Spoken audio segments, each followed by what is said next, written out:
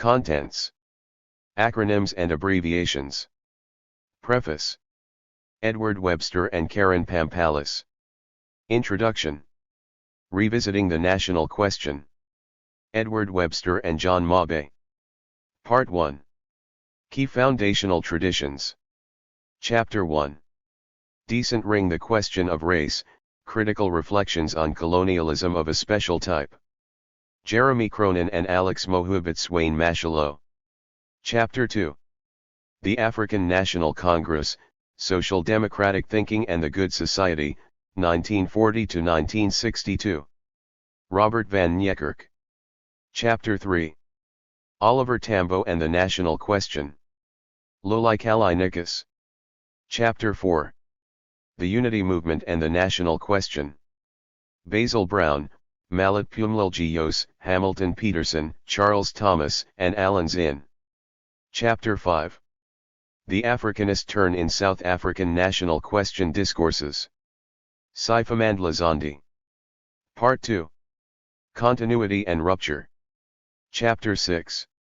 Vicissitudes of the National Question, Afrikaner Style. T. Dunbar Moody. Chapter 7. Neville Alexander and the National Question. Anver Motola and Salim Valley. Chapter 8. The Marxist Workers' Tendency of the African National Congress. Martin Legasic. Chapter 9. The National Question Confronts the Ethnic Question. Gerhard Meyer. Chapter 10. Variations on a Zulu Theme. Ari Sidas. Chapter 11. Black Consciousness as Nationalism of a Special Type. Kola Manku. Chapter 12. Postponing the National Question, Feminism and the Women's Movement. Shireen Hassim. Chapter 13.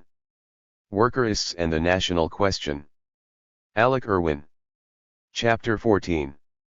Red, Black, and Gold, Fozetu, South African Workerism, Syndicalism, and the Nation. Shion Byrne, Nicole Ulrich, and Lucienne van der Walt. Chapter 15. National Democratic Revolution meets Constitutional Democracy. Daryl Glazer. Preface. This volume grew out of an initiative of the National Institute for the Humanities and Social Sciences. The NIS was established by the Minister of Higher Education and Training to reinvigorate the humanities and social sciences in South Africa. Launched in 2014, it has two goals. The first is to promote postgraduate studies and to contribute to the development of a new generation of academics. The second is to reinvigorate the humanities and social sciences through a series of catalytic research projects which aim to open up new avenues for scholarship and to assist in and promote the development of relevant research. This edited volume, The Unresolved National Question, Left Thought Under Apartheid, is part of a broader catalytic project, Hidden Voices, Left Thought Under Apartheid. That project's overall aim is to recover some of the lineages of knowledge production from 1950 to 1990. The project emerged out of an interest in left intellectual contributions towards discussions on race, class, ethnicity, and nationalism in South Africa. Specifically, the idea is to look at hidden voices, academic voices suppressed by apartheid pressures, and organic intellectual voices outside of the university system, similarly silenced by apartheid. A number of excellent publications have made available documents from the liberation struggle. In the early 1960s, for example, Gwendolyn Carter, Gail Gerhardt, and Thomas Carey started collecting documents to begin what is now a 7-volume series, From Protest to Challenge. The Democracy Education Trust has published its 6-volume Road to Democracy in South Africa. Alison Drew has edited 2 volumes of South Africa's Radical Tradition, a documentary history. Unisa Press has its Hidden History series, Jacana Media has its Pocket Biographies, and HSRC Press has its Voices of Liberation series. None of these, however, is devoted specifically to publishing Left Thought Under Apartheid. The first phase of the Hidden Voices project examines the way in which various strands of left thought have addressed the national question, especially during the apartheid years. We wanted to ensure that the volume represented the broadest possible range of left South African thought since 1950, so instead of imposing a particular understanding of the national question, we identified and selected a number of political traditions, and allowed the authors the freedom to define the question as they believe appropriate, in other words, to explain what they thought was the unresolved national question. We had 2 successful workshops in Johannesburg, in June 2014 and May 2015, to discuss the content of papers. Discussions were lively at both workshops, a foretaste, we hope, of the interest and debate that the unresolved national question will catalyze. The volume is structured in 2 parts. The first section examines 4 foundational traditions: Marxism-Leninism, the Congress tradition, the Trotskyist tradition, and Africanism. The second part of the volume explores the various shifts in this debate from the 1960s onwards, and includes chapters on Afrikaner nationalism, ethnic issues, black consciousness, feminism, workerism, and constitutionalism.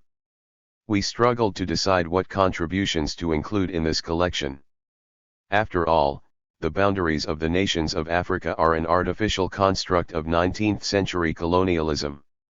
This broader vision is reflected in the powerful Pan-Africanist tradition in South Africa and the presence of South African exile communities throughout Africa during the apartheid period. In the end, however, we decided to limit contributions to South Africa. We argue in this volume that the questions raised by the national question debate over a century ago remain unresolved. The goal of one united nation living prosperously under a constitutional democracy remains elusive. We hope that by revisiting the debates hidden from the scholarly mainstream, this volume will become a catalyst for an enriched debate on our identity and our future. We would like to thank our funders, the National Institute for the Humanities and Social Sciences, for making this publication possible.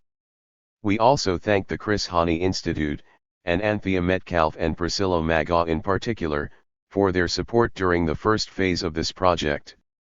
The second phase of the Hidden Voices project envisages the publication of other hidden voices, key texts and original sources that were never published under apartheid, or seminal books that have gone out of print.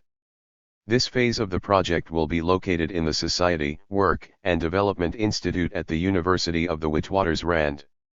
We hope that this publication will make a valuable contribution to the decolonization of knowledge production in South Africa.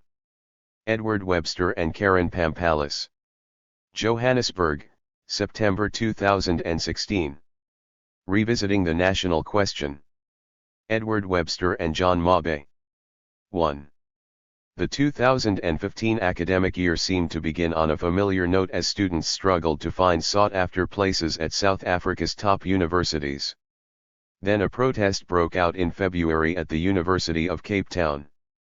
The target was the prominent statue of Cecil John Rhodes, which had occupied a central position in the university for nearly a century.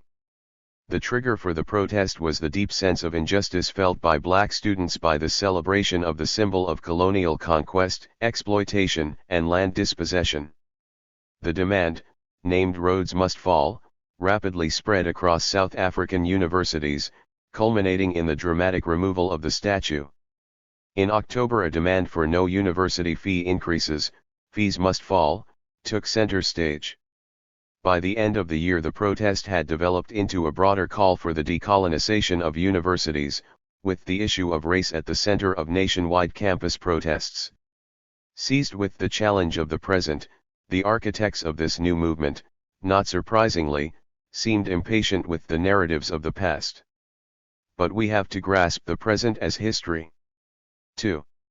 The national question, the drive to build one united, democratic nation, is a century-long discourse on South Africa's nationhood framed by a number of popular narratives or stories. Colonialism of a special type, the notion that South Africa consists of 2 nations, the colonizing and the colonist, in the same territory. The approach that recognizes the numerical superiority of indigenous Africans as the most oppressed and exploited members of society, and places special emphasis on African leadership, as well as prioritizing the conditions of African people. The Rainbow Nation approach, which emphasizes the multiple identities that constitute South Africa's diverse population. 3.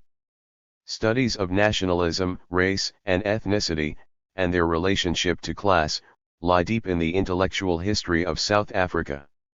What is striking, however, is the limited academic study of the intellectual history of the national question.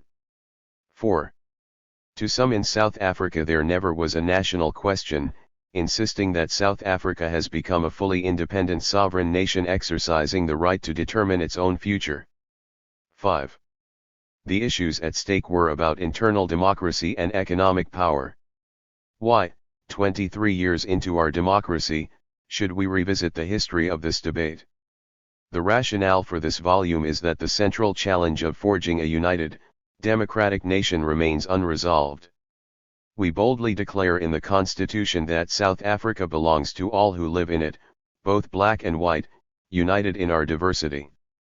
In 2012 the National Social Cohesion and Nation Building Summit confidently declared, South Africa is a unitary and sovereign state based on democracy, the rule of law, pursuit of equal human rights, non-racialism, non-sexism, and the equality of all persons. However, the declaration went on to identify the many obstacles to uniting South Africans.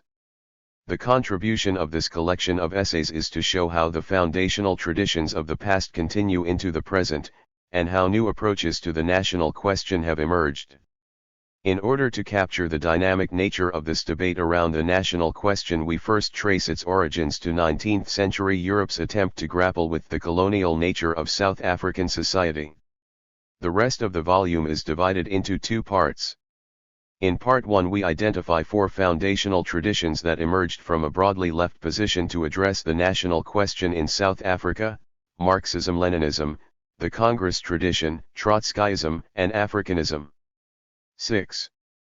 Part 2 examines the debate from the mid-1960s to the present. Although there are continuities between the two periods, there are also distinctive challenges arising from Afrikaner nationalism's implementation of the Bantustan policy as well as the rise of Inkatha and Zuluness, the New Left, Black consciousness, feminism and liberal constitutionalism. At the center of these challenges is a complex process of continuity and rupture with the national democratic revolution narrative of class struggle and national struggle. We turn now to a brief history of the debate on the national question. The present as history. Most of the major debates within the tripartite alliance and the trade union movement continue to be framed in terms of the national democratic revolution. 7. And its unfulfilled second, socialist stage. South Africa remains riven by debates which foreground race or hint at ethnic cleavages, and there are repeated outbreaks of xenophobia against other Africans or immigrants from East Asia. 23 years beyond the demise of formal apartheid, we still continue to use four racially defined categories as central descriptors in our statistics, and seek to deal with issues of redress using these statistics as a proxy for advantaged and disadvantaged because of a lack of alternative socio-economic indicators. The distribution of wealth is unequal nationally and within classes, but remains color-coded. Capital remains predominantly white, though this is changing. The working class is still predominantly black, but this is also changing as a growing number of whites experience downward mobility. The economic entrenchment of inequality is clearly something built up since the earliest days of colonialism, and it cannot be reduced to the legacy of apartheid. On the contrary, multinational control of the economy has, if anything, been reinforced with the relocation of most of our indigenous major corporations to listings on global stock exchanges. There are many who now feel that the African National Congress, a liberation movement that, at the height of the struggle against apartheid, represented a radical vision of non-racialism, social liberation and equality, has betrayed that vision.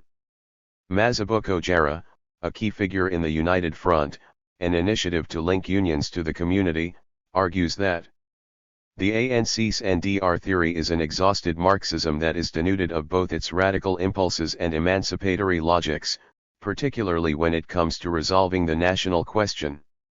The ANC's nation-building project, whether in its Rainbow Nation or Home for All or Liberation of Africans in particular versions, has not been based on a conscious political strategy which understands and addresses the structural socio-economic base of national oppression. Where critical structural interventions could have been made, we saw equivocation and even a retreat to racialist strategies. As the declaration of the 11th National Congress of the Congress of South African Trade Unions in 2012 put it, workers are demanding that the people shall share in the country's wealth. Our members are speaking through our structures, demonstrating their lack of patience through wildcat strikes and service delivery protests. Academics are beginning to debate again the significance of the national question. In a fascinating use of Fanon's concept of the colonial unconscious, Peter Hudson uses it to understand the resistance of whites to the NDR in post-apartheid South Africa.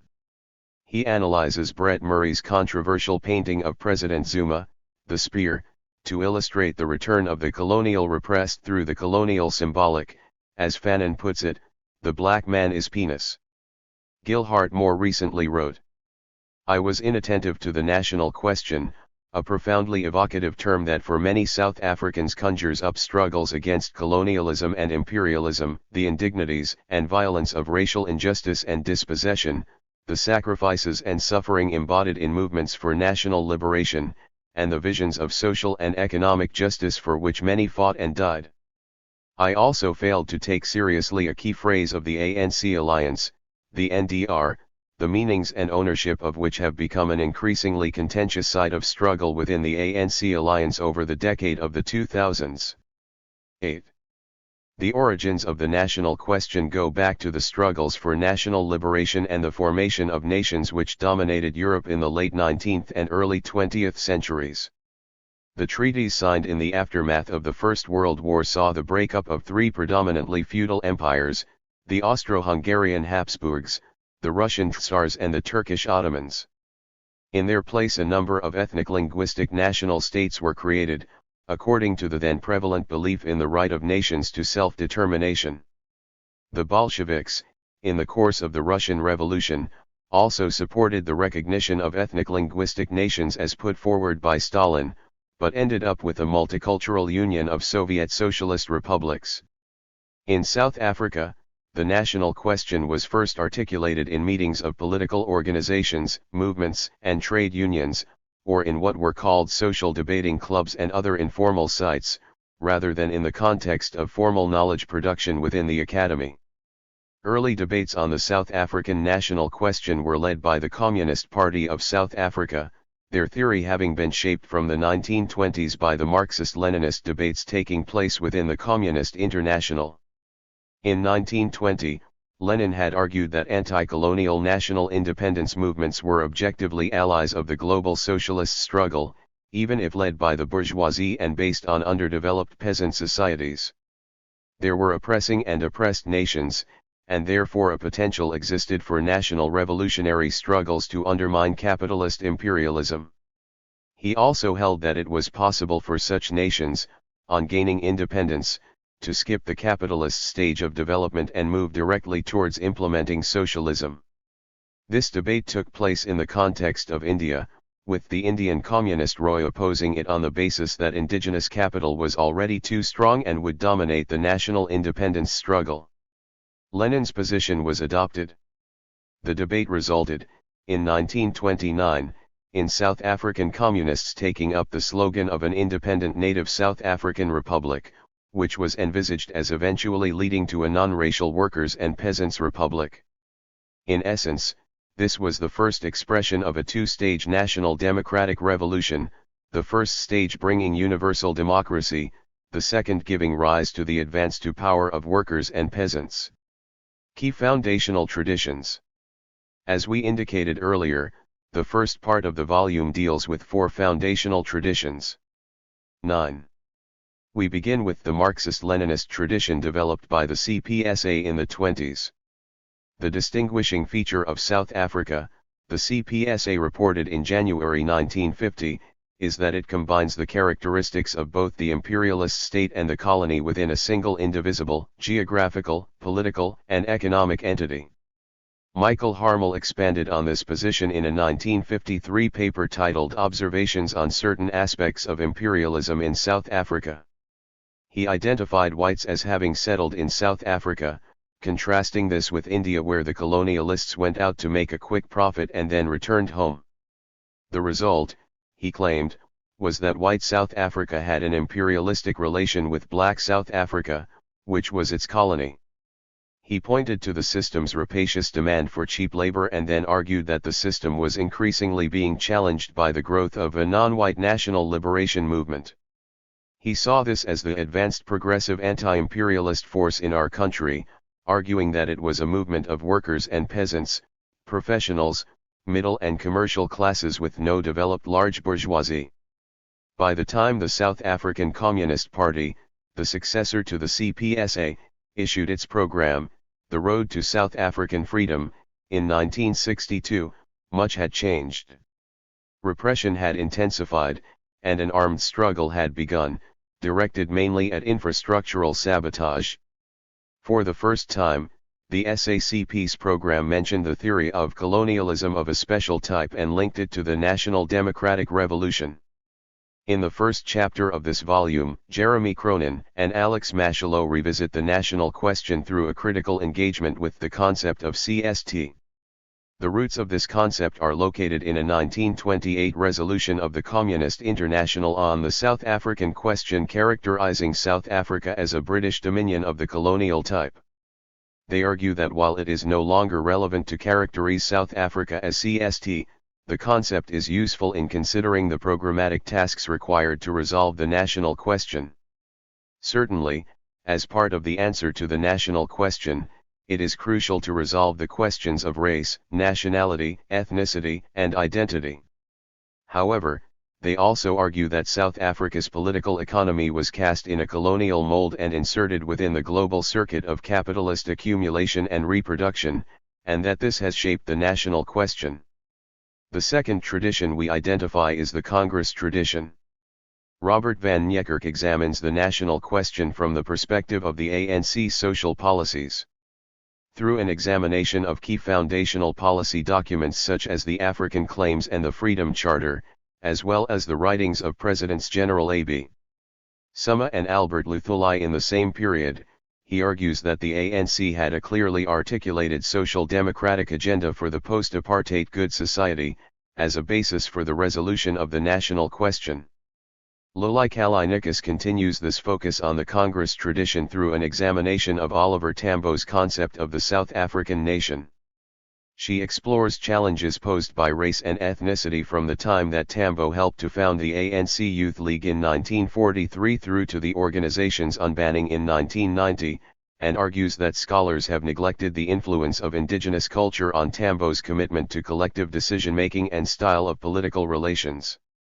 Shortly after the Comintern-induced approach to the national question was adopted by the CPSA, an alternative left project developed, mainly in the west and east of the Cape Province. It came to be known as the Unity Movement, discussed in this volume by Basil Brown and his colleagues. It brought together a number of left groupings, in particular the All-African Convention and Anti-CAD. 10. Movement, to form the Non-European Unity Movement. Bill Nasson characterizes the umbrella organization, the NUEM, as consisting of a colored intelligentsia and tough-minded amateur scholars operating outside of white academia, many of them teachers. 11. Some members of the network were influenced by Trotskyism. Trotsky posited that, based on the theory of permanent revolution, all social struggles were interconnected due to their common reproduction in the capitalist system, so the resolution of one struggle shaped the outcome of others. Social change developed continuously and unevenly, rather than proceeding through discrete stages, enabling a proletarian revolution to occur in a relatively undeveloped country like Russia before it took place in more advanced capitalist countries. Contradictions could only be resolved through world revolution. The NEUM adopted a very different approach to the national question from that of the CPSA and the African and Indian Congresses. Where the Congress movement believed that it was necessary to organize four national groups, black, colored, Indian, white, separately for tactical reasons, the NEUM advocated a non-racial approach, but organized on the basis of three ethnic-based pillars, Africans, colored and Indian, hoping over time to build broader unity around their 10-point program. 12. It promoted boycotting any forms of separate representation or organization. It was a seedbed of discussion and reading groups, and a variety of small circulation polemics such as The Discussion, The Torch, and The Education Journal. Sifamandla Zondi's chapter explores Africanist discourses on the national question in 20th and 21st century South Africa. He argues that Africanists regard the national question as an artifact of a global problem, the problem of the color line, as W.E.B. Du Bois announced in the early 20th century. The nation-state and national territories are all, Zondi suggests, the product of Western modernity as it enveloped the world through imperialism and colonialism. Drawing on Frantz Fanon, Africanists stress the limits of the African bourgeoisie and its tendency to mimic and emulate its Western counterpart. Africanism can be found in various political platforms, from the African National Congress to the Pan-Africanist Congress.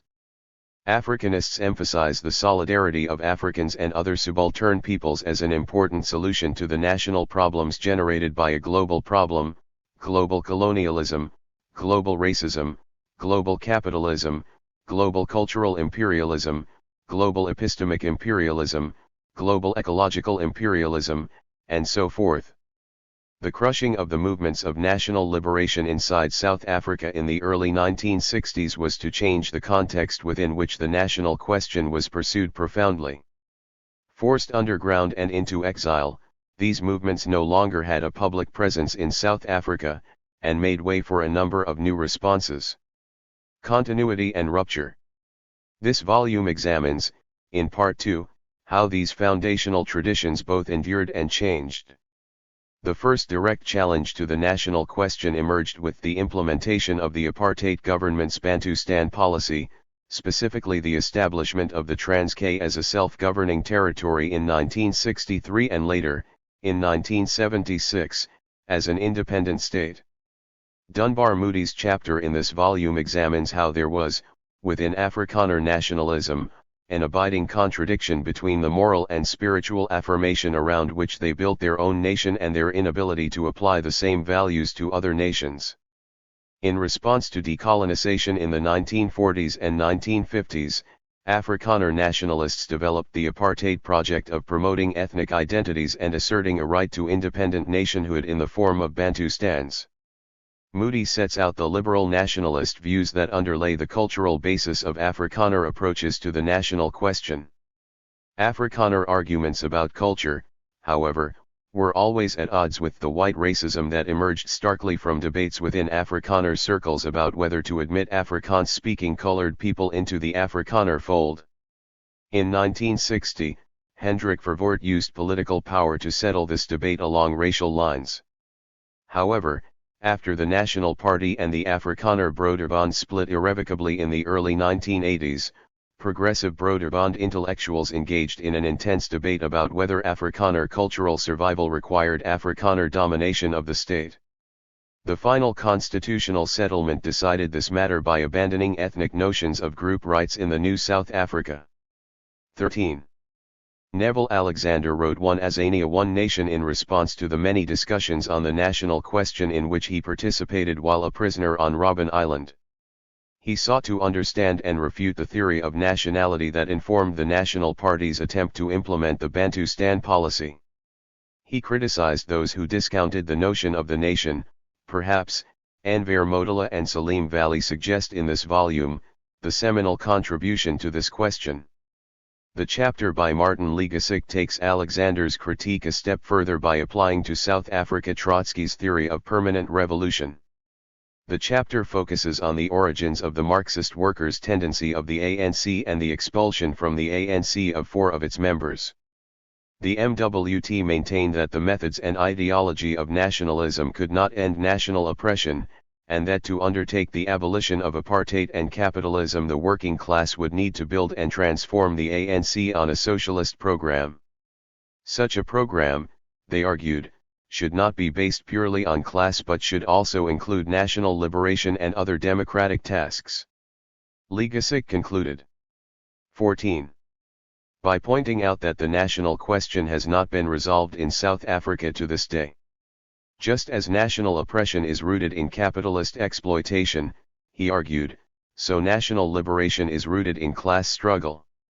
Gerhard Meyer explores the tension between ethnicity and nation through the challenge of the Inkatha movement in KwaZulu-Natal. One way of resolving this tension is to argue that, as Samora Machel once put it, for the nation to thrive the tribe must die. Meyer, drawing on the SACP activist intellectual Mzala, captures a more nuanced view when he writes, "Denunciation of tribalism and ethnic exclusiveness is not denunciation of the ethnic communities themselves. People's democracy does not mean that all cultural and traditional distinctions between the various groups must disappear. What is not needed are Bantustans to preserve their cultural heritage." Similarly, Ari Sitas, in a wide-ranging historical account of Zuluness, persuasively argues for the need to stop thinking that a national consciousness is a deficit, some misrecognition of interest, or a distorted ideology. Drawing on the concepts of parallelism, inflection, and rupture, he shows how pliant the symbolic landscape of nationalism and ethnicity has been in KwaZulu-Natal, and he suggests that the 1970s and 1980s created ruptures which have been reabsorbed by the ANC leadership in its drive to establish its hegemony in competition with Inkatha. Kola Manku's chapter provides a critique of the national question from a black consciousness perspective. He argues that both liberal and Marxist dismissals of culture as merely an expression of primordial identities and false consciousness have deprived South Africa of the proto-nationalist values that have been the foundation of nation building in other countries. The dominant economistic conception of the nation has left us with a procedural, constitutional democracy and a public philosophy of economic growth and service delivery that pays little or no attention to human solidarity as a public value. Manku argues that we must seek inspiration in the cultural values of human solidarity that provided the spirit of survival and informed black struggles against colonial and apartheid oppression. He suggests that we find a revitalist conception of the nation in Steve Biko's idea of a joint culture among blacks and whites. A central unresolved issue within the national question is the role of women. Within the liberation movement, the priority was seen as the anti-apartheid struggle, which was rooted in a two-stage theory of social change, and this meant postponing the issue of gender equality. In other words, the specific problems facing women were seen as secondary to and contingent upon national liberation, as Shireen Hassim argues in her contribution to this volume. However, within the national liberation movement in exile, there were challenges to the argument that the women question should be postponed. Tessa Marcus, for example, argued that women are oppressed as women and that women's oppression, as a question of social justice, has to be overcome. This meant that women had to organize as women and that the women's struggle is an integral part of, and not in contradiction with, the national liberation struggle. This is what Shireen Hassim describes in this volume as the socialist feminist position. It had become increasingly common among activists inside the country by the end of the 1980s, especially in the trade union movement, where it was argued that women's organizations need to be influenced by feminism but should be cognizant of class and race differences that produce different interests amongst women. Hassim explores this uneasy relationship between feminism and nationalism through an analysis of the Federation of South African Women and the National Coalition of Women. The aim of FEDSA, she argues, was primarily to harness the energies of the resurgent women's organization to the nationalist cause, whereas the NCW embraced a more diverse set of organizations in elaborating new forms of citizenship. Hassim concludes that it is wrong to present feminism and nationalism as two separate processes.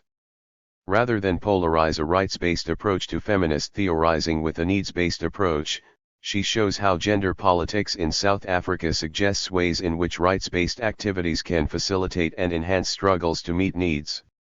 Alec Irwin, a key architect of the largest of the post-1973 trade union groupings, the Federation of South African Trade Unions and later COSATU, explores how the exigencies of the time shaped an organizational practice and political approach that focused on building strong unions based on the shop floor.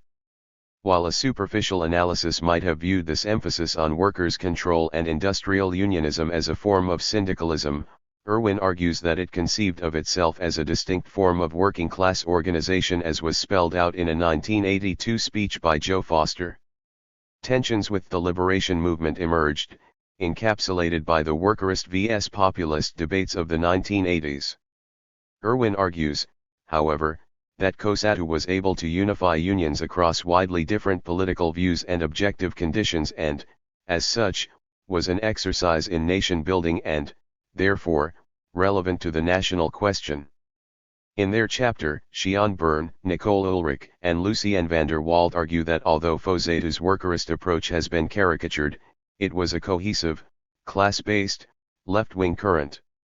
It challenged apartheid, racial inequality, capitalism, and nationalism, promoted bottom-up industrial unions as the basis of a larger working-class movement and identity, and played a central role in fighting both class exploitation and national oppression.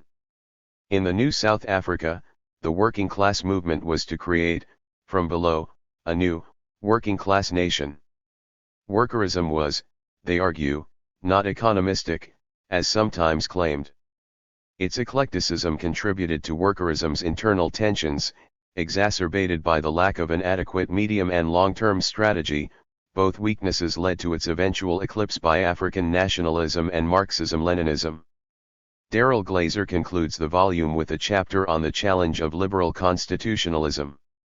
He explores the relationship between the theory of the National Democratic Revolution and South Africa's post-1994 constitutional democracy.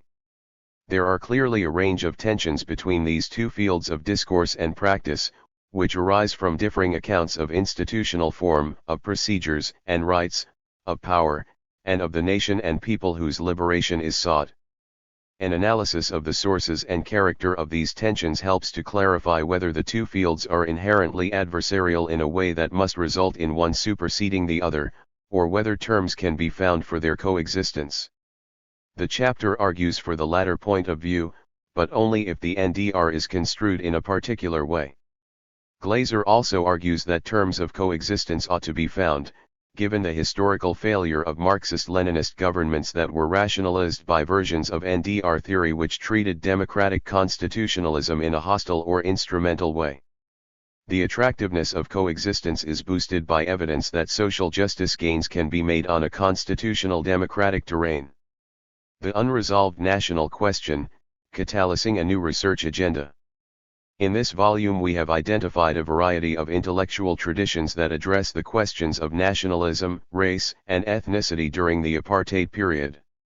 We have also identified a range of challenges that emerged in the 1970s and 1980s to the four foundational traditions that have addressed the national question in South Africa. These challenges are re-emerging and key figures of the left such as Frantz Fanon and Steve Biko are being rediscovered and reinterpreted in the context of the renewed drive to decolonize knowledge production. In a recent intervention on the national question, Gilhart reflects on the constraints that what she calls denationalization imposes on South Africa's ability to deal with its socio-economic challenges. Denationalization, she argues, encompasses the terms on which heavily concentrated corporate capital re-engaged with the increasingly financialized global economy starting in the early 1990s, and the ways in which these forces are driving increasing inequality and the generation of surplus populations.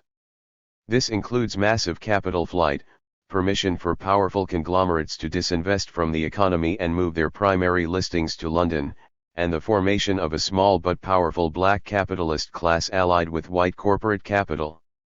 But the unresolved national question goes beyond the constraints imposed by the neoliberal global economy.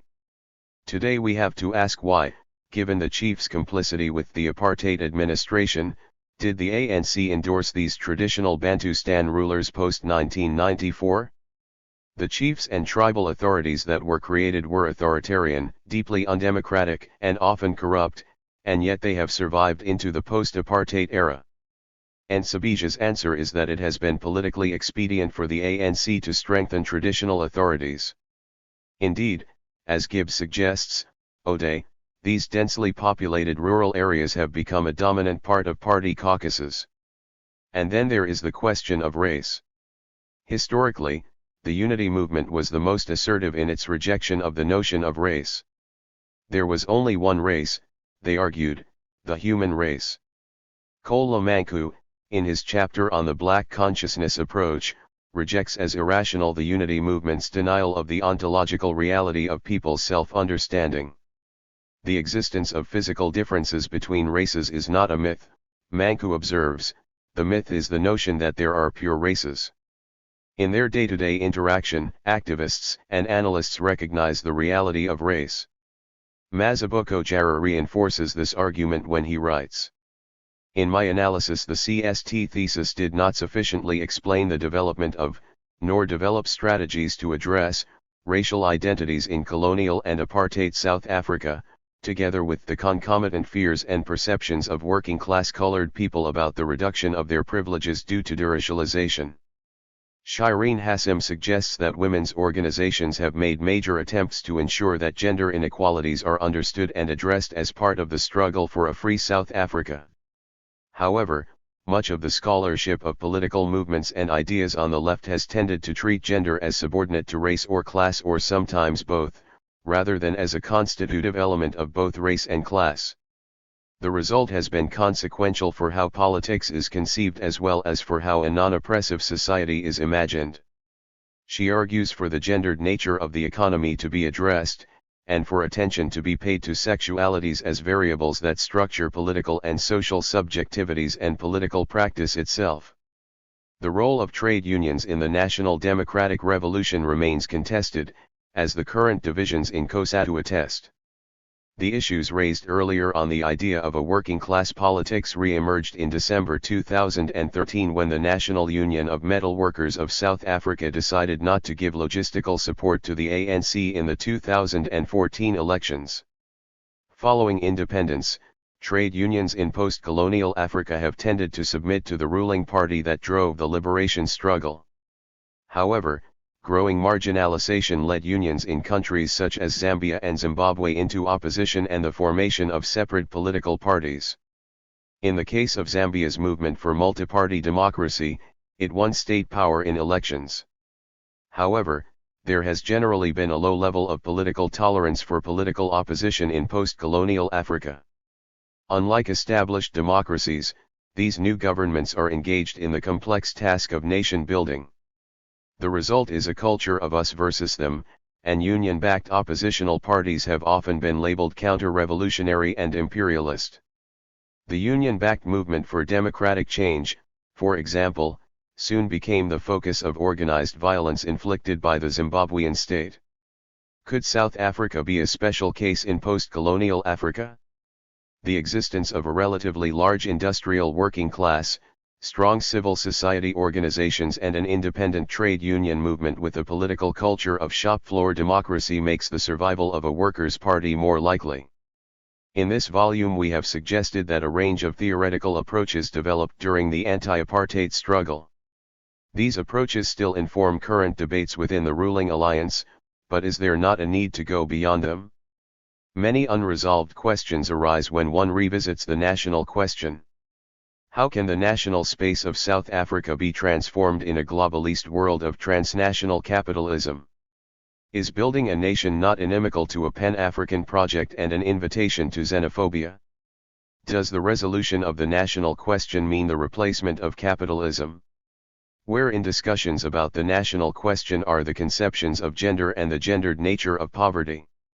How can we find answers to these questions while still measuring development in terms of gross domestic product and, in all probability, still seeing socialism as a matter requiring the same type of linear industrial or post-industrial economic growth? Can the call by Kalainikis, Siddhas, Manku, and Zondi for an emphasis on cultural values and indigenous knowledge take us beyond the national question into current debates around decolonization? Does the Marxist tradition provide the tools for answering these questions? The conventional view is that nationalism represents Marx's greatest failure. In a recent article, Mike Davis recovers what he sees as a theory of nationalism in the writing on the concrete strategies that Marx and Engels recommended in specific political contexts. But class, Davis argues, remain the unit of analysis which Marx and Engels used to look at nationalism. With few exceptions, such as Martin Legassick's magisterial manuscript on socialist democracy, the project on class in Soweto and the work of Jeremy Seekings and Nicole Natras, there has been little academic attempt in post-apartheid South Africa to engage in class analysis, and less on the intersection between race, class, gender, and nationalism. Above all, there is the unresolved issue of how to develop the forces of production in economically underdeveloped societies, an issue that lay at the core of Lenin's initial formation of the national question. In spite of the bad press received by liberalism in the liberation movement. 15. It has done surprisingly well in the new South Africa. Indeed, it could be argued that the first stage of the NDR has been substantially achieved with the adoption of a liberal democratic constitution based on checks and balances of power between different parts of government, the judiciary, and oversight bodies. Daryl Glazer asks in this volume whether the ANC's goal of socio-economic transformation can be pursued on the terrain of the democratic constitution or whether it is just an instrument that was useful in the first stage of the NDR, one to be pushed aside if it hinders a state-led implementation of developmental goals. He emphasizes the social rights contained in the Constitution, and argues for seeing constitutional democracy as permanent, a path which makes it possible to achieve a socially egalitarian democratic outcome.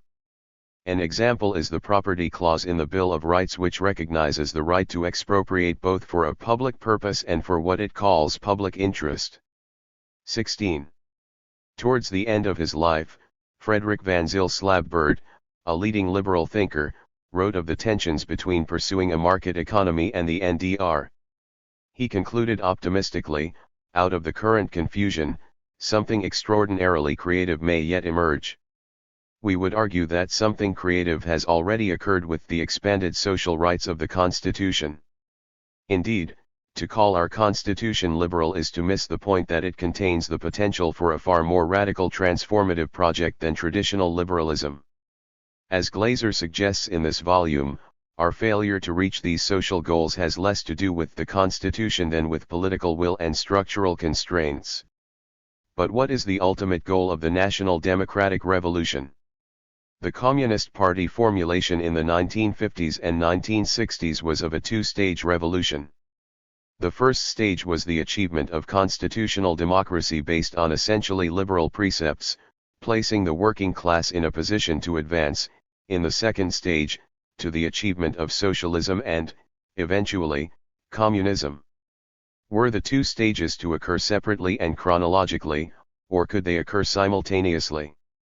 With the adoption of the NDR by the ANC, the emphasis came to be placed on the fact that it was not a program for socialism. For Albert Luthuli, the goal of the NDR was to build a democratic welfare state. For Oliver Tambo, it was to build a democratic, non-racial nation. Not surprisingly, the ultimate goal of the NDR ended up being a hotly debated issue in the 1980s, both in exile and in South Africa. Recently, ANC intellectuals have focused on debates on social cohesion, emphasizing the creation of a South African nation with a multiplicity of identities.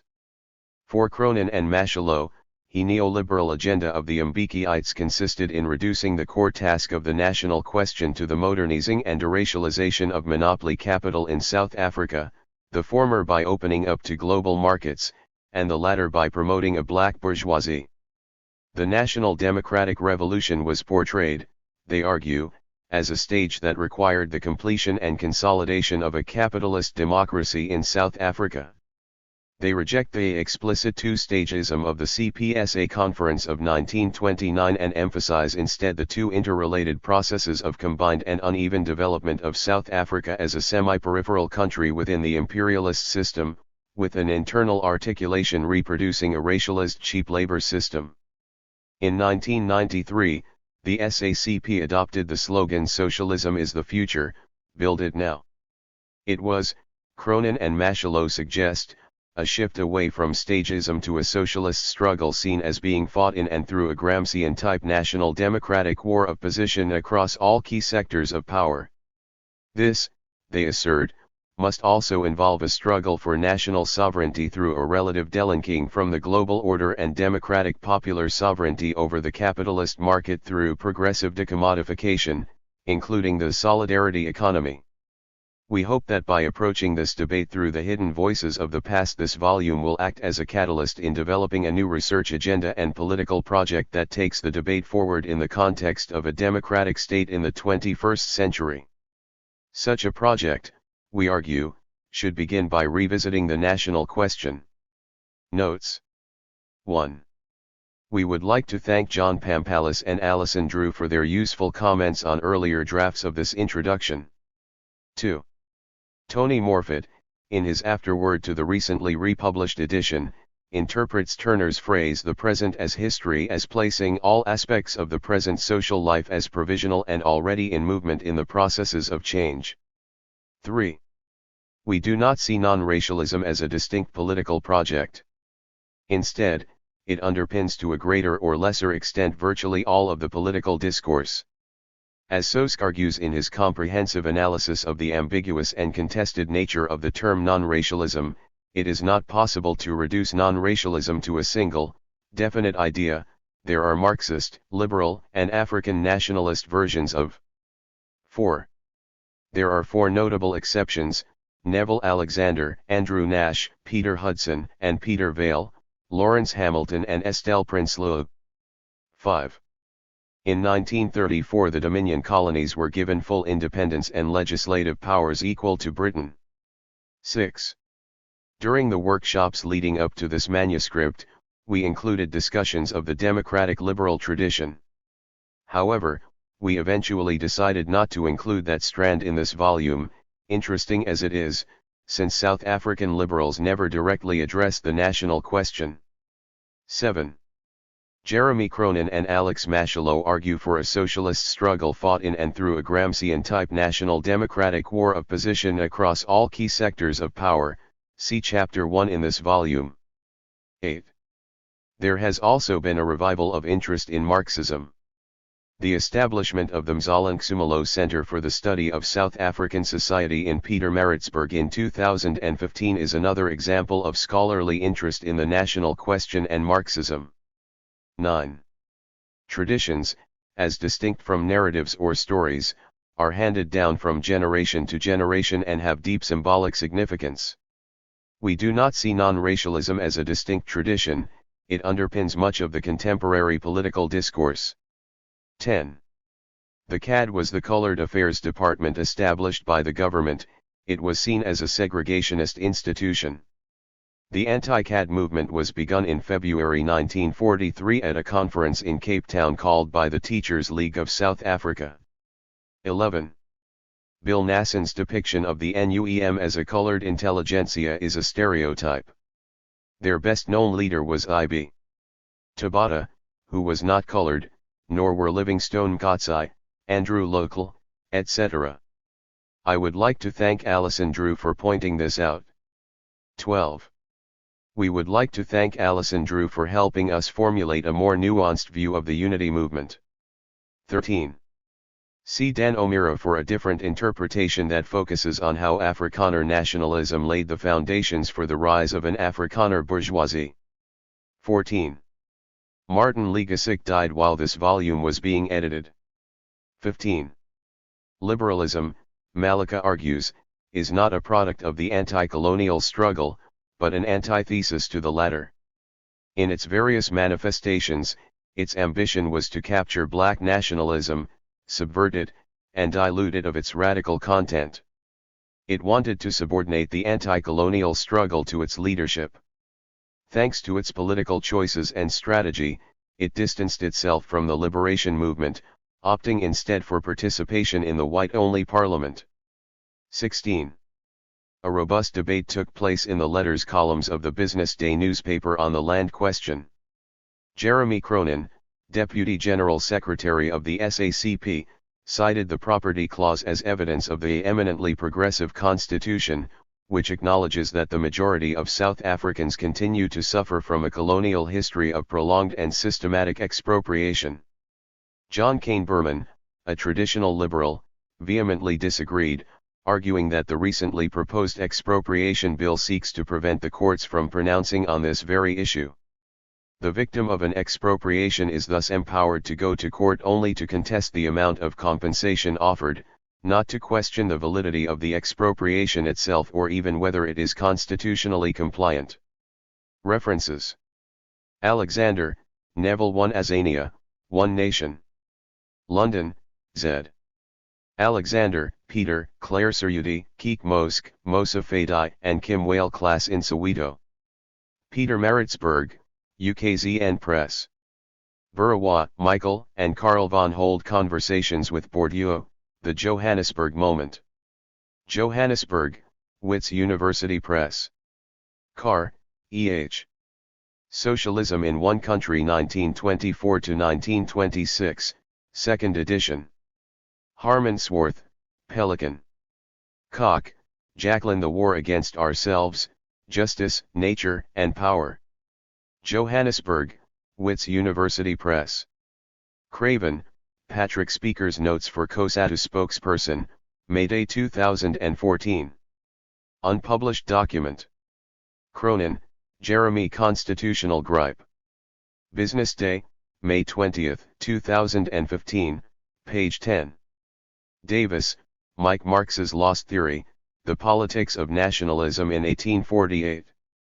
New Left Review, 93, 45–66. Drew, Alison. Discordant Comrades, Identities and Loyalties on the South African Left. Pretoria, Unisa Press. Filatova, Irina. The Lasting Legacy, The Soviet Theory of the National Democratic Revolution and South Africa. South African Historical Journal, 64, 507–37. Friedman, Stephen. Race, Class, and Power, Harold Walp and the Radical Critique of Apartheid. Peter Maritzburg, UKZN Press. Gibbs, Timothy. Mandela's Kinsmen, Nationalist Elites and Apartheid's First Bantustan. Martlesham, James Curry. Habib, Adam. Habib's 8 Key Strategies to Fix Wits. Getting Ahead, Mail and Guardian, June 12–18.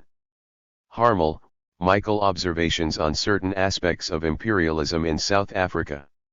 Viewpoints and Perspectives 1, 27–38.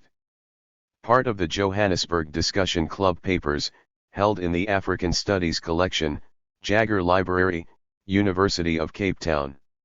Hart, Gillian. Rethinking the South African Crisis, Nationalism, Populism, and Hegemony. Peter Maritzburg, UKZN Press. Hassim, Shireen. The ANC Women's League, Sex, Politics, and Gender. Johannesburg, Jacana. Hobsbawm, Eric. Age of Extremes. London, Abacus.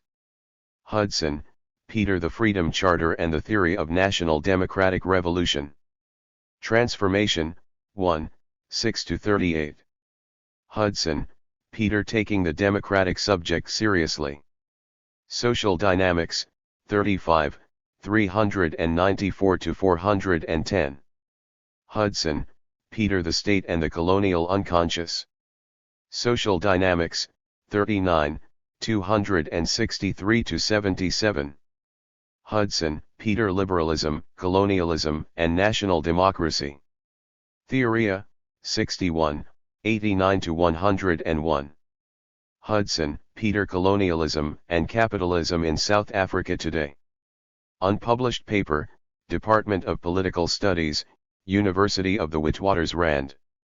Jara, Mazibuko K. Critical Reflections on the Crisis and Limits of ANC Marxism. In Marxisms in the 21st Century, Crisis, Critique and Struggle, edited by Michelle Williams and Vishva Satgar. Johannesburg, Wits University Press. Kane Berman, John. Cronin's Red Herrings. Business Day, May 21, 2015, page 11. Carries, T. and Carter, G.M. From Protest to Challenge, A Documentary History of African Politics in South Africa 1882–1964. Volume 2, Hope and Challenge 1935–1952. Standard University, Hoover Institution Press. Carries, T. and Carter, G.M. From Protest to Challenge, A Documentary History of African Politics in South Africa 1882 to 1964. Volume 3, Challenge and Violence 1953 to 1964. Standard University, Hoover Institution Press. Keys, B.M. The Contribution of the Non-European Peoples to the World Civilization. A.J. Abraham's Memorial Lecture held under the auspices of the Teachers League of South Africa, Cape Town, November 1953. Lakha, Ekobedo Introduction. In Marxism and Nationalism, Theoretical Origins of a Political Crisis, by Ephraim Nimi. London, Pluto. Legasik, Martin Towards Socialist Democracy. Peter Maritzburg, UKZN Press. Lisanai, Ariana, John Sosk, Natasha Erlink, Nornyev Tagadine, and Omar Badsha 100 Years of the ANC, Debating Liberation Histories Today. Johannesburg, Wits University Press.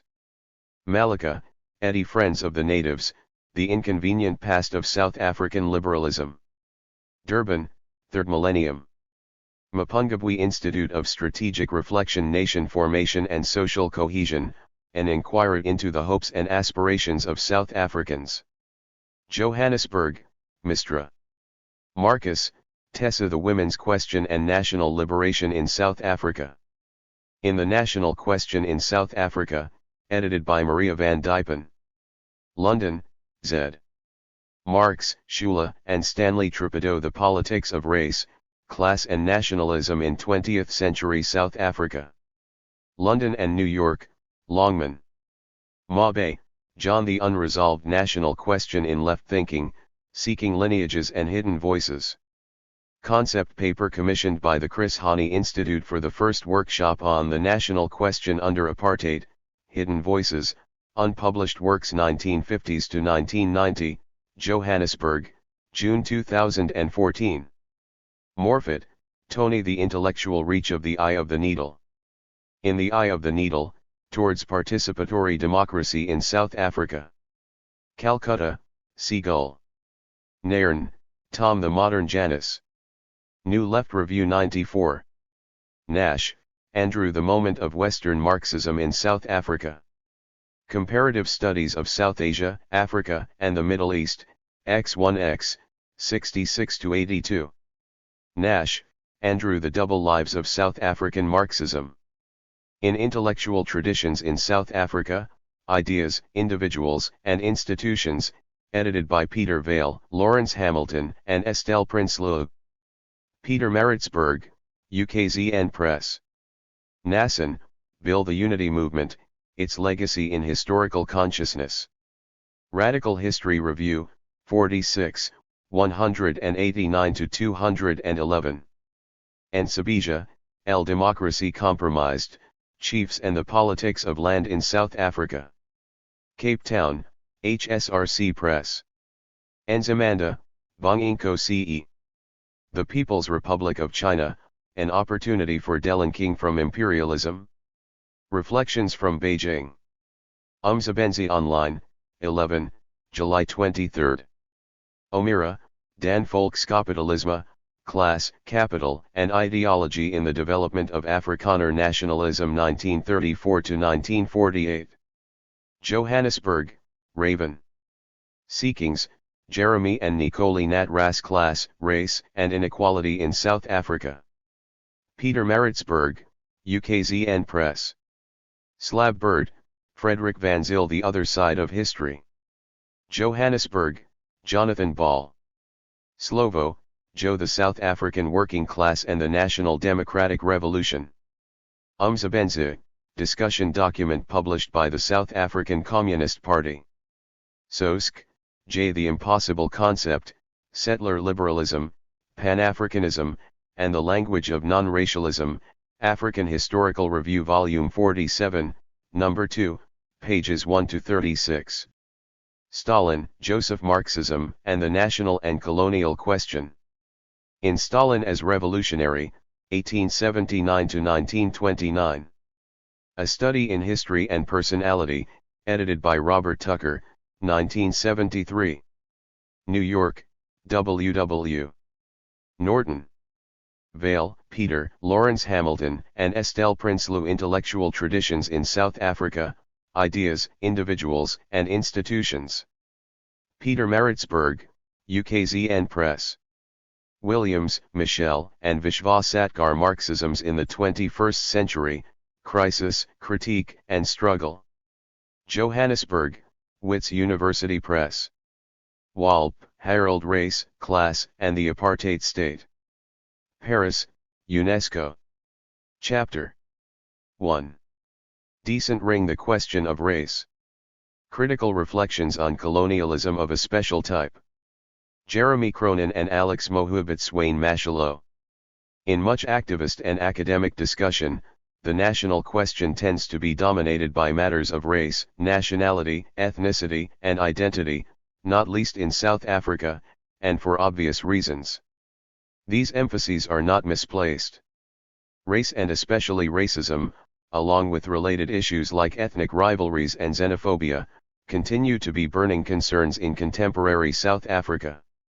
However, an overemphasis on race coupled with the second word in the term national question might further suggest that essentially we are dealing here with a puzzle, the persistence perhaps of backward prejudices, resurgent and problematic ethnic identities, or race relations that require delicate management. Several recent African National Congress strategy and tactics documents travel in this direction. All this might then encourage us to conceptualize the national question as a matter of false consciousness, as is the case with the colorblind, liberal humanism, which states that there is no such thing as race, which in biogenetic terms is of course true. This in turn grounds other contemporary arguments about irrational voter behavior based on identity. The association of the national question with false consciousness also occurs in various more left-leaning perspectives, one of which could be summarized thus: nationalism is inherently and ultimately a bourgeois trick to obscure class exploitation. Or, as Benedict Anderson asserts, nations are imagined communities. We do not intend to engage directly and in detail with the substantial South African and international literature that has dealt with these important issues of race, ethnicity, nationality, the concept of the nation, and the like. 1.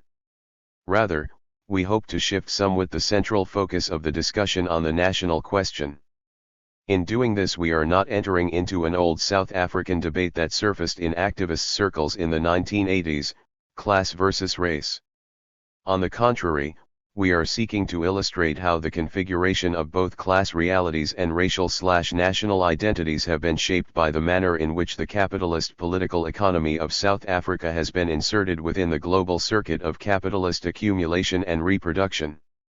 Although it is no longer relevant to describe the South African reality as colonialism of a special type, we will argue that critically re-examining the contested idea of CST can contribute to a better appreciation of the national question.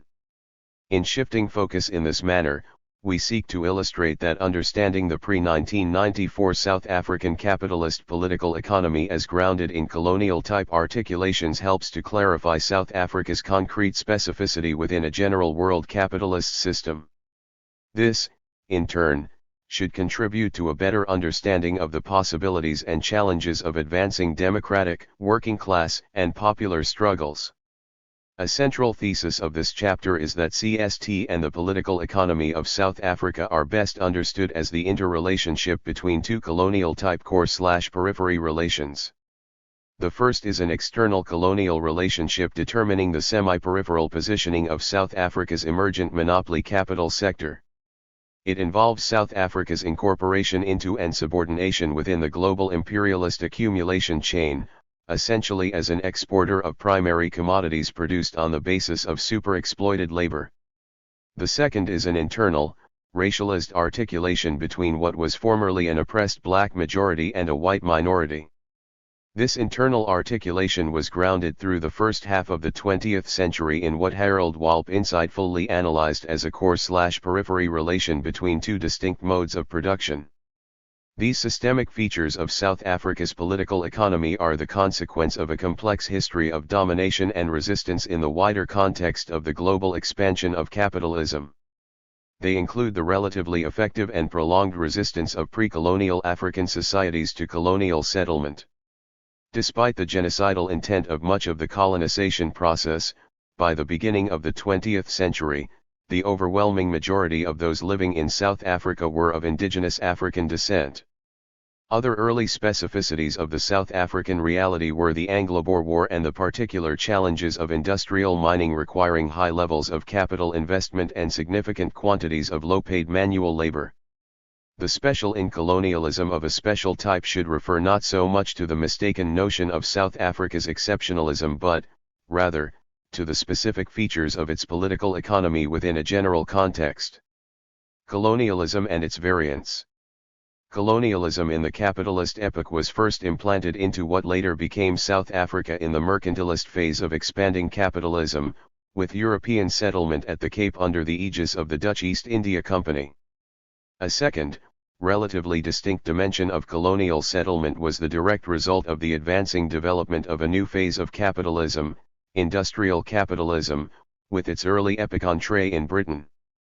The great flows of European migration to the New World in the 19th and 20th centuries were part of the solution to the dramatic expansion of a European relative surplus population. 2.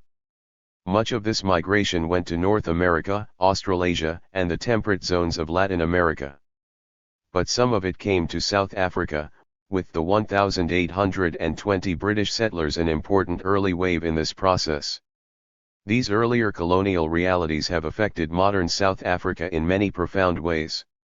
However, it was in a third phase of the global expansion of capitalism, its imperialist phase, dominated by monopoly finance capital, that the core systemic features of our contemporary political economy were laid down. From a Marxist perspective, colonialism and its variants, semi-colonialism. 3.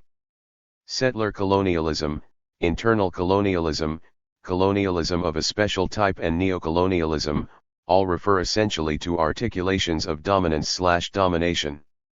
This relational structure also has a spatial dimension which is underpinned by a political economy involving the extraction of surplus by the core from the periphery.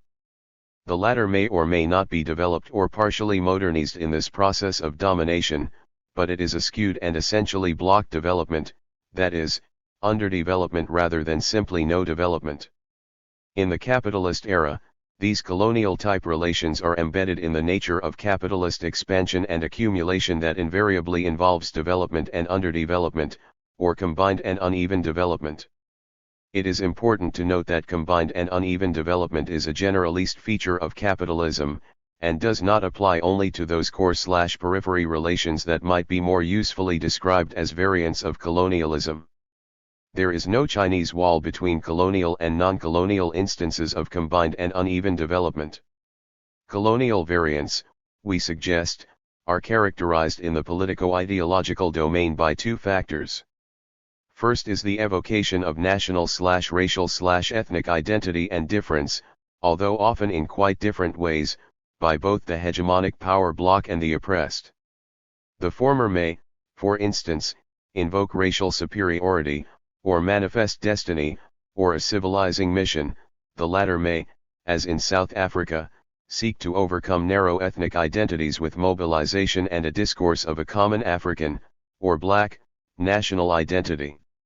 These identities are not predetermined, nor are they stable.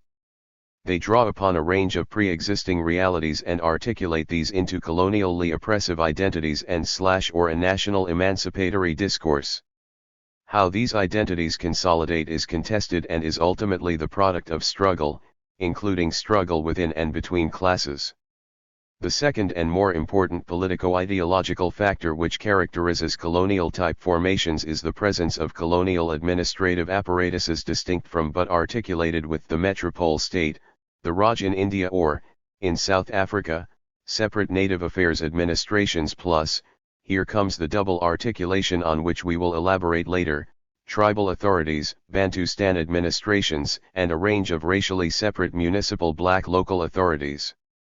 In the case of so-called semi-colonialism, the distinct administrative apparatus may be centered on foreign concessions at strategic ports, bestowing on the foreign powers a chokehold over the political economy of the interior. In the case of neocolonialism, the subordinate administrative apparatus might be a nominally independent national state characterized by deeply compradorist features, making it little more than a client state. The common factor in all of these cases is the existence of at least two distinct administrative apparatuses that reinforce the pattern of combined and uneven development. Incidentally, the constitutional disappearance of racially distinct state apparatuses in post-1994 South Africa is one reason why we argue that the attribution of colonialism, or CST, or even neocolonialism to the current South African reality would be inaccurate.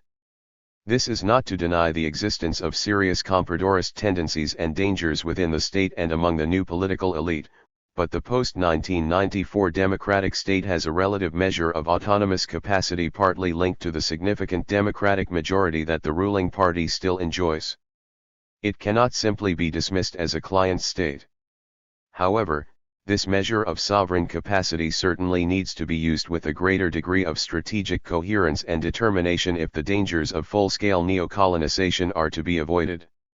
To anticipate the central theme of this chapter, we are trying to ground the argument that overcoming an apartheid legacy is not the unique challenge of the national question in the present. At the heart of addressing our contemporary national question is the struggle against a persisting and specific pattern of combined and uneven development that precedes apartheid, that was reproduced in new variations during apartheid, and which is being continuously and actively reproduced, and in some respects aggravated, in the present. The CPSA and the colonial question.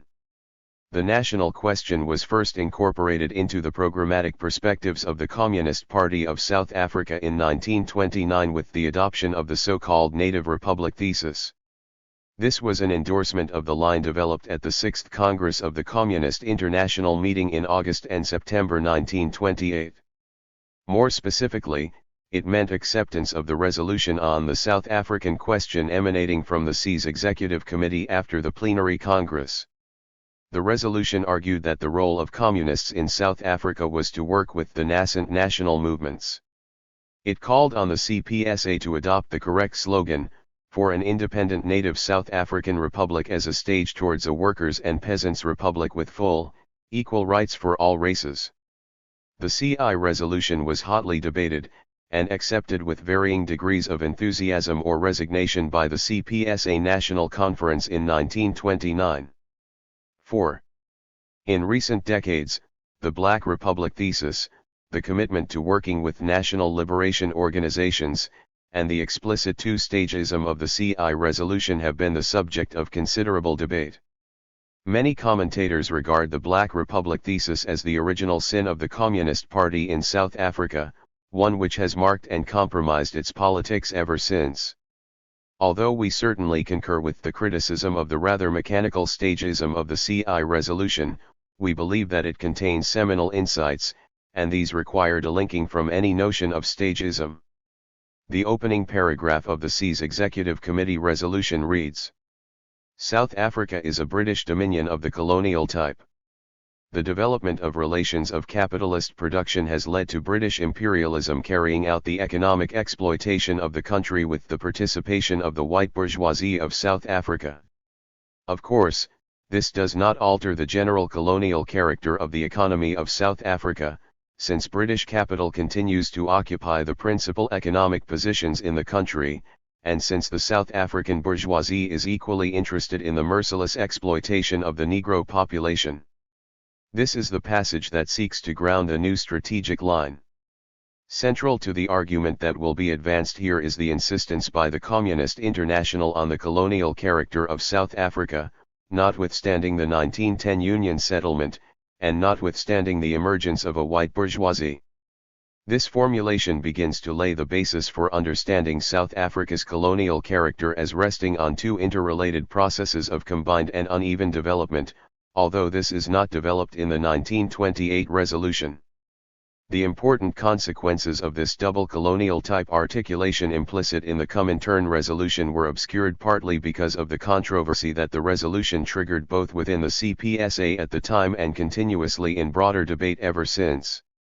For a variety of reasons, notably, debilitating factionalism within the CPSA in the first half of the 1930s, and a major shift in the CI line to an anti-fascist Popular Front strategy in 1935, the colonial characterization and the imperative of a national democratic struggle failed to receive any substantive theoretical development in the Communist Party's programmatic perspectives for some decades. The SACP's 1962 program and the concept of CST. The next time in which colonialism and the national question receive significant programmatic treatment in the Communist Party is with its 1962 program, The Road to South African Freedom. It is in this program that the concept of colonialism of a special type is introduced in an extended section in the South African Communists Speak collection. South Africa, the 1962 program asserts, is not a colony but an independent state. Yet masses of our people enjoy neither independence nor freedom. The conceding of independence to South Africa by Britain, in 1910, was not a victory over the forces of colonialism and imperialism. It was designed in the interests of imperialism. Power was transferred not into the hands of the masses of people of South Africa, but into the hands of the white minority alone. The evils of colonialism, insofar as the non-white majority was concerned, were perpetuated and reinforced. A new type of colonialism was developed, in which the oppressing white nation occupied the same territory as the oppressed people themselves and lived side by side with them. This return to a colonial type analysis of the South African reality marked a recalibration of the party's strategic posture. It laid the basis for a more explicit foregrounding of a national liberation struggle. From the mid-1930s the Communist Party had embraced in its domestic strategy and tactics the Comintern's 1935 strategic shift to popular fronts against fascism. The CPSA in the 1940s and the underground South African Communist Party in the 1950s tended to analyze the emergence of the National Party and its apartheid policies less in terms of the modernization of a colonial-type system and more as the emergence of a racist fascist regime. Undoubtedly, there was a strong fascist lineage within the apartheid regime, and there were abundant influences of German Nazism on leading figures within the National Party. However, an overemphasis on the fascism of the apartheid regime opened the way to two potential errors. In the first place, characterizing it in this way tended to treat it as a post-1945 global anomaly rather than a regime that reproduced the semi-peripheral character of South Africa's political economy within a general imperialist system. Secondly, the fascist characterization tended to deflect attention from the proactive and not just repressive measures that the apartheid regime introduced in order actively to reproduce a racialized cheap labor system. Harold Walp's 1975 intervention. While the conceptual shift of 1962 was an important advance for the SACP, the CST concept itself, as Harold Walp was to argue in 1975, tended to remain largely descriptive. In particular, Walp noted the disjuncture between passages like the following that asserted, power was transferred not into the hands of the masses of the people of South Africa, but into the hands of the white minority alone, and other passages that said something rather different. All whites enjoy privileges in South Africa. This gives the impression that the ruling class is composed of the entire white population. In fact, however, real power is in the hands of the monopolists who own and control the mines, the banks and finance houses, and most of the farms and major industries. Walp was correct to understand conceptual wobbles like this as a symptom of an insufficiently grounded analysis of South Africa's political economy in which race and class categories awkwardly substitute for each other. But in our view, Walp did not go far enough in his critique. There is, for instance, another wobble in the 1962 program that Walp does not highlight. In mining, industry, commerce, and farming, monopolists dominate the country's economy. They are also closely linked with state monopoly capital ventures, such as Iscor, Eskom, and Sasol. These monopolists are the real power in South Africa. But then the program continues. The South African monopolists act as allies and agents of foreign imperialist interests. This suggests that real power ultimately rests with foreign imperialist interests, who nonetheless find common ground with their local agents in the perpetuation of the colonial-type subjugation of the non-white population. In his 1975 intervention, Walp sought to give greater theoretical rigor to what he rightly regarded as the still largely descriptive evocation of CST in the SACP's 1962 program. While the internal colonial thesis purports to rest on class relations of capitalist exploitation, in fact it treats such relations as residual. That is to say, the conceptualization of class relations, which is present in the theory, is accorded little or no role in the analysis of relations of domination and exploitation which are, instead, conceived of as occurring between racial, ethnic, and national categories. Insofar as the theory of internal colonialism does accord relevance to relations of capitalist exploitation, it does so in a manner which denudes the analysis of all historical specificity and thereby deprives the concept of analytical utility. In his 1975 essay, Walp endeavors to ground the concept more effectively by applying the analysis in his earlier seminal contribution. CST was, in Walp's argument, historically based in the articulation between two modes of production upon which South Africa's mineral-based industrial revolution was grounded. This was an internal, racialist articulation between an oppressed black majority and a white minority. It was based through the first half of the 20th century in a core/periphery relation between what Walp analyses as an articulation between two modes of production, an advanced industrial capitalist mode centered on mining on the one hand, and subsistence farming based in a patriarchal mode in the reserves on the other. At the heart of this articulation was the reproduction of cheap migrant labor. By the mid-20th century, the reproductive capacity of the subordinate patriarchal mode in the reserves was in considerable decline as a consequence of overcrowding and land degradation. Its centrality within the reproduction of the dominant capitalist mode of production was also challenged by growing African urbanization, and the somewhat different labor market reproductive needs of industrial and commercial capital. So, was the concept of internal colonialism still valid in the 1960s as the SACP's 1962 program explicitly argues? Walp's intervention becomes elusive at this point. Apartheid may be seen as the attempt of the capitalist state to maintain the system of cheap migrant labor, by means of the erection of a perfected and modernized apparatus of political domination. Then, Walp writes in a concluding footnote, I leave open whether the notion of internal colonialism has any proper application in conditions of racial discrimination where, however, the internal relations within society are overwhelmingly capitalist in nature, that is, where non-capitalist modes of production, if they exist at all, are marginal. In his tribute to Walp, Dan O'Meara touches on these concluding passages in Walp's intervention, suggesting that they are symptomatic of his impossible endeavor to reconcile a commitment to rigorous Marxist scholarship with his loyalty to the SACP and its programmatic perspectives. Michael Burawa attributes to Walp a similar inner conflict between the Marxist scholar and the loyal SACP supporter.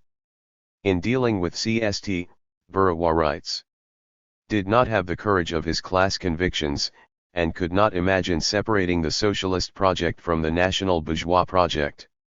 At most, he saw this as a clash of short-term and long-term interests so that the National Democratic Revolution would be the first stage and the Socialist Revolution the second revolution.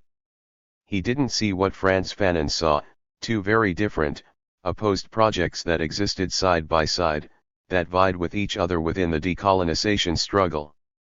However, it is Burawa who is confused here, and his confusion includes a misrepresentation of Frantz Fanon as well. 5. Burawa is right to assert that two very different class projects are likely to be found within any decolonization struggle. But, precisely for that reason, it is not preordained that an internally contested national democratic revolution will be captured by a national bourgeois project, although it may well become hegemonized by a bourgeois project. Walp's grounding of the early variant of CST in an articulation between two modes of production certainly represents a major advance in the Marxist analysis of the post-1910 South African capitalist social formation. However, the full potential of this breakthrough, and particularly the possibilities of extending its underlying approach into the apartheid period in order better to analyze both the strategies of apartheid-era monopoly capital and those of the popular resistance, was weakened by several lacunae in Walp's 1975 intervention. First, by treating the 1962 SAC peace perspective as based on the struggle against internal colonialism, Walp tends to foreclose on the possibility of understanding the interdependence of the twin colonial-type articulations in shaping South Africa's political economy. We have conceded that in both the 1928 to 1929 characterization and the 1962 characterization, this double set of articulations is implicit but remains largely undeveloped. Walp narrows the field even further. A second shortcoming in Walp's 1975 paper is the assumption that a colonial reality could only really be ascribed to a situation in which there was a significant articulation between a dominant capitalist and a dominated non-capitalist mode of production. But are colonial-type relations of dominance/domination necessarily grounded in two different modes of production? The following is the passage in Marx's Capital upon which Walp relies in order to advance his two modes of production insight into the foundational internal colonial character of South African capitalism. Within its process of circulation, the circuit of industrial capital, whether as money capital or as commodity capital, crosses the commodity circulation of the most diverse modes of social production, so far as they produce commodities. No matter whether these commodities are the output of production based on slavery, of peasants, of state enterprises, or of half-savage tribes, etc., as commodities and money they come face to face with the money and commodities in which industrial capital presents itself and enter into its circuit. The character of the process of production from which they originate is immaterial. They function as commodities in the market, and as commodities they enter into the circuit of industrial capital as well as into the circulation of the surplus value incorporated into it. To replace them they must be reproduced, and to this extent the capitalist mode of production is conditional on modes of production lying outside of its own stage of development. This seminal passage, prefiguring one aspect of what later Marxists would refer to as the law of combined and uneven development within capitalism, is used by Walp to advance the related dialectical proposition of a conservation/destruction tendency within capitalist development. Specifically within the South African reality, the expanded reproduction of mining monopoly capitalism was premised on the conservation of a subordinate patriarchal, non-capitalist mode of production in the reserves, while the very development of capitalism at the same time tended to erode this subordinate mode. However, several things need to be noted about this passage. It is not intended to be a characterization of a colonial-type relationship per se but, rather, a description of how the expanded reproduction of industrial capitalism may involve the entry of commodities emanating from less advanced forms of production into the circuit of capitalist production and reproduction. This may even involve the need, from the perspective of industrial capital, to conserve such less advanced forms of production within a national or global setting. Secondly, although Marx here uses the term modes of production, it is clear that at least some of what he lists under this rubric, notably state enterprises, would not now normally be considered a separate mode of production. More critically, following Luxemburg, Lenin and others, imperialist-era colonial and neo-colonial relations are clearly understood to involve, inter alia, the extraction of imperialist rent not just from pre-capitalist formations, but also and increasingly from subordinated capitalist production in the periphery. An obvious contemporary example would be sweatshops in Asia linked into the value chains of major transnational corporations. Related to the above, Walp's conceptualization of the capitalist mode of production tends to be grounded rather exclusively in Marx's Capital Volume 1, which uncovers the secret of capitalist surplus production through a willing seller, willing buyer, freely contracted appropriation of surplus labor time from free-waged laborers at the point of production. However, as David Harvey has argued in recent times, Volume 1 of Capital, for the purposes of analytic explication, treats the capitalist mode of production abstractly as a closed system, as a thing rather than a process.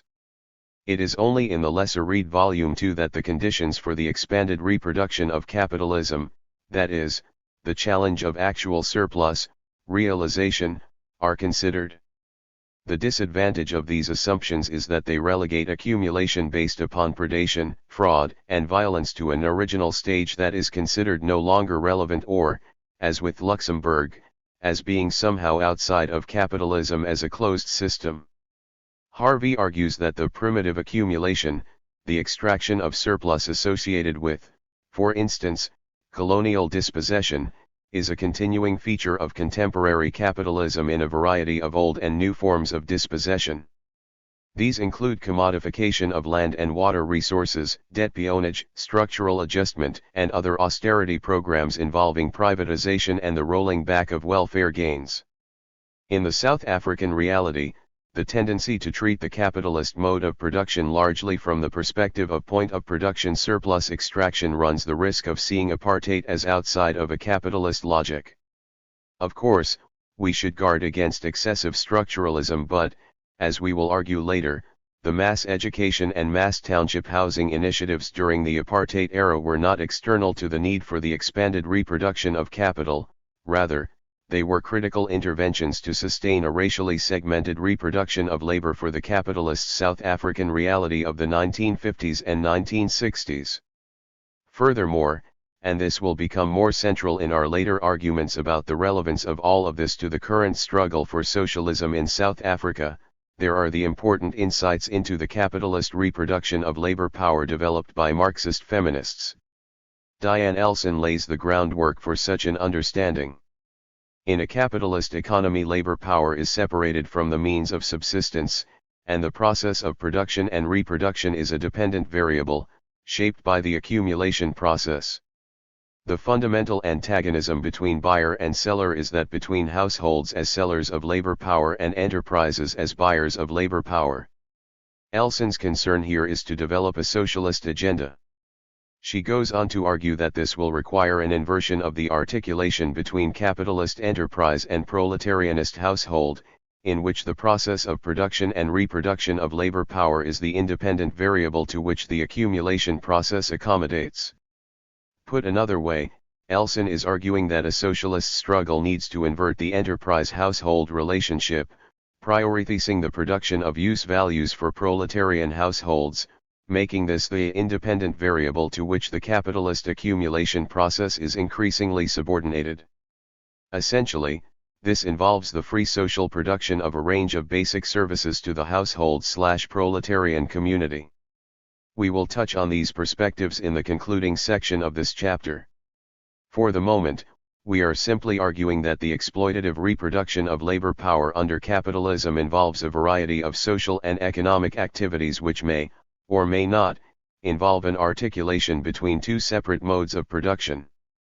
Although Elson is not dealing with a colonial-type interaction between a household and a capitalist enterprise, where this interaction is overdetermined by racial/national features, it may also be integral to a colonial-type reality.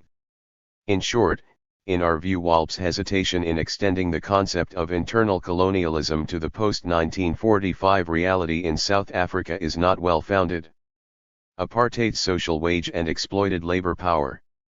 Another gap in Walp's 1975 intervention is his view that, with the decline of the reproductive capacity of the reserves, the apartheid capitalist system paid scant attention to other ways of reproducing racialized labor power.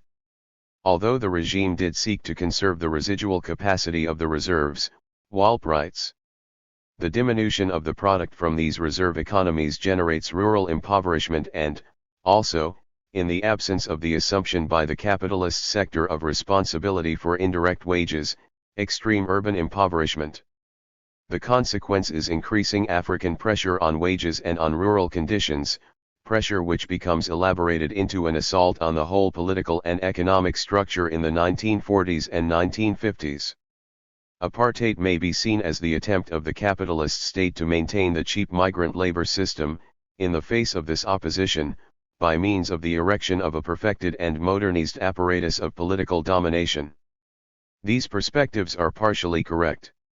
The deepening crisis in South Africa in the articulation between two modes of production became increasingly evident in the 1940s and 1950s. It certainly led to growing popular and working-class mobilization and struggle in both rural and urban areas. Similarly, the apartheid phase can be understood as a direct response to the rising tide of popular and class struggle through the intensification of racially oppressive domination through state power. However, this reading of the apartheid phase of white minority rule neglects the not insignificant capitalist state interventions into the reproduction of cheap labor power. WALP simply asserts there was an absence of the assumption by the capitalist sector of responsibility for indirect wages.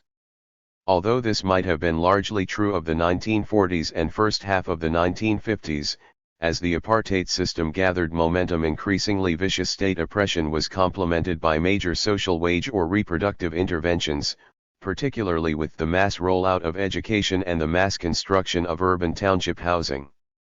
The apartheid regime vastly expanded education infrastructure and secondary schooling in these semi-peripheral township locations under the aegis of Bantu education. The inferior character of this education system is often and correctly criticized, but the scale of the rollout is sometimes forgotten. When the National Party took power in 1948, the average black child spent only 4 years in school, and only a quarter of black children of school-going age were enrolled as pupils. Under the Bantu education system, the number of places for black pupils increased rapidly. But the racial inequalities in terms of government spending were massive, and with the growing intake of black pupils, the per capita inequality increased. In 1953, government spending per African pupil was 14% of that for each white pupil. By 1968 it had declined to 6%. This significant expansion of education for blacks was not, of course, due to any enlightened philanthropy on the part of the apartheid regime. It was a strategic response to the growing demand for more literate, more numerate semi-skilled labor, while professional training and qualifications in the expanding but limited black universities was intended to be reserved for staffing homeland administrations in the Bantustans. In short, the mass-based education and training dispensation that was rolled out under the apartheid regime was a systematic intervention that formed part of its overall state-led industrial policy and labor market planning. While modernizing, it actively conserved the exclusion and simultaneous inferior inclusion of the black majority. The peri-urban township became the main peripheral location for the reproduction of semi-skilled labor. These apartheid capitalist housing and education interventions constituted key elements of the modernizing of an internal colonialism. In many respects, while the articulation between rural reserves and the capitalist core continued, these developments increasingly underpin the development of a new form of labor migrancy, daily migrancy to evoke Michael Denning's term, and the expanded reproduction of a cheap reserve army of labor in peri-urban locations. CST and insurrection in the 1970s and 1980s. We have already noted that colonialism in its various forms, like the broader category of uneven development, involves a spatial relationship. This is not merely a metaphorical use of a spatial reference. Space was always a feature of earlier forms of racial segregation in South Africa and of apartheid itself. But, perhaps because of this very self-evidence, spatiality has not always been sufficiently theorized, or adequately incorporated into an understanding of the nature of popular political struggle in South Africa.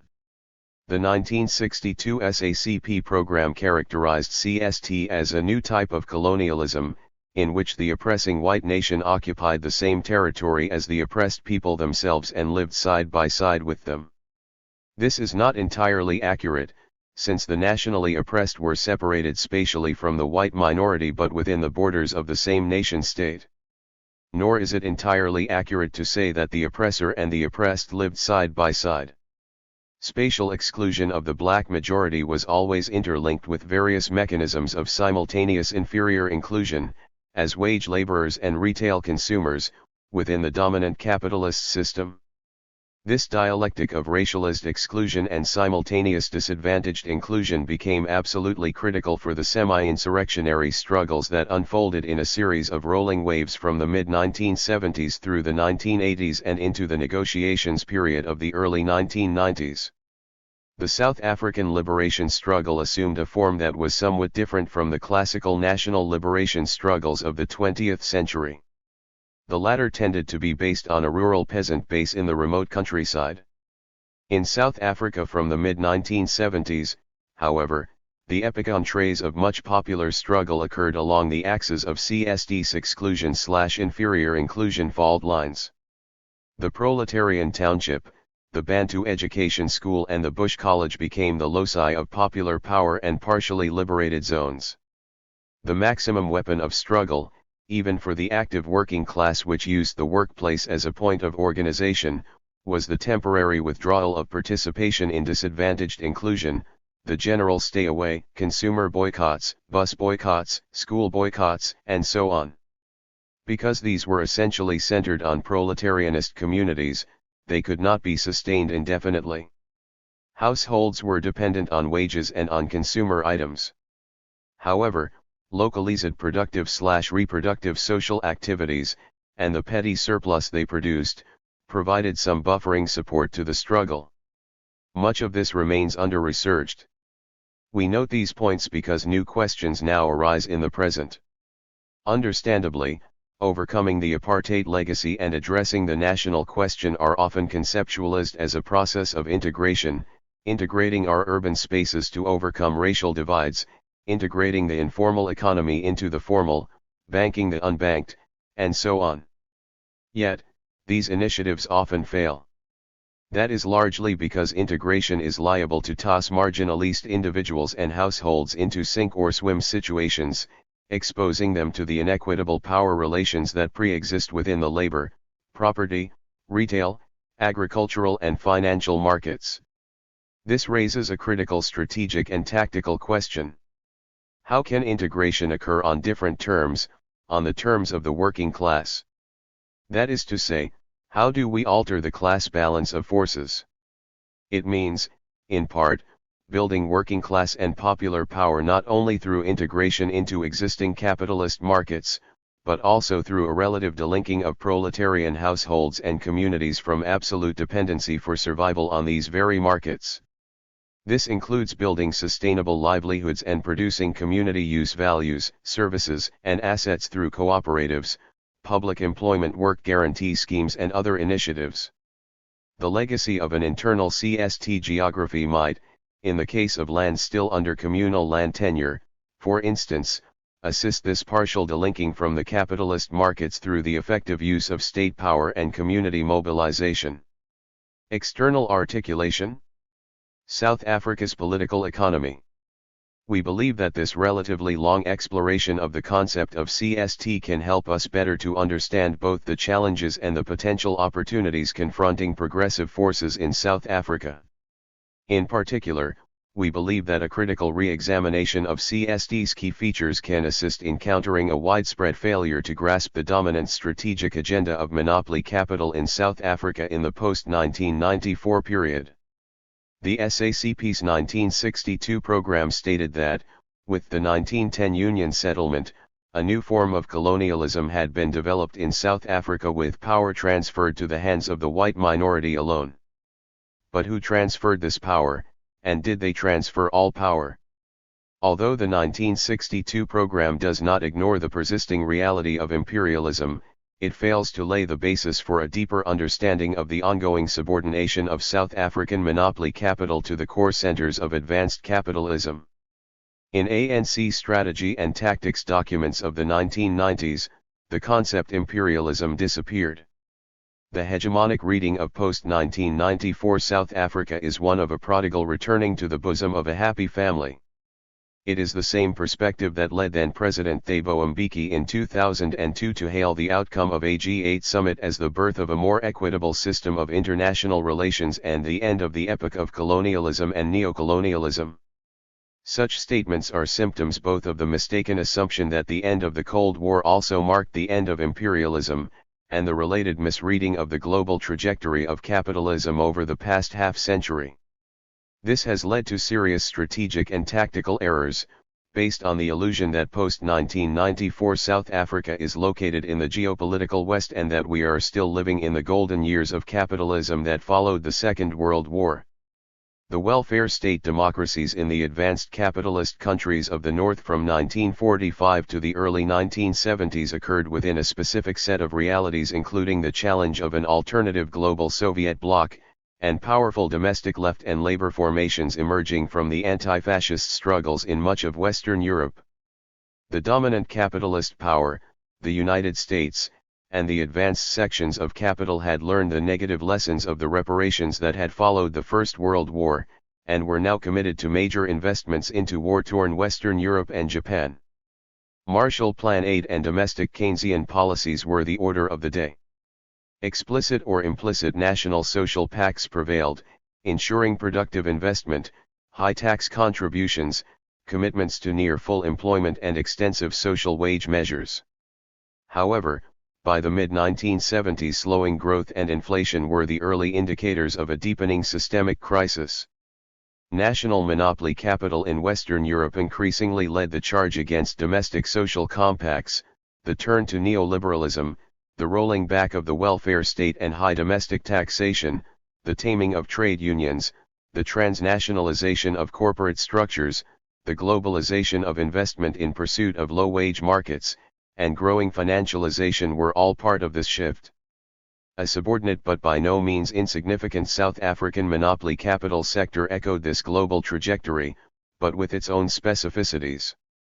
In many respects, South Africa's post-Second World War white polity constituted a racialized welfare state, ensuring privileges that helped to secure the relative cross-class coherence of a white power bloc. In the 1970s, apartheid South Africa, like other semi-peripheral economies, was also the beneficiary of globalizing foreign direct investment into industrial sectors such as auto manufacturing, chemicals, and textiles. However, the global capitalist crises, marked among other things by the two oil shocks, also made an impact on the profitability of South African monopoly capital. Deepening working class and popular unrest that coincided with these developments compounded the challenges. Economic and financial sanctions against apartheid South Africa, and the regime's defensive responses, exchange controls and widening security fiscal requirements, meant that South African monopoly capital found itself locked in and paying taxes at home. This was at a time when other monopoly corporations were globalizing, escaping domestic tax obligations and pursuing low-wage market opportunities. These low-wage markets had burgeoned dramatically in the 1980s with China's economic liberalization and, after 1989, with the dismantling of socialism in Eastern Europe.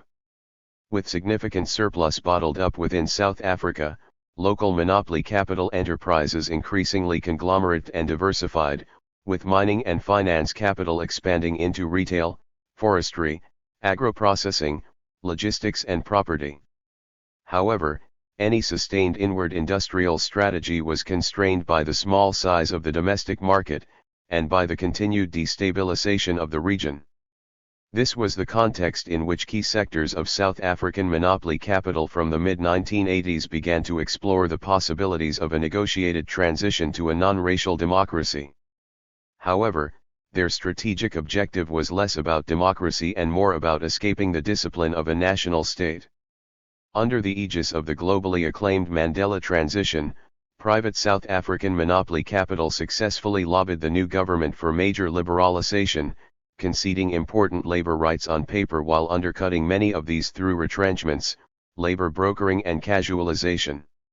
Most of South Africa's major corporations have rapidly transnationalist, and the new democratic state is compelled to engage with them more and more as foreign investors. While the upper managerial echelon of the remaining South African end of these corporations remains overwhelmingly white and male, it is increasingly irrelevant to describe the ownership as white. Transnationalization through dual listings, mergers and acquisitions, dividend outflows, transfer pricing, and the use of tax havens has deprived South Africa of major revenue sources at the very time that it has huge developmental challenges and a non-racial responsibility to all citizens, including those in townships and rural areas, which played a leading role in the crisis of apartheid. Monopoly capital, which, as we have argued, historically absconded from carrying the full cost of the reproduction of labor by dumping a major share of the costs onto labor reserves, has now increasingly dumped the challenge of restive townships onto the new democratic government. What is to be done? The national question today. The importance of breaking with stagism, without abandoning many of the core strategic and tactical features associated with the CST thesis, was to come dramatically to the fore in the years immediately following the 1994 democratic breakthrough. From around 1996, a leadership group around then Deputy President Thabo Mbeki achieved a contested but undeniable dominance within both the ANC and the state.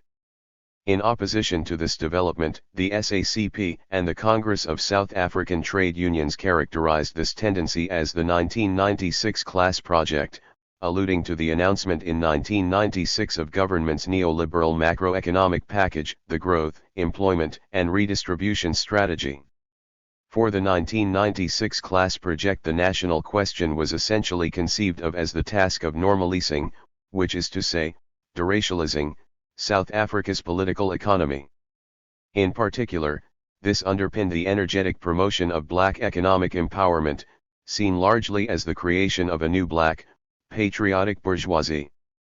When the neoliberal and B interventions failed to address the continued reproduction of racialized inequality, poverty, and unemployment, those associated with the 1996 class project sought to provide an explanatory analysis with the notion of a first economy and a second economy. The first economy was claimed to be functioning well, but a supposed second economy needed state-led interventions to promote it into the first economy. A series of one-off interventions were introduced to bring the denizens of the second economy into the formal, capitalist market. These included taxi recapitalization, land reform and restitution, short-term public employment work opportunities, and microcredit. The assumption was that a new minibus, or a parcel of land, or 60 days of work opportunity would somehow promote second economy members into active and successful formal capitalist market activity as workers or entrepreneurs. It is possible to recognize in this idea of first and second economies the shadow of what we have characterized as the historical internal colonial type articulation between monopoly capital and the reproduction of a cheap labor regime through the racialized reproduction of a labor army.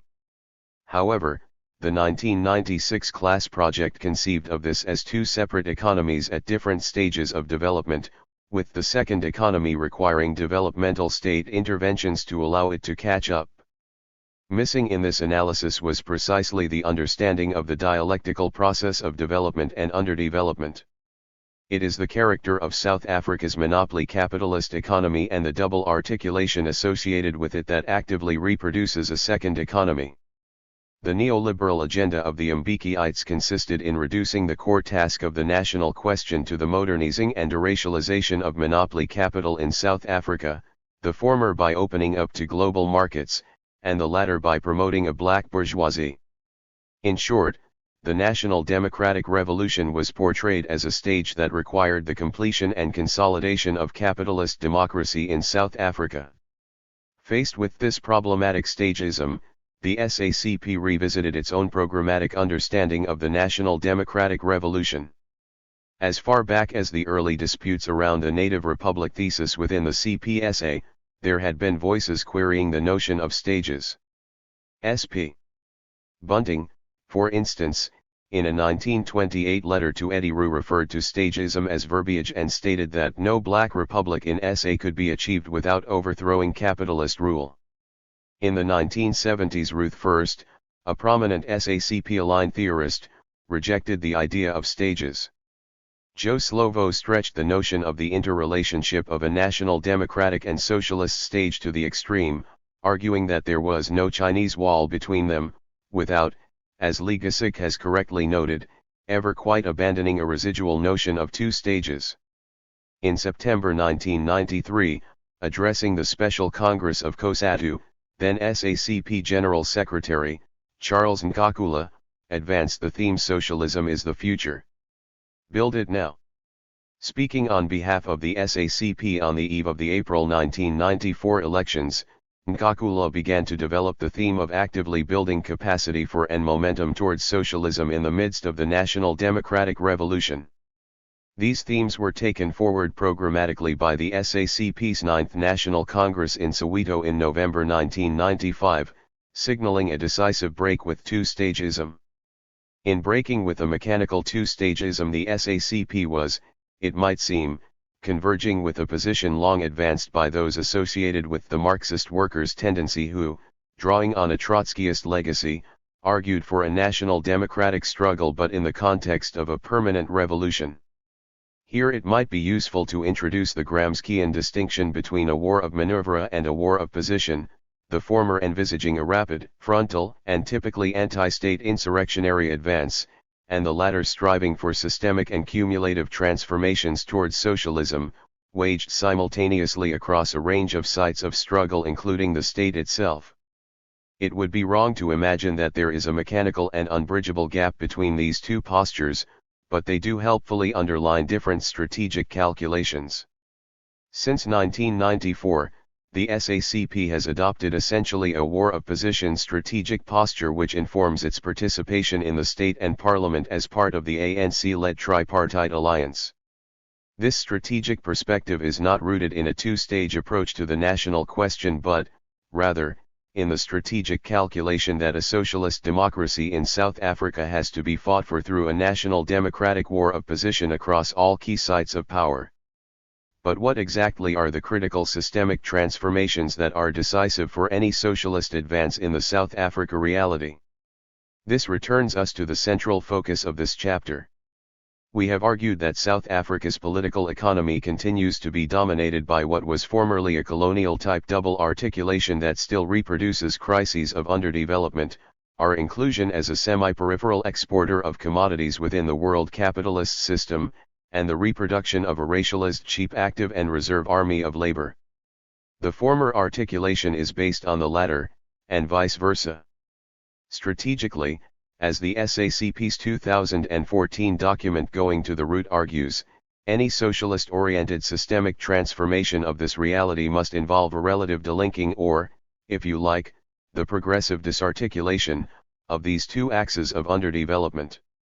This means a major state-led reindustrialization of our economy to break out of our continued global semi-peripheralization on the one hand, and the forging of a social or solidarity economy on the other hand. In the latter, the social production of use values for the proletarianist majority increasingly trumps the production of commodities for private profit, and socially useful work trumps employment for a boss. These struggles are essentially about building the capacity for democratic, that is, both popular and national, sovereignty. In the current South African reality, we argue, this goes to the very heart of the national question. Chapter 2. The African National Congress. Social Democratic Thinking and the Good Society, 1940 to 1962. Robert van Niekerk. This chapter will build on previous research on the African National Congress and the national question rather than restate it. It will focus on public goods and the idea of the good society embedded in two foundational policy documents of the ANC, African Claims of 1943 and the Freedom Charter of 1955. It will discuss the thinking that informed these documents in the context of the struggle to overcome the racial and class inequalities of the apartheid era. I chose this approach because I consider that the framing of the national question is not reducible only to the struggle to end white domination. It is also about the idea of an alternative good society, that is, a society planned and organized with particular social and economic arrangements to meet the needs of its citizens. The ANC, in the struggle to construct a nation, had defined an understanding of what the good society was. This is reflected most significantly in African Claims and the Freedom Charter. These ANC policy documents are embedded in the idea that the state should actively intervene in the market to secure the social rights of citizenship for all citizens, which included rights to health care in the form of a national health service, the rights to education in the form of a comprehensive system of education, and rights to welfare in the form of a national system of welfare provision. These historical policy statements also directly imply or call for economic arrangements that are consistent with a neo-Keynesian social democratic strategy of economic development, where the state intervenes to secure decent employment for its citizens, including through investment in public goods such as health and education, which are universally free at the point of delivery.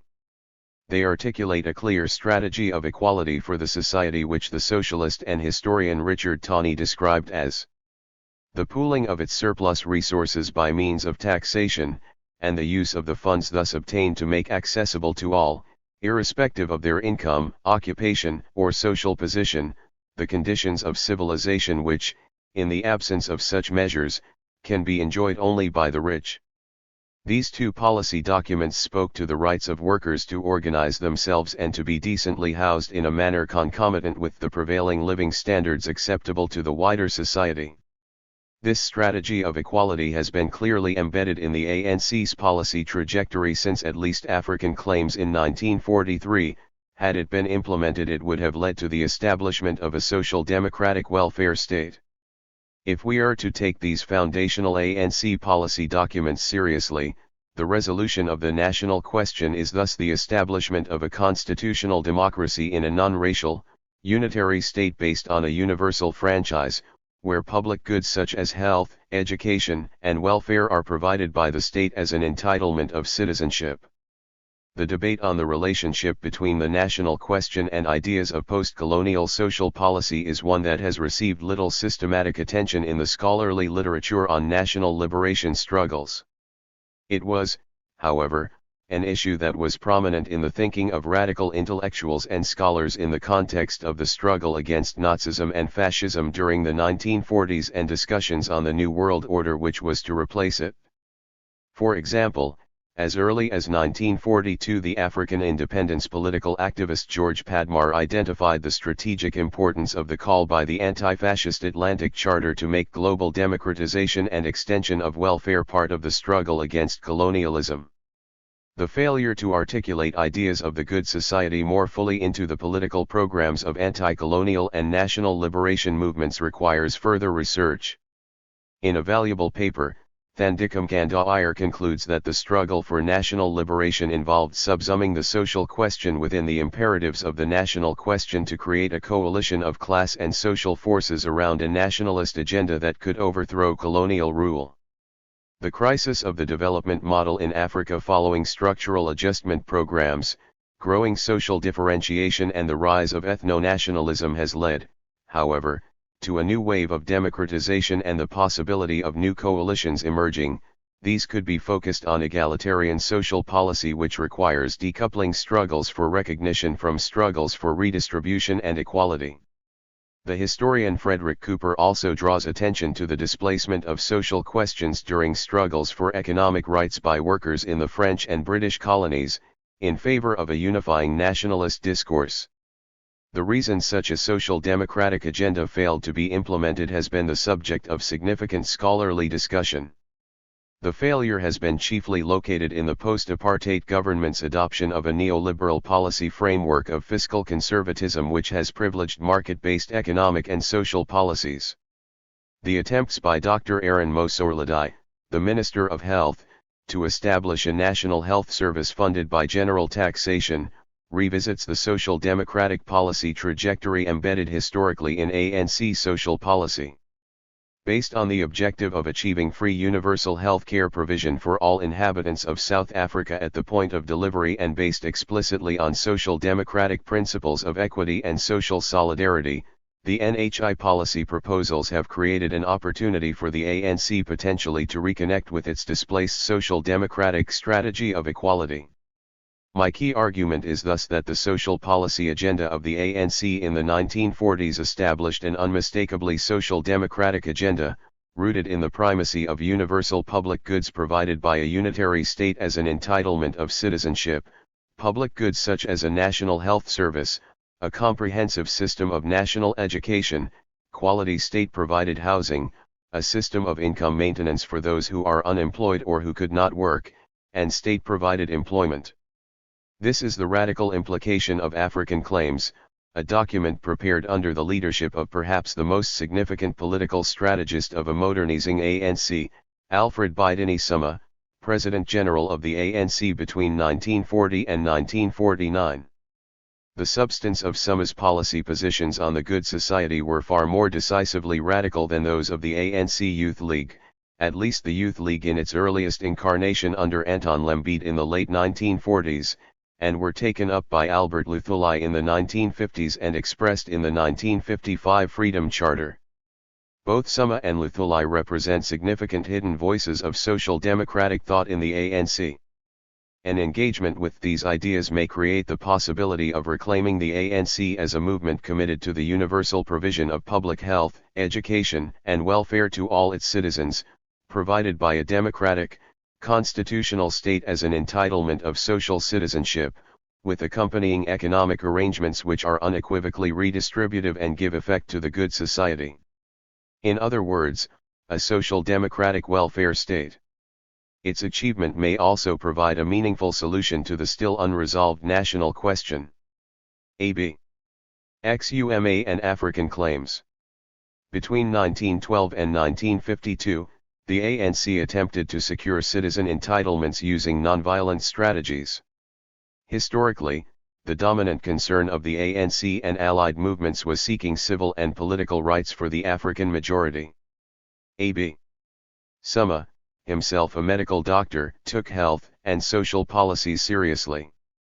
Summa's interest in social policies and the public good that met the needs of disenfranchised blacks in segregation-era South Africa was evident in his statement as ANC Secretary General in 1941, issued as the policy and platform of the African National Congress, statement by Dr. A.B.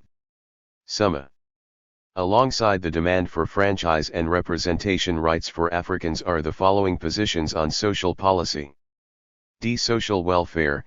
Eligibility of Africans to enjoy all benefits from social welfare departments of the Union government on same principles as other sections. Pensions for aged and physically disabled Africans. Adequate hospital facilities for general and special purposes. Full extension of public health and preventative health measures to Africans. In 1942, Dr. Summa led an ANC deputation to the then United Party Deputy Prime Minister, Jan Hofmeyr, to petition for full representation in government as well as other claims. We pressed, on principle, for the application of full benefits of social legislation to the Africans according to the human needs of the individual and not on a racial or color basis.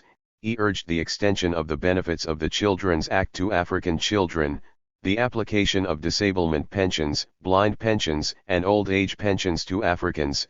We were told it was the policy of the Department of Social Welfare not to give the indigent African child more than he would receive on the basis of his father's wages of about £3.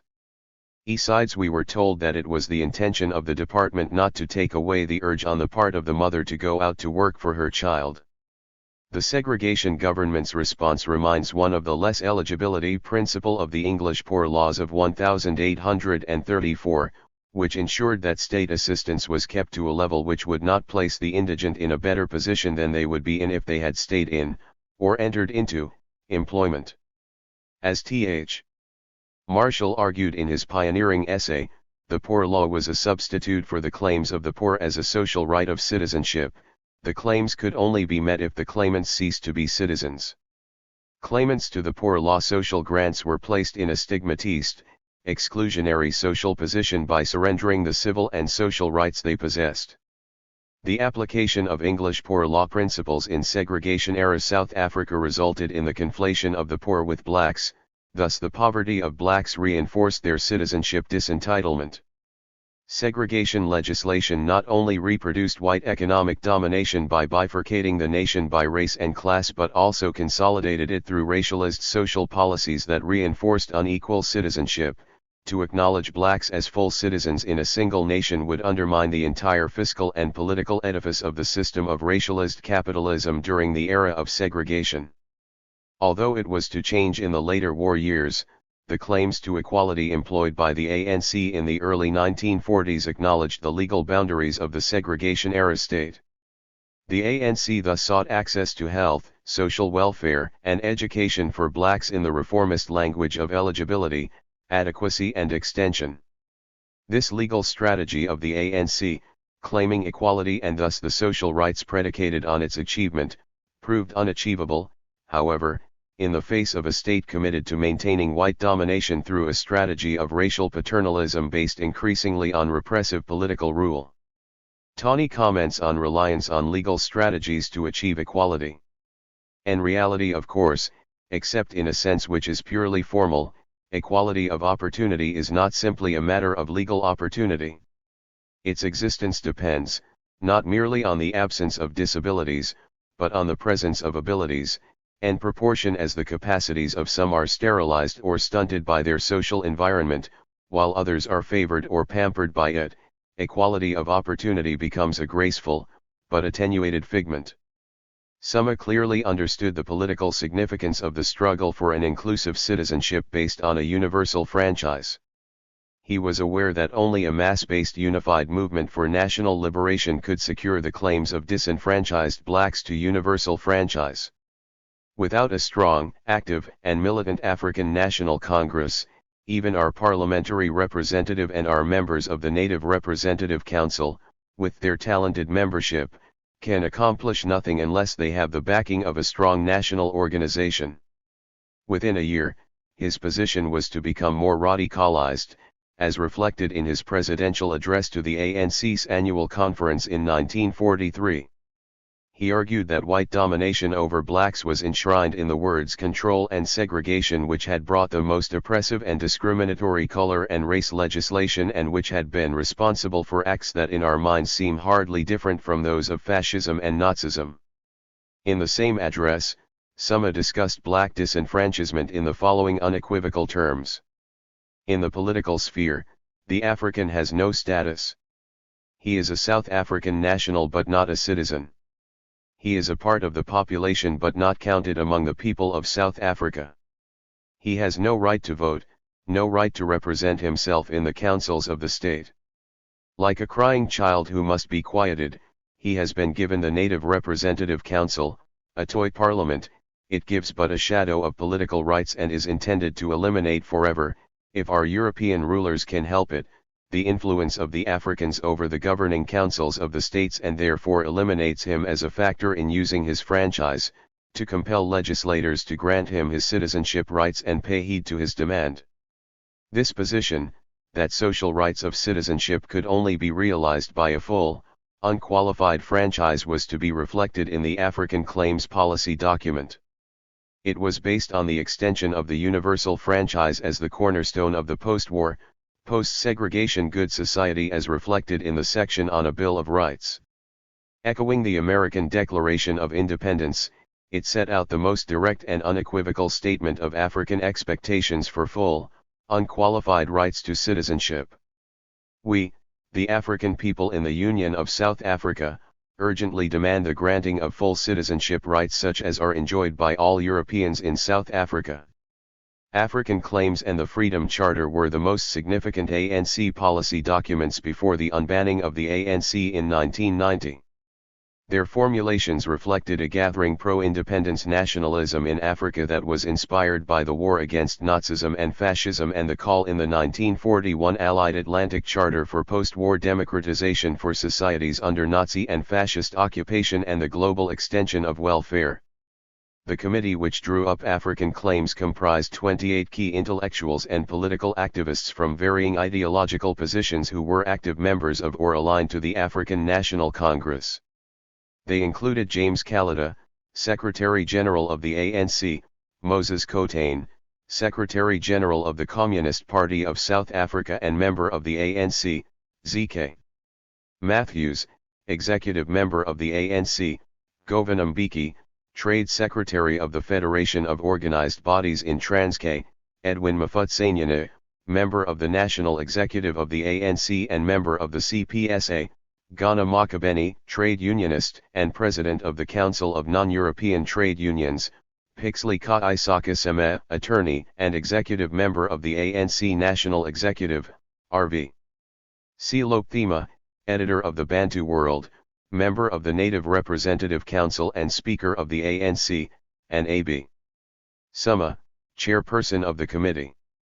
The Atlantic Charter was an anti-Nazi document drafted in 1941 which advocated certain political, civil, and social rights in relation to countries under Nazi occupation in Europe. It established the ideological foundations for a democratic, post-war settlement. African Claims attempted to explicitly apply the Atlantic Charter to the disenfranchised position of Africans in South Africa. We urge that if fascism and fascist tendencies are to be uprooted from the face of the earth, and to open the way for peace, prosperity, and racial goodwill, the Atlantic Charter must apply to all the nations of the world and their subject peoples.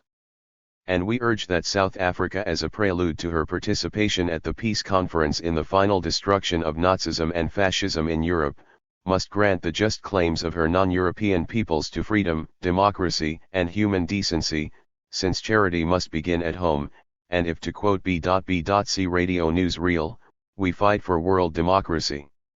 The Atlantic Charter deeply influenced anti-colonial and South African opposition political movements. Its recognition of full citizenship as a right was applied, in African Claims, to South Africa. For example, in the Bill of Rights section, adequate medical and health services for the entire population is regarded as a duty of the state. African Claims was specifically concerned with the form of post-war South African society and the relationship of the state to citizens mediated through public goods such as health, education, and welfare. Implicit in its formulations was the social democratic idea that the post-colonial and post-segregation nation could only be realized through the universal extension and provision of public goods by a democratic state to all universally enfranchised citizens regardless of race or class. This position, linking universal public goods for all to the idea of an inclusive national liberation struggle, is most tellingly reflected in the preface by Summa. On behalf of my committee and the African National Congress, I call upon chiefs, ministers of religion, teachers, professional men, and women of all ranks and classes to organize our people, to close ranks and take their place in this mass liberation movement and struggle, expressed in this Bill of Citizenship Rights, until freedom, right, and justice are won for all races and colors, to the honor and glory of the Union of South Africa, whose ideals, freedom, democracy, Christianity, and human decency cannot be attained until all races in South Africa participate in them. This inclusive approach to non-racial political collaboration was consistently applied by Summa during his tenure as ANC president in the 1940s, and further reflected in his initiation of the Joint Declaration of Cooperation, or Three Doctors Pact, of 1947.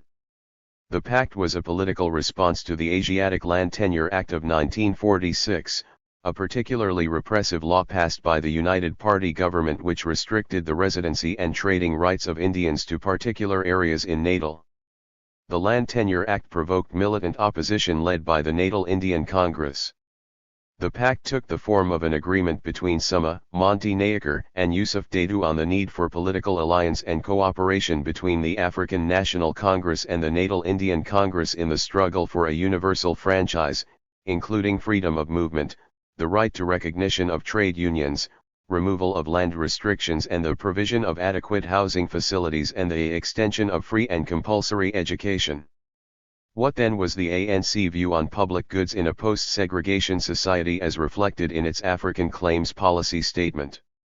Alongside an unequivocal demand for full rights to universal civil and political citizenship were the following demands for social rights: the establishment of free medical and health services for all sections of the population, the right of every child to free and compulsory education and of admission to technical schools, universities, and other institutions of higher education, equality of treatment with any other section of the population in the state social services, and the inclusion on an equal basis with Europeans in any scheme of social security.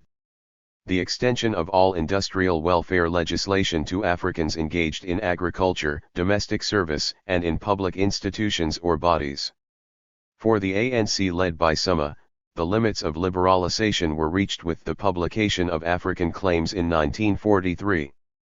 After repeated failed attempts to secure a meeting with Smuts to discuss the implications of the Atlantic Charter, Smuts sent him a copy of African Claims and its Bill of Rights.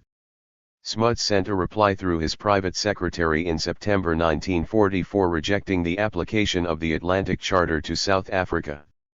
Smuts's rejection of an inclusive non-racial welfare state and the drift to more extreme forms of repression in the post-year wars, exemplified in the ruthless repression of the 1946 mine workers' strike, led to Smuts's inclusive social policy trajectory being subsumed by the political struggle. The ANC leadership were compelled to change their stance of strategic diplomacy as protest actions grew out of the poor living conditions of urban blacks in the mid-1940s. The Alexandra bus boycott of 1943, the anti-pass campaign of 1944 and the movement of squatters seeking better housing in 1944 were the most prominent of the protest actions and contributed significantly to the further radicalization of the ANC. The search for an Africanist solution to the national question. The increased use of repression in response to these forms of mass-based opposition contributed significantly to the dynamics of black resistance to segregation, which developed a more confrontational stance. In the 1950s, constitutional approaches in the form of deputations to the government gradually gave way to civil disobedience campaigns. The shift in the ANC to political mobilization around a universal franchise as a precondition for establishing the good society was consolidated with the coming to power of the apartheid regime in 1948. Accompanying this was an initial shift to a more exclusionary Africanist and anti-communist discourse under the earliest incarnation of the ANC Youth League under the intellectually brilliant philosopher Anton Lembede and skillful political organizer A.P. MDA, alongside a young Nelson Mandela and Oliver Tambo. A forerunner of the Black Consciousness movement, the ANC Youth League's Program of Action, Statement of Policy was adopted at the ANC National Conference of 1949. Its principal objective was the right to direct representation through raising national consciousness and to assist, support and reinforce the African National Congress, in its struggle for national liberation of the African people. In this program of action, the precise formulations of African claims for universally provided public goods are replaced with somewhat vaguer formulations around, for example, the consolidation of the industrial organization of the workers for the improvement of their standard of living. The intransigence of the Smuts government to the demand for a universal franchise shifted the national question. It moved from the possibility of resolution through an inclusive non-racial agenda to one that focused on Africanist identity politics and the unrealized political interests of young university-educated intellectuals who were increasingly attracted to nonviolent resistance and confronting state power. Mass-based political mobilization and the Freedom Charter. This exclusionary Africanist position was to change with the 1952 defiance campaign against unjust laws and the increasing crystallization of a politics of non-racialism under Oliver Tambo and Nelson Mandela. The return to a non-racial, politically inclusive agenda established in embryonic form by Suma in the mid-1940s was due in part to lived experience based on political activism. Mandela and Tambo worked closely with communists such as Bram Fischer, Moses Kotane, J.B. Marx, Dennis Goldberg, Harold Walp, Ismail Mir, Ruth First, Joe Slovo, and Rusty and Hilda Bernstein, who demonstrated a political commitment to overthrow apartheid which matched their commitment. In his speech at the Rivonia trial in 1964, Mandela refers to this as follows. For many decades communists were the only political group in South Africa who were prepared to treat Africans as human beings and their equals, who were prepared to eat with us, talk with us, live with us, and work with us. They were the only political group which was prepared to work with the Africans for the attainment of political rights and a stake in society. Because of this, there are many Africans who, today, tend to equate freedom with communism. It was perhaps in the crucible of the mass politics of defiance during the 1950s that the dialectic of race and class became increasingly evident. The struggle to overcome national oppression had to confront the class relationships that reproduced inequality in South African society and was not reducible to a struggle against apartheid racism. By implication, it had to confront the nature of the post-apartheid state and the good society offered as an alternative to racial capitalism. The ANC's campaigning around rights of political citizenship became a primary focus of its political activities in the 1950s, with the specific concerns of social policy gradually subsumed under this political objective. In 1952 Albert Luthuli became the President General, and he was to lead the ANC until his death in 1967. Luthuli commented in 1952 on the shift to militant opposition to citizenship demands as follows. Insofar as gaining citizenship rights and opportunities for the unfettered development of the African people, who will deny that 30 years of my life have been spent knocking in vain, patiently, moderately and modestly at a closed and barred door? What have been the fruits of my many years of moderation? Has there been any reciprocal tolerance or moderation from the government, be it nationalist or United Party? No. On the contrary, the past 30 years have seen the greatest number of laws restricting our rights and progress until today we have reached a stage where we have almost no rights at all. It is with this background and with a full sense of responsibility that I have joined my people in the new spirit that moves them today, the spirit that revolts openly and boldly against injustice and expresses itself in a determined and nonviolent manner. This period of militant opposition was met by the introduction of repressive legislation that curbed civil and political rights.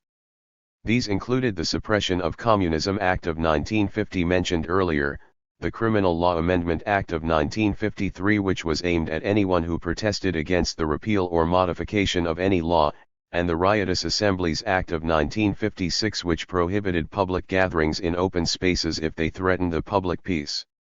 In this climate of repression, social policy, the public good, was subordinated to the political objective of achieving an unqualified franchise.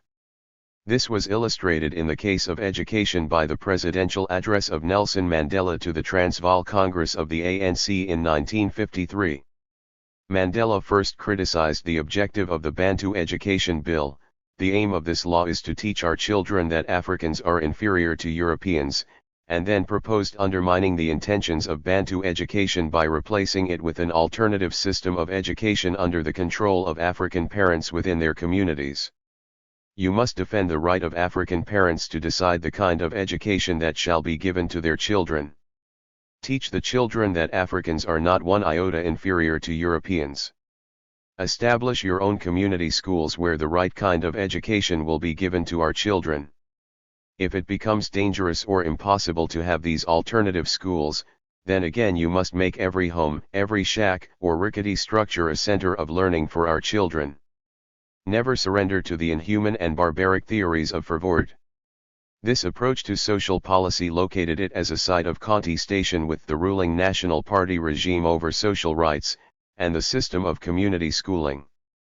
However, in the period of mass-based political activism of the 1950s, the ANC was moving towards formalizing its position on the place of democracy, social policy, and the public good in relation to the state in a post-apartheid nation. The ANC's position took the form of a public Congress of the People in 1955 in Kliptown, which the ANC was instrumental in organizing and which inaugurated the Freedom Charter. The Freedom Charter gave expression to the increasingly militant civil disobedience campaigns in favor of civil and political rights. It contained a series of demands framed by the primary citizenship demand that the people shall govern. In addition to civil and political rights, it contained demands for social rights, which were framed as follows. The state shall recognize the right and duty of all to work, and to draw full unemployment benefits. Men and women of all races shall receive equal pay for equal work. There shall be a 40-hour working week, a national minimum wage, paid annual leave, and sick leave for all workers, and maternity leave on full pay for all working mothers. Education shall be free, compulsory, universal, and equal for all children. Higher education and technical training shall be open to all by means of state allowances and scholarships awarded on the basis of merit. All people shall have the right to live where they choose, be decently housed, and to bring up their families in comfort and security. Unused housing space to be made available to the people. Rent and prices shall be lowered, food plentiful and no one shall go hungry, a preventive health scheme shall be run by the state. Free medical care and hospitalization shall be provided for all, with special care for mothers and young children. The Freedom Charter also contained demands about the control of wealth, which was predicated on public ownership and presupposed nationalization as the mechanism to achieve it. Gavin Williams argues that there are important continuities between the Freedom Charter and previous ANC statements such as the Bill of Rights of African claims in that they both represented the interests of working people who were unified by the structures of racial discrimination and oppression. Williams makes the point that the Freedom Charter was distinctive in explicitly claiming South Africa for all its people, in its concern for the rights of all nationalities among the people and in taking up demands of women, and it puts forward in a cogent series of declarations which resonate with a wide range of people's experiences and aspirations in a way that no previous documents ever did. The Freedom Charter represented a program for a future post-apartheid society, but did not specify how this was to be achieved. Its declamatory tone suggested that it would involve a protracted political struggle, and its ideals would not be the subject of negotiation. Substantively, the goals of the Freedom Charter could not be achieved without a redistribution of wealth and resources. This does not imply that the major beneficiaries would necessarily be the working class and the poor, as the Freedom Charter was not a class-based, socialist program. It incorporated demands on individual rights to land and property that were compatible with a liberal democracy. At the same time, its demands were nationalist but also compatible with a social democratic approach. These demands included the nationalization of mineral wealth, banks, and monopoly industry which, at a minimum, implied an interventionist state. It would be in the emphasis placed on the implementation of economic and social policies that the limits of the Freedom Charter's objectives would be revealed. Albert Luthuli's comments to the 44th annual meeting of the ANC in December 1955 are instructive as to the interpretation of the Freedom Charter within the leadership of the ANC. Arguing that the Freedom Charter should be ratified by the ANC annual meeting, Luthuli asked, "What is the implication of the Charter? The Charter definitely and unequivocally visualizes the establishment of a socialistic state. It therefore brings up sharply the ideological question of the kind of state the African National Congress would like to see established in the Union of South Africa. My own personal leanings are towards the modified socialistic state, patterned on the present-day Great Britain, a middle-of-the-road state between the extreme ultra-capitalistic state as we see it in the United States, and the ultra-socialistic state as we see it in communist Russia. My advice to the conference would be to accept the Charter with the qualification that it does not commit itself at present until further discussion on the principle of nationalization, of means of production, as visualized in Section 3 of the Charter." Although Luthuli's comments suggest there was contestation within the ANC over the redistributive emphasis of the Charter, the document was ratified at the annual conference. Its strong advocacy of social rights and state intervention in securing such rights made it compatible with the development of a Keynesian, social democratic welfare state based on the social rights of citizenship. This represented an unequivocal continuity with the social democratic agenda established in the 1940s by the ANC. Far from being a minimal program, the Freedom Charter suggested such a far-reaching transformation of South Africa that it would take a social revolution to achieve the goals of the good society it implied. Unsurprisingly, the Charter was met with a hostile response from the ruling National Party under Verwoerd, which viewed it as a direct challenge to state authority and arrested the leadership of all the major constituent political groups which had been involved in the Freedom Charter campaign, foremost of which was the ANC. Over a period of 4 years it attempted to prove that the demands of the Freedom Charter could be achieved only by violent overthrow of the ruling government, but failed to prove this and released the leadership in 1960. The ANC was committed to civil disobedience campaigning which it hoped would lead the ruling party to agree to a national convention which would allow for meaningful negotiations with the National Party on a future constitutional order based on the universal extension of the franchise. The National Party regime, having substantially increased its parliamentary majority among the white electorate in the 1958 elections, rejected the proposal for a national convention and resorted to increased violent repression of political protest, culminating in the indiscriminate shooting of unarmed anti-pass law protesters in Sharpeville on March 21, 1960. 9 days later, the government declared a state of emergency, effectively outlawing all opposition political activity, and introduced the Unlawful Organizations Act No. 34 of 1960, which outlawed the ANC and the POC. The ANC's response to the banning was contained in a statement by an emergency committee of the ANC released on April 1, 1960. Recording that the ANC had historically attempted a nonviolent, peaceful solution to resolving South Africa's political problems, it indicated that such a solution was not possible under the current government. The first essential towards resolving the crisis is that the Verwoerd administration must make way for one less completely unacceptable to the people, of all races, for a government which sets out to take the path, rejected by Verwoerd, of conciliation, concessions, and negotiation. The statement reiterated political citizenship as its primary demand, and listed a set of proposals calling for the end of the state of emergency, the system of pass laws, and laws curbing civil and political rights, as well as the release of political prisoners. The statement concluded with the demand for a new national convention, representing all people on a fully democratic basis, must be called to lay the foundations of a new union, a non-racial democracy, belonging to all South Africans, and in line with the United Nations Charter and the views of all enlightened people everywhere in the world.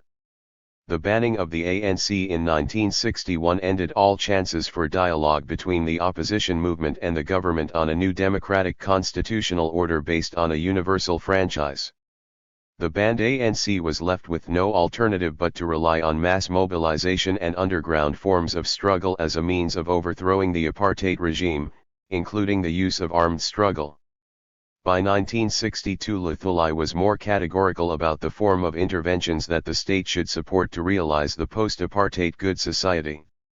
The solution to the South African problem will call for radical reforms, some of them of a really revolutionary nature. The basic reform will be in the form of the government. At present, there is a government by whites only. This should be replaced by a government which is truly a government of all the people, for the people, and by the people. This can only be so in a state where all adults, regardless of race, color, or belief, are voters. Nothing but such a democratic form of government, based on the parliamentary system, will satisfy. Luthuli then expressed the belief that nationalization was necessary to achieve the social policy goals of free education, affordable municipal housing, state-provided employment for the bulk of people who would also enjoy unqualified rights to unionization.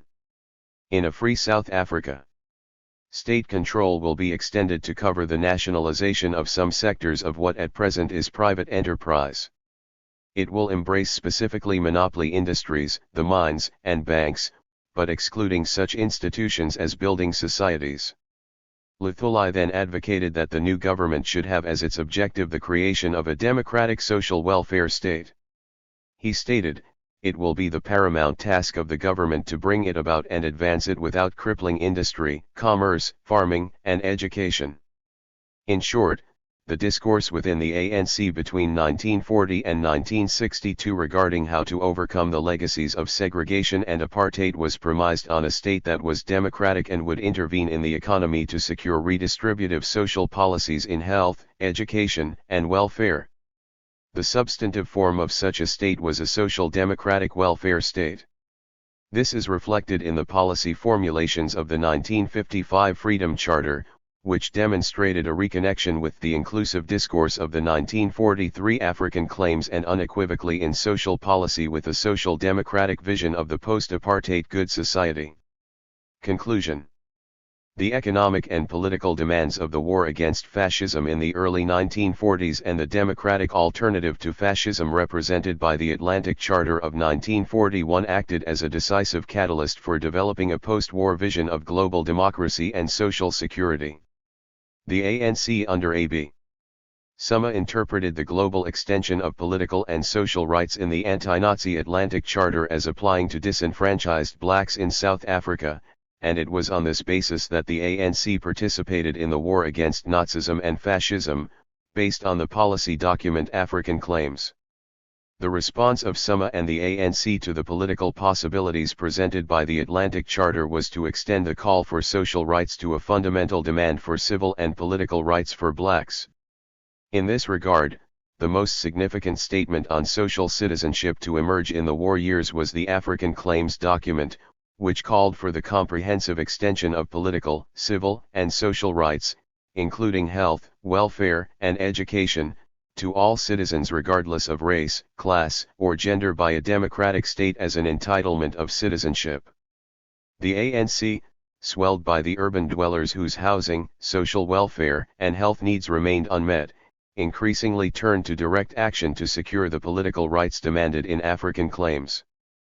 The increasing use of repression by the Smuts administration in the late 1940s to quell these demands alienated blacks and led to the rise of an uncompromising, militant, Africanist opposition to white minority rule and the displacement of the nascent non-racial, social democratic politics supported by the ANC under A.B. Suma in the 1940s. The intensification of repression in the late 1940s revealed that the promise of inclusive social policies in the early war years consolidated in African claims, and predicated on the extension of social rights to Africans, could not be realized in the absence of their political rights. This conclusion was reinforced when the National Party came to power in 1948 and removed the limited civil, political, and social rights previously enjoyed by blacks. The political practices of alliance politics across political organizations and the mass struggles of the 1950s, such as the Defiance Campaign against unjust laws, led to a rejuvenation of a non-racial political tradition in the ANC. The Freedom Charter, unveiled in 1955 by the anti-apartheid opposition as the program for an alternative society to apartheid, contained demands for social rights to universal health care, education, and welfare that were compatible with the establishment of a racialist social democratic welfare state in South Africa, but these demands for social rights were now predicated on the prior establishment of democratic rule. Albert Luthuli specifically argued for a democratic social welfare state, alongside state intervention in the economy to secure employment for the majority of citizens and to establish comprehensive health, education, and welfare services. By the time of its banning in 1962, the ANC had a firmly established policy framework on the universalization of public goods which would be provided as an entitlement of social citizenship by a democratic, constitutional state, a framework that if implemented would have established a social democratic welfare state. Chapter 3. Oliver Tambo and the National Question. Loli Kali Nikas. Oliver Tambo's steadily widening and inclusive concept of the nation in the history of the African National Congress is a familiar narrative. Pixley Ka Isaka Sem's rallying cry in 1911, "We are one people." These divisions, these jealousies are the cause of all our troubles and of all our ignorance today, attracted traditional leaders as well as educated liberals and nationalists.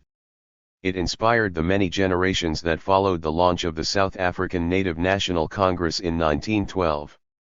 Despite its uneven and slow progress against racial hostility and segregation in the years that followed, the ANC was the organization that young Africanists joined some 30 years after its inception. By the 1940s, however, the voice of the ANC had become muted, confined to eloquent cap-in-hand petitions. That approach had failed to counter increasing legislative aggression against blacks, and Africans in particular. The 1936 Natives Representations Act had removed the direct vote from the few black men who were still entitled to a qualified franchise, whereas all white adults, women, and men, had access to the vote. In 1949, the year after the apartheid government was voted into power by a white electorate, the ANC Youth League issued its program of action.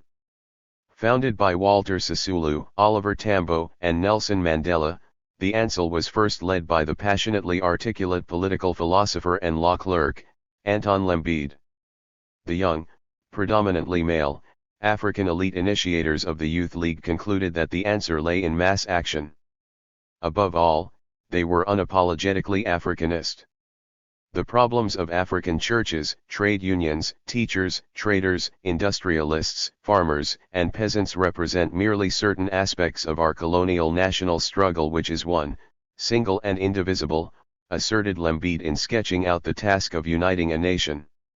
The formation of the ANC Youth League was strongly informed by a rejection of the paternalism of missionaries and liberals, who assumed that Africans had a primitive, simple culture riddled by superstition and unbridled self-indulgence and were unable to discern the civilizing influence of the values of indigenous humanism, and the sophistication of oral skills in the transmission of knowledge. In the eyes of Europeans influenced by centuries of slavery, non-Europeans were inferior to the Europeans who had developed the technology of trade and weapons as a means of domination.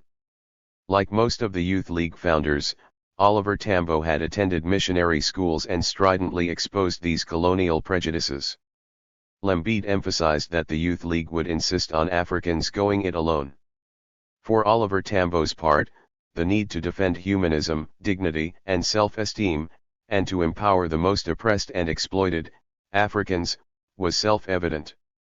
He was particularly interested in indigenous knowledge, and consistently used cultural African experiences to illustrate concepts and strategies. Earlier, he had wanted to study medicine in order to enrich it with the holistic and alternative healing of indigenous knowledge, but had been prevented by the University of the Witwatersrand Medical School's racial exclusion during the 1930s. The ANC Youth League identified indigenous values that were under threat. It firmly rejected attempts by both Ruth First and Isaac Tabata to recruit them into their respective Marxist organizations. The Youth League firmly rejected foreign ideologies as well as a divisive class analysis. Strategically, however, they audaciously borrowed tactics and campaign programs from their rivals. The war years brought unprecedented urbanization of Africans, resulting in dire housing shortages and imaginative forms of resistance. James Mpanza led the Sofasanki movement in 1944 in land invasions adjoining Orlando to set up the first major informal yet firmly controlled settlement. The Youth League also supported the 1946 African miners' strike. They drew upon boycott, non-cooperation, strike and stay-away tactics from the non-European unity movement and the Communist Party, and civil disobedience, satyagraha or passive resistance, from the South African Indian Congress to formulate their program of action. Lembede was articulate in reinventing African traditions and consummately tailoring them to the challenge of modern urban life in a hostile system of racial oppression. During the high noon of apartheid, the Youth League's documents became the inspiration of the Pan-Africanist Congress and the Black Consciousness movement. In 1947 Lembede died suddenly, and his leadership was taken over by the committed Africanist APMDA. Years later, Tambo revealed in an interview that Mandela was not at one with Lembede on those portions which could be described as ultranationalistic. 1. In practice, Mandela and Tambo embraced Western skills that could be marshaled strategically in the defense of their people when in 1952 they joined forces to set up their law firm, Mandela and Tambo, attorneys at law. Together, they reconnoitred, like their peers, an amalgam of indigenous and Western culture, while keeping their gaze firmly focused on the advancement of African nationalism. This greater sense of nuance and syncretism began to express itself incrementally. The signing of the Doctors' Pact in 1947 between A.B. Suma, Monty Nayaker, and Yusuf Dadu was accepted with some reluctance by the Youth League, which continued to be suspicious of domination by any non-African organizations. And when Sisulu began talking to black communists in 1948, both Tambo and Mandela were indignant that Sisulu had agreed to meet with them again without first consulting the Youth League's committee. They were also angry with Ismail Mir, an articulate member of the Indian Congress and a communist to boot, whom they accused of flattering Sisulu. Reminiscing about that period, Sisulu explained that he eventually succeeded in persuading Mandela and Tambo that African nationalism need not be contradicted by communism. Moses Kotane was a convincing example. In 1929, the Communist Party of South Africa had decided to promote an independent native republic as a step towards a workers' and peasants' government. 2.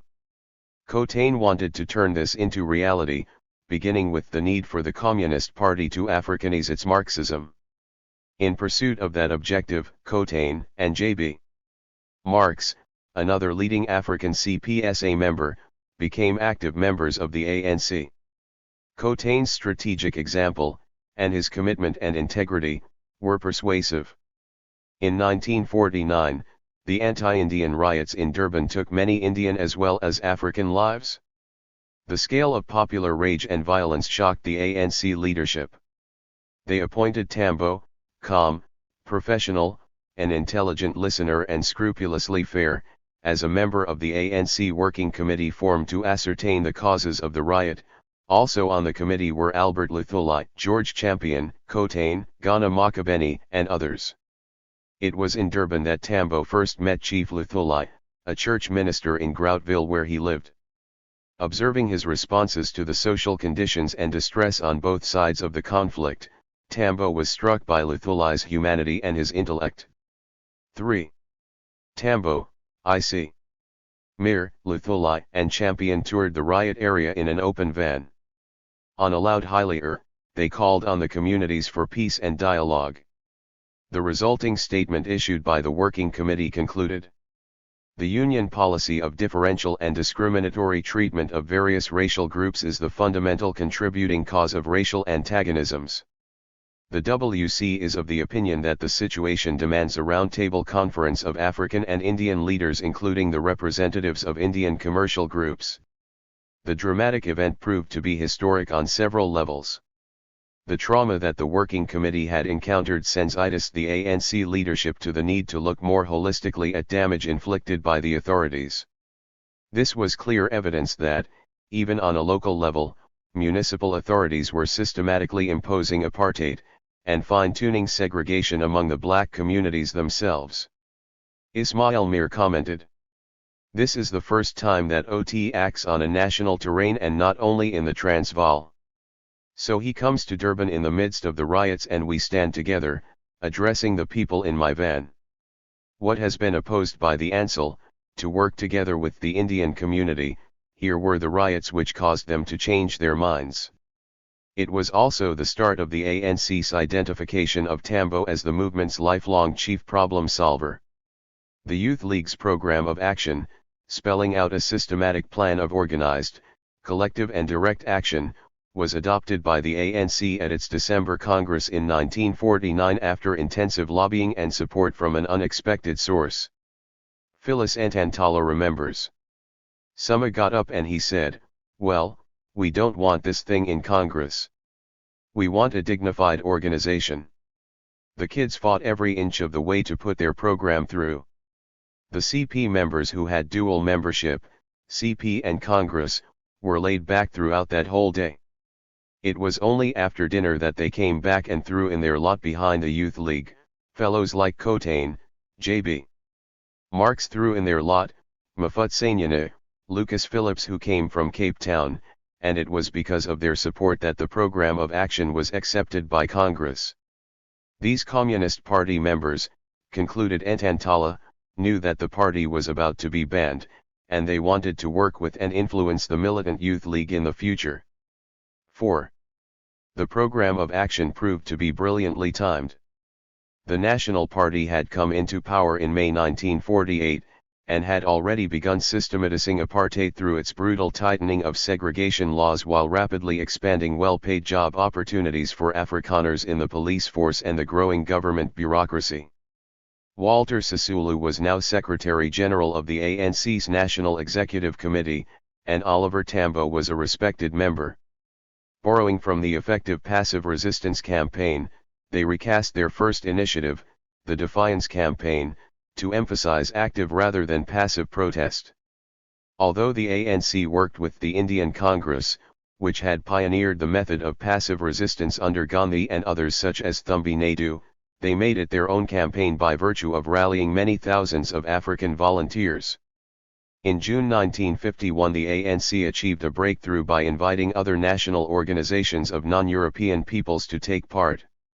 This initiative was strongly influenced by the experience in Durban of the ANC's Working Committee, which had alerted them to the racial divide and rule policies of the colonial and apartheid governments. The ANC's new office bearers now found themselves working with communists. This experience was to pave the way for a pragmatic alliance with communists within the ANC and in related organizations of non-Africans. The 1952 Defiance campaign proved to be extremely popular. It was presented as an inspiring opportunity for the oppressed to gain power by demonstrating their collective agency through disobeying 6 unjust laws symbolically selected to introduce a culture of pride and self-respect for being jailed in the cause of freedom. Mandela was volunteer-in-chief. Tambo, who also had to keep the law practice functioning, was among the leading mobilizers, conceptualizing the strategy of creating a united resistance through common and collective action. He was a good negotiator, and skillfully maintained coherence in the ANC during the 1950s. An additional development during the Defiance campaign was the noticeable contingent of non-Africans who participated. Members of the newly formed South African Indian Congress responded with particular enthusiasm. The 1946 passive resistance campaign was still vivid in their memories. Men and women were eager to relieve it and to demonstrate to a much bigger populace the power of disciplined collective action. In late 1952, dozens of whites, including members of the Liberal Party and former members of the CPSA who were clamoring to participate, were also given the go-ahead. Nearly 9,000 defiers were sentenced to prison. Their defiance was to enter black locations or segregated public buildings without permission. For many of the founders of the Youth League, participation in the campaign proved to be a turning point in their attitude towards white comrades and diffused their suspicion of communists. During the following year, with Chief Luthuli now the newly elected president, the ANC began to formalize the groups who had demonstrated their commitment in opposing apartheid. The thinking was to draw in unaffiliated whites tactically in order to strengthen focused action. However, as Sisulu had emphasized earlier, the ANC should lead, as the representative of the African people. The ANC had invited all white Democrats interested in influencing other whites to join them in actively challenging apartheid. During the Defiance campaign, a number of whites had tried to join the ANC directly. President Luthuli had turned them down. Being a national movement, we really couldn't deal with individuals, explained Luthuli as a witness in the treason trial 5 years later. Some Africanist members had also criticized the high-profile exposure of non-Africans in the press. It seemed to confirm the suspicion that whites, in particular, consciously or otherwise, wanted to dominate Africans, revealing their intrinsic assumption of white supremacy. The increasing number of those anti-white and even anti-Indian voices worried the leadership. Lucas Phillips, chairperson of the Western Cape ANC, supported the inclusion of white members, commenting that it was necessary to dispel the idea among Africans that all whites are oppressors. In November 1953 the Johannesburg Congress of Democrats was formed on the initiative of the ANC. Bram Fisher, highly respected Queen's Counsel and former Transvaal chairperson of the now banned CPSA, was elected to chair the new national body. In October 1953, Oliver Tambo chaired a meeting for whites held in Dara Hall adjoining St. Mary's Church in Johannesburg. This was the first white meeting to be addressed by Congress leaders. The meeting attracted white liberals, but they were wary of the number of well-known communists attending.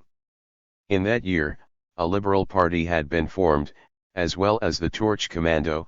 The latter consisted of militant former Second World War soldiers and the more left-wing ex-combatants of the Springbok Legion.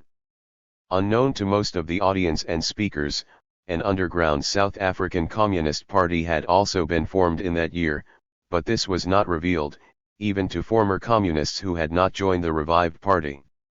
Speakers at Dara Hall included Yusuf Kashalia representing the SAIC, the ANC Secretary General, Walter Sisulu, and Tambo himself. Rusty Bernstein recalled Tambo's impact. Tambo's address was delivered with great eloquence and charm. The Congress opposed all racism, including black racism against whites. But they could not fight it alone. The time had come for those who sincerely shared the Congress' aim of ending apartheid to take up their share of the burden. Tambo dealt deftly with difficult questions raised from the floor. Trade unionist Dantlum recalled the occasion clearly. Congress, called upon to form an organization which would work for Congress principles for freedom and equality among their own people. One section present at the meeting asked whether Congress insisted on a policy of full equality or whether it would be satisfied with, for example, a qualified franchise. They were told by Mr. Tambo on behalf of the ANC, that nothing less than full equality would be acceptable, and thereafter they went their own way. This was neither the first nor the last time that the diplomatic Tambo displayed an unanticipated hard-hitting coup de grace that decisively silenced opponents. But it was not only the cautious liberals who were dismayed. The ANC was steadily widening its concept of the nation, and the invitation to whites was a significant step in the process. In the meantime, there were bitter campaigns against further onslaught by the apartheid regime. There were passionate protests against the removal of the black community from Johannesburg's Sophiatown and its destruction, and brave resistance to what Tambo described as the most devastating of the apartheid laws, the Bantu Education Act, as well as the start of the Women's Federation campaign against the introduction of passes for women. Multiracial support and even international exposure was given in all of these campaigns. On June 26, 1955, the Congress Alliance was launched at the Congress of the People at Kliptown, the day that the Freedom Charter was presented to the people who had participated in its formulation. The charter was regarded by many as a generous, inclusive national embrace in the face of a barbaric, inhuman regime, and they were moved by its lofty message of Ubuntu. 5. Certainly, Tambo, Mandela and Sisulu, who served on the Working Committee of the Congress of the People, sanctioned the multiracial structure of the Congress Alliance as agreed by the NEC. 4 of the affiliates of the Congress Alliance were racially defined: the African National Congress, the South African Indian Congress, the Colored People's Congress and the tiny white Congress of Democrats. It was a sharp, historic move away from the Africanism of the early years of the Youth League, but a trajectory that can be steadily traced in the thinking of Sisulu, Mandela, and Tambo. The Africanist tendency within the ANC was outraged by the provocative introduction to the Freedom Charter: South Africa belongs to all who live in it, black and white. The colonizers had seized the land by conquest and theft and violently continued to exploit and oppress the indigenous people, they argued. Indeed, the difference raised the fundamental national question. Whereas the ANC prided itself on the broad humanism of the Freedom Charter, to the ordinary African in the street, this was a mere abstraction, argued Ph. Malotzi in The Africanist. The Africanists insisted that the absurd opening statement of the Freedom Charter could only have come about with the influence of non-Africans participating in its composition. Gerhardt summed up the Africanists' critique of the Freedom Charter's essential error. The correct nationalist definition of the South African struggle as one of the dispossessed versus the dispossessors, whereas the Freedom Charter defined the conflict as one of the people against a system. The Freedom Charter's abstract concept, no doubt influenced by the Marxist theory of class, obfuscated the truth, which was simply that the African people have been robbed by the European people. The Africanists were also developing Lembede's theory of pre-colonial indigenous culture and values. One of its proponents, Victor Sifora, a close school friend of Tambo's, had joined the breakaway Pan-Africanist Congress. Though committed to the Anglican Church since his school days, Sifora simultaneously traced African identity back to a time when people enjoyed confidence and self-reliance.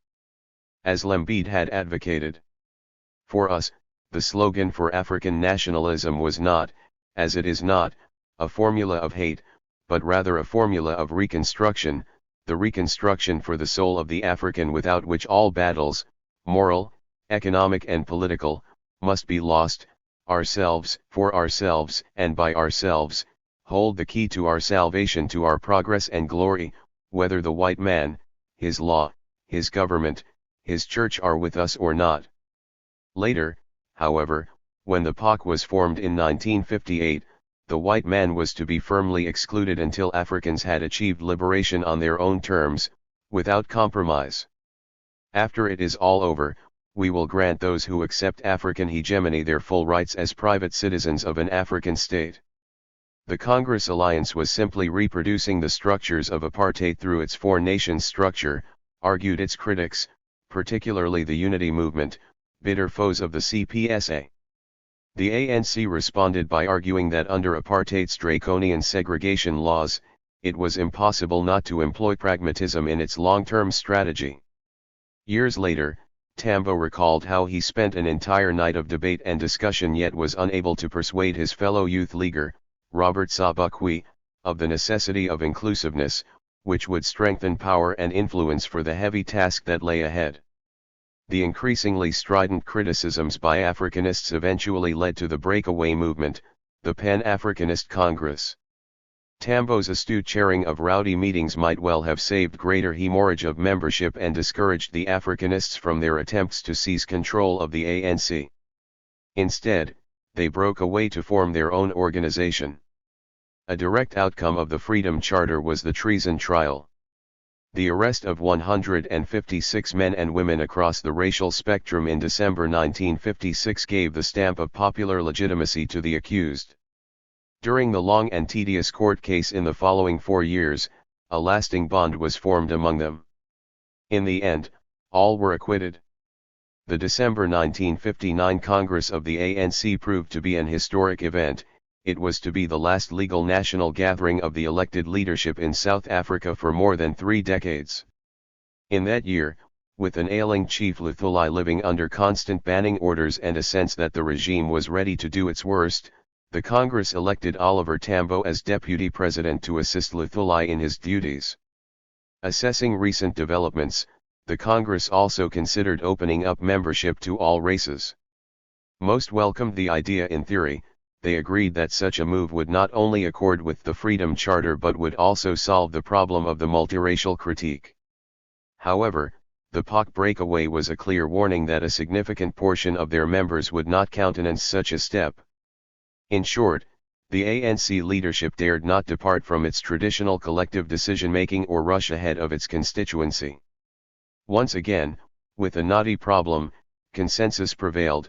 It meant carefully listening to grassroots members, reassuring them that their opinions carried weight. Consensus accompanied tactical compromise, patience, and strategic pragmatism. Within 3 months, the massacre of Sharpeville changed the political landscape for South Africa and the liberation movements. The latter were immediately banned, and the leadership went underground or into exile. The narrative is well known. While Mandela led the underground movement, Oliver Tambo was chosen as diplomatic head of the ANC's external mission to alert the world to the evil of apartheid and to mobilize against it. In his first visit to the newly independent state of Ghana, Tambo met the president and visionary Africanist, Kwame Nkrumah. Tambo agreed that under the circumstances, the banning of the liberation movements, and with leading figures of the POC already having introduced themselves to independent African countries, it was imperative to work together against the apartheid regime. This was the first of many examples where, with most of the leadership underground or in jail, Tambo would need to make a principled decision for which he had not been given a specific mandate. The two organizations in exile formed a united front together with the Southwest Africa National Union and the SAIC, ironically a non-African organization whose president, Yusuf Dadoo, was also a member of the underground SACP. By all accounts, Tambo's sensitive handling of the way forward encouraged constructive cooperation. 6. With no official leader, the United Front made a good start. A high-profile protest campaign allied to the UK's Labour Party was successful in attracting attention. Its legitimacy as a new, united opposition to the South African regime made possible dramatic appeals to the United Nations in New York. The United Front argued successfully for the exclusion of apartheid South Africa from the UN and the Commonwealth. But in Africa differences were manifested. Although the ANC had the advantage of a proven historical record of struggle, in the dawn of independent Africa the POC tended to be regarded as the movement of the future. The ANC's multiracialism and the compromising opening statement of the Freedom Charter were seen as pandering to oppressors. Tambo was scrupulously respectful of the PAC's identity. However, when Mandela arrived in 1962 to pursue the new ANC policy of armed struggle, he brought a message from the internal leadership: the United Front must be abandoned. The formation of Umkhonto we Sizwe demanded new imperatives, and one of its first conditions was its non-racial composition. Tambo relocated to Tanzania and set about securing material and moral support for MK. The national question was to be a perennial issue for the ANC on the African continent for the following 3 decades. 7. Tambo had to exercise patient diplomacy with the ANC's multiple audiences. People must understand you have to be many things to many people, he once told Tammy Mite-Lambiso, the ANC representative in New York. Having to manage international relations, the army, and the underground, as well as keeping in touch with the leaders in prison and underground back home, called for holistic thinking. Tambo's strategic approach was to use an indigenous metaphor to take small, incremental steps, ensuring on the way that he had everyone's support. This was cited by several of his comrades and was to become legendary.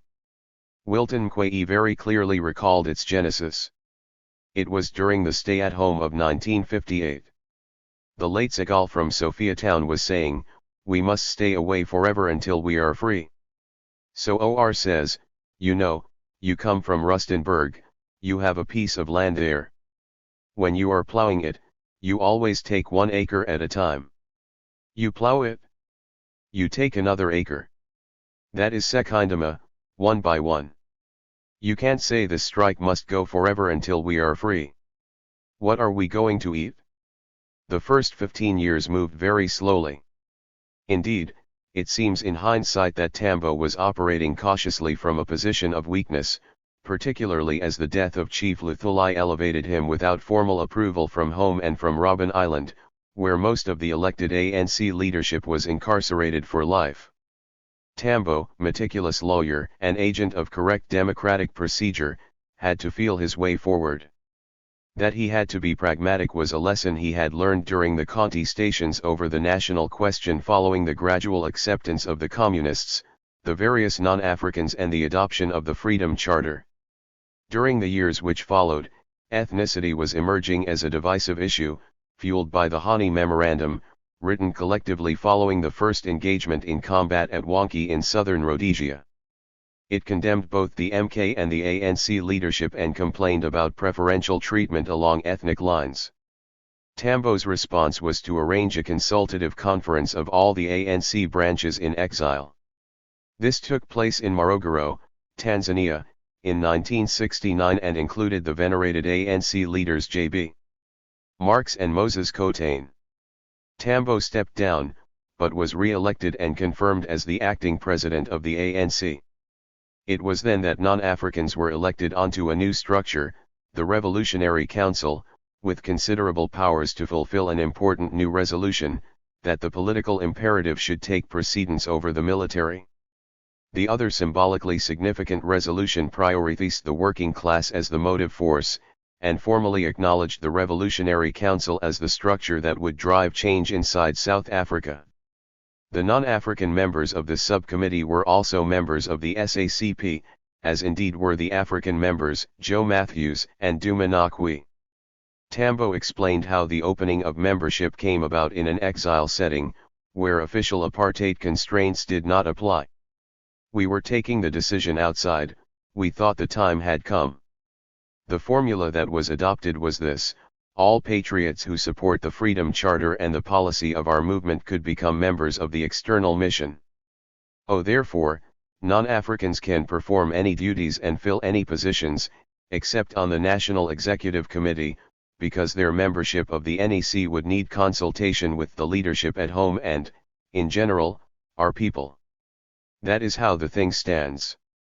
The Morogoro Conference seemed to resolve some of the issues raised by the Hani Memorandum. However, another group emerged to express their dissatisfaction that the exile movement had unconstitutionally changed its foundational definition of African in the ANC.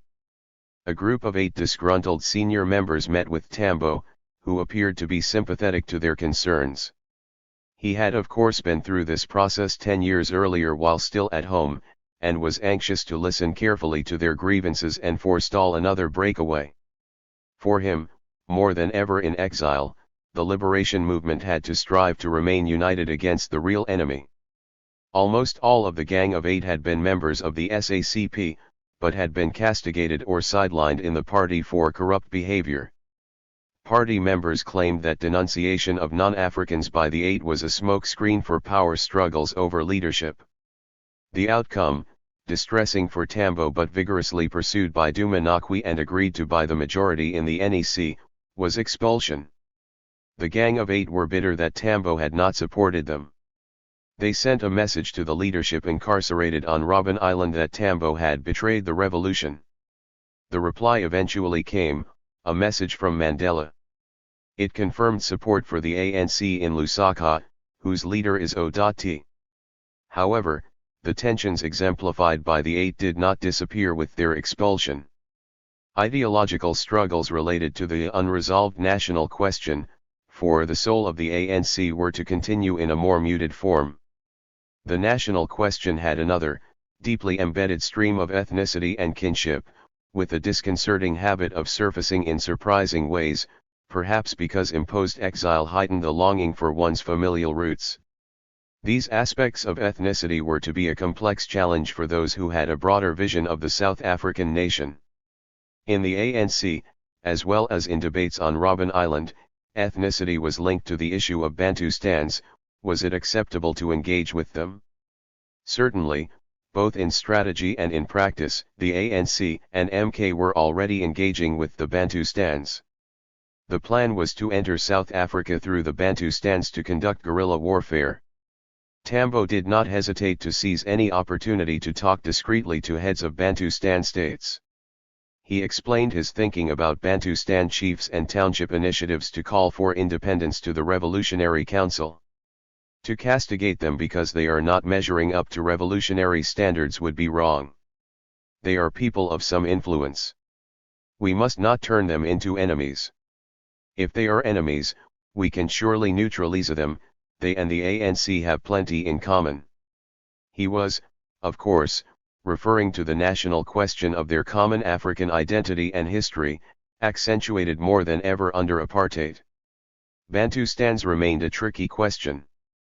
However, following a visit by an ANC delegation to Vietnam in 1978, Tambo was encouraged by the accomplishment of the National United Front in that country.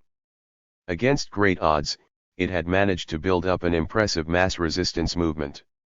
Tambo was also heartened by the example set by Thumbuland's King Sabata Dalandibo, who opposed independence for the Transkei homeland. Tambo praised him for effectively high the banner of genuine national liberation in one of the Bantustans, an outstanding leader of our people. As tensions escalated at home, Tambo consistently urged people to define who is the enemy, who the ally, actual and potential. This policy should be enunciated on every possible occasion. Ethnic consciousness was not only evident in the camps, where a majority of cadres had been recruited regionally in rural areas, but also among more urbane ANC members. To many in the ANC, including non-Zulu speakers, Chief Buthelezi had brilliantly demonstrated his skill in ambiguity. He was able to outsmart the apartheid system by refusing to allow Zululand to become a formal independent homeland, and had succeeded in obliging the South African government to revise its legislation. In 1972, KwaZulu was designated a territorial authority, with Buthelezi as its chief minister. Tambo's discreet meetings with Buthelezi on rare occasions in the preceding years seemed to confirm for the ANC leadership that Buthelezi, former member of the Youth League and an admirer of Chief Luthuli, was their man in Zululand. In that same year, Buthelezi was granted a passport and duly arrived in London. The tricky issue of the Zulu Bantustan of a special type was tested in 1979 between two masters of strategy, Buthelezi and Tambo, in their secret meeting in London. This complex attempt at rapprochement came to naught, and indeed was to trigger hostilities that were later to bring South Africa to the brink of civil war. A decade later, open warfare broke out between urban and migrant workers in townships and hostels, and spilled over into political rivalry between Buthelezis Inkatha, black consciousness activists and the ANC underground. In the meantime, the explosive events initiated by school students in Soweto in 1976 resounded throughout the world and had a dramatic impact on the ANC in exile. Within months, events began to escalate. Thousands of fleeing students arrived at the offices of the POC, MK, and the ANC, clamoring to take up arms against the apartheid regime, or to call for liberated education. At home, Umkhonto we Size we had developed a reputation based on the narratives of prisoners from Robben Island. As prisoners were beginning to be released after long sentences, organized support for the struggle was growing in the face of structural contradictions in the system. The apartheid regime responded with a mixture of reform and repression. Every frontline state was bombed or invaded by the South African Defence Force, suffering civilian loss as well as ANC and POC casualties. Dozens of cotters were assassinated. MK camps were also directly attacked, and a conviction grew that heavy infiltration had occurred. Extreme anxiety gripped the intelligence unit and a clamor was raised, sometimes violently, by cotters demanding to return home to fight for freedom. A detention camp was set up, where severe torture took place to extract confessions. When he began to apprehend the gravity of the problem, Tambo took careful steps in order not to split the movement asunder. He put into place the protection of human rights. First, while directing the Stewart Commission to report on the dissatisfaction of cotters in the camps, he also ensured in 1982 that the ANC signed the Geneva Convention. The move served to protect captured MK cotters as well as suspected informers apprehended in the MK camps and in ANC structures. This was followed by Tambo's initiation of an ANC Bill of Rights. Concerned by emerging evidence of continuing abuses of dissidents in the MK detention camps, Tambo guided the ANC's legal experts to provide protection for individuals and minorities. This, commented the veteran Albie Sachs, legitimized human rights as an instrument that would protect everyone and would protect South Africans in future from abuse. To ensure the ANC's ownership of its commitment to human rights, Tambo initiated a long overdue consultative conference in Kabwe, finally held on June 16, 1985. There, the national question was again foregrounded in all its dimensions of race, ethnicity, and class. The turn to armed struggle had demanded a systematic reinvention of the public image of the movement, which had been incorporated into its MK structures. However, as we have seen, the ANC was not able to extend membership fully at the consultative conference in 1969. The issue was resurrected formally in 1985 with the third full consultative ANC conference to take place in exile, the largest, most diverse, and most representative of the exile movement. A number of difficult and pressing issues were on the agenda, with prepared responses from branches around the world, one of which was the outstanding issue of a racially open membership. Surprisingly, opposition to the motion came from seasoned members of the SACP, based on the sense that not everyone was ready to entertain such a move. In the end, the conference opened all membership, regardless of race and at every level of the organization. The ANC was now formally a non-racial organization, 25 years after the leadership first raised the possibility.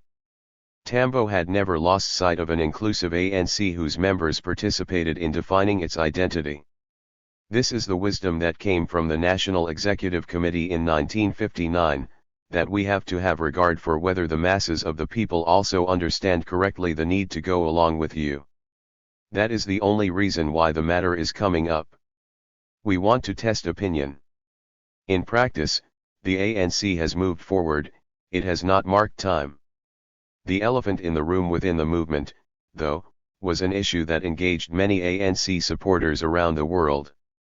How much influence did the SACP wield over the national organization? This question was put to Tambo by the Friedrich Ebert Stiftung, the Social Democrat institution of West Germany. They had avoided supporting the ANC over that very question until, in 1986, the funding organization invited Tambo to visit Bonn. The ANC is not the Communist Party, Tambo pointed out first of all. The SACP had its own position and the ANC its own identity, he explained, the latter guided by the Freedom Charter, which, he observed, was closer to a social democrat view of society and economy. This was an argument he had made 2 decades earlier to the Scandinavians, who had wholeheartedly put their trust in the ANC leadership. The debate, therefore, was an old one. As the Cold War in Africa intensified, however, emerging African states were fought over by Western capitalism and Soviet and Chinese communism. The situation required immense skill and leadership from the ANC, whose armed struggle and equipment were funded by the Eastern Bloc. Tambo's steadfast emphasis on a united liberation movement was also demonstrated by his willingness to explore the tenets of the Marxist workers' tendency, a small group of ANC members, left-wing interpreters of black consciousness and critics of the Soviet Union and the SACP. In 1973, the scholar Martin Legasic accompanied Tambo and Maza C. Kunin on a fundraising trip to Scandinavia. During this period Tambo read Legasic's paper, in which he argued that fusion of cultural, political, and economic nationalism into a revolutionary program is still the revolutionary form, for South Africa's form of capitalism based on racism, a wrong conflation, Legasic observed later, of national and class struggle into revolutionary nationalism. Tambo was fascinated, and wrote to Legasic asking for more of his work. As it happens, the matter of race and class in South Africa is very much with us at the moment. 8. A decade later, the MWT's provocative approach angered the NEC. 9. Tambo opposed their expulsion, which nevertheless occurred in 1985. On principle, he was anxious to avoid a second damaging split in the ANC, although the MWT was less influential than the Gang of Eight had been in 1975. Tambo was outvoted on this issue. Tambo's invitation to the South African business community shortly after the Kabwe conference is another indication of his inclusive approach. To left-wing critics, dialogue with big business was going too far. He replied that they were South Africans, too, and that it was pointless talking only to the converted. One of the representatives of that group was the tycoon Tony Bloom, who was deeply impressed by Tambo's response to his somewhat anxious query on whether the ANC would nationalise businesses. "Oh, that depends," responded Tambo, "on what the people decide during elections." 10. Ellis's portrayal of Tambo as weak and Breidenbach as labeling him as a useful idiot for the communists betray a rudimentary lack of understanding of the collective nature of the ANC, in a different way from the collectivism of the less flexible Comintern, and the more profoundly interactive, ongoing nature of consensus decision-making. Like Luthuli, Tambo's sophisticated and subtle process of drawing in diverse opponents who shared the common objective of defeating apartheid was more nuanced, strategic and process-driven by humanism rather than by dogma. Tambo's steadily widening concept of the nation reveals how, in the process, his pragmatism and nuanced style of consensus decision-making, even in the face of the SACP's powerful democratic centralism, prepared the way. Tambo's use of indigenous skills in the pursuit of an all-embracing democracy has not been sufficiently acknowledged by historians, and in contemporary South African politics, where rural tradition still sits uneasily side by side with other forms of decision-making and modern democracy. The tensions that underlay Tambo's commitment to an holistic and inclusive nationalism remained, and were to re-emerge from time to time in post-apartheid South Africa. But the legacy of Oliver Tambo continues to be evoked, by drawing on the skills of his homestead culture, tried and tested over the centuries. He demonstrated that a cooperative, inclusive culture resulted in strengthening the social relations of the community and, by sharing resources, keeping it together. Tambo is widely credited with the remarkable and perhaps unique feat among exiled liberation movements, of holding the ANC together during its 30 years in exile. He can be best understood when one takes into account that unity was his bottom line, an essential component in the push for liberation. Tambo used the inherited social skills of careful listening, which reinforced collective consciousness through inclusiveness and consensus decision-making. By embedding indigeneity, a neglected and underexplored aspect of the national question, into his syncretic style, Tambo was able, subtly and incrementally, to expand his notion of the nation and to prepare a post-apartheid South Africa for the task of inclusive nation building for democracy. Chapter 4. The Unity Movement and the National Question. Basil Brown, Malat Pumlilgios, Hamilton Peterson, Charles Thomas, and Alan Zinn. Introduction. Capital accumulation in South Africa started off as a process of accumulation by dispossession. War, violence, predation, thievery, criminality, fraud, these were the means by which the indigenous people were dispossessed of their communal lands, and by which the basis to wealth in this country passed into the hands of the capitalists. South Africa was incorporated into the world economy as an enclave, as a colonial economy established by imperialist class interests primarily for the exploitation of its raw material resources. Our economy was typically characterized by a capital-intensive sector coexisting with a capital-starved traditional economy.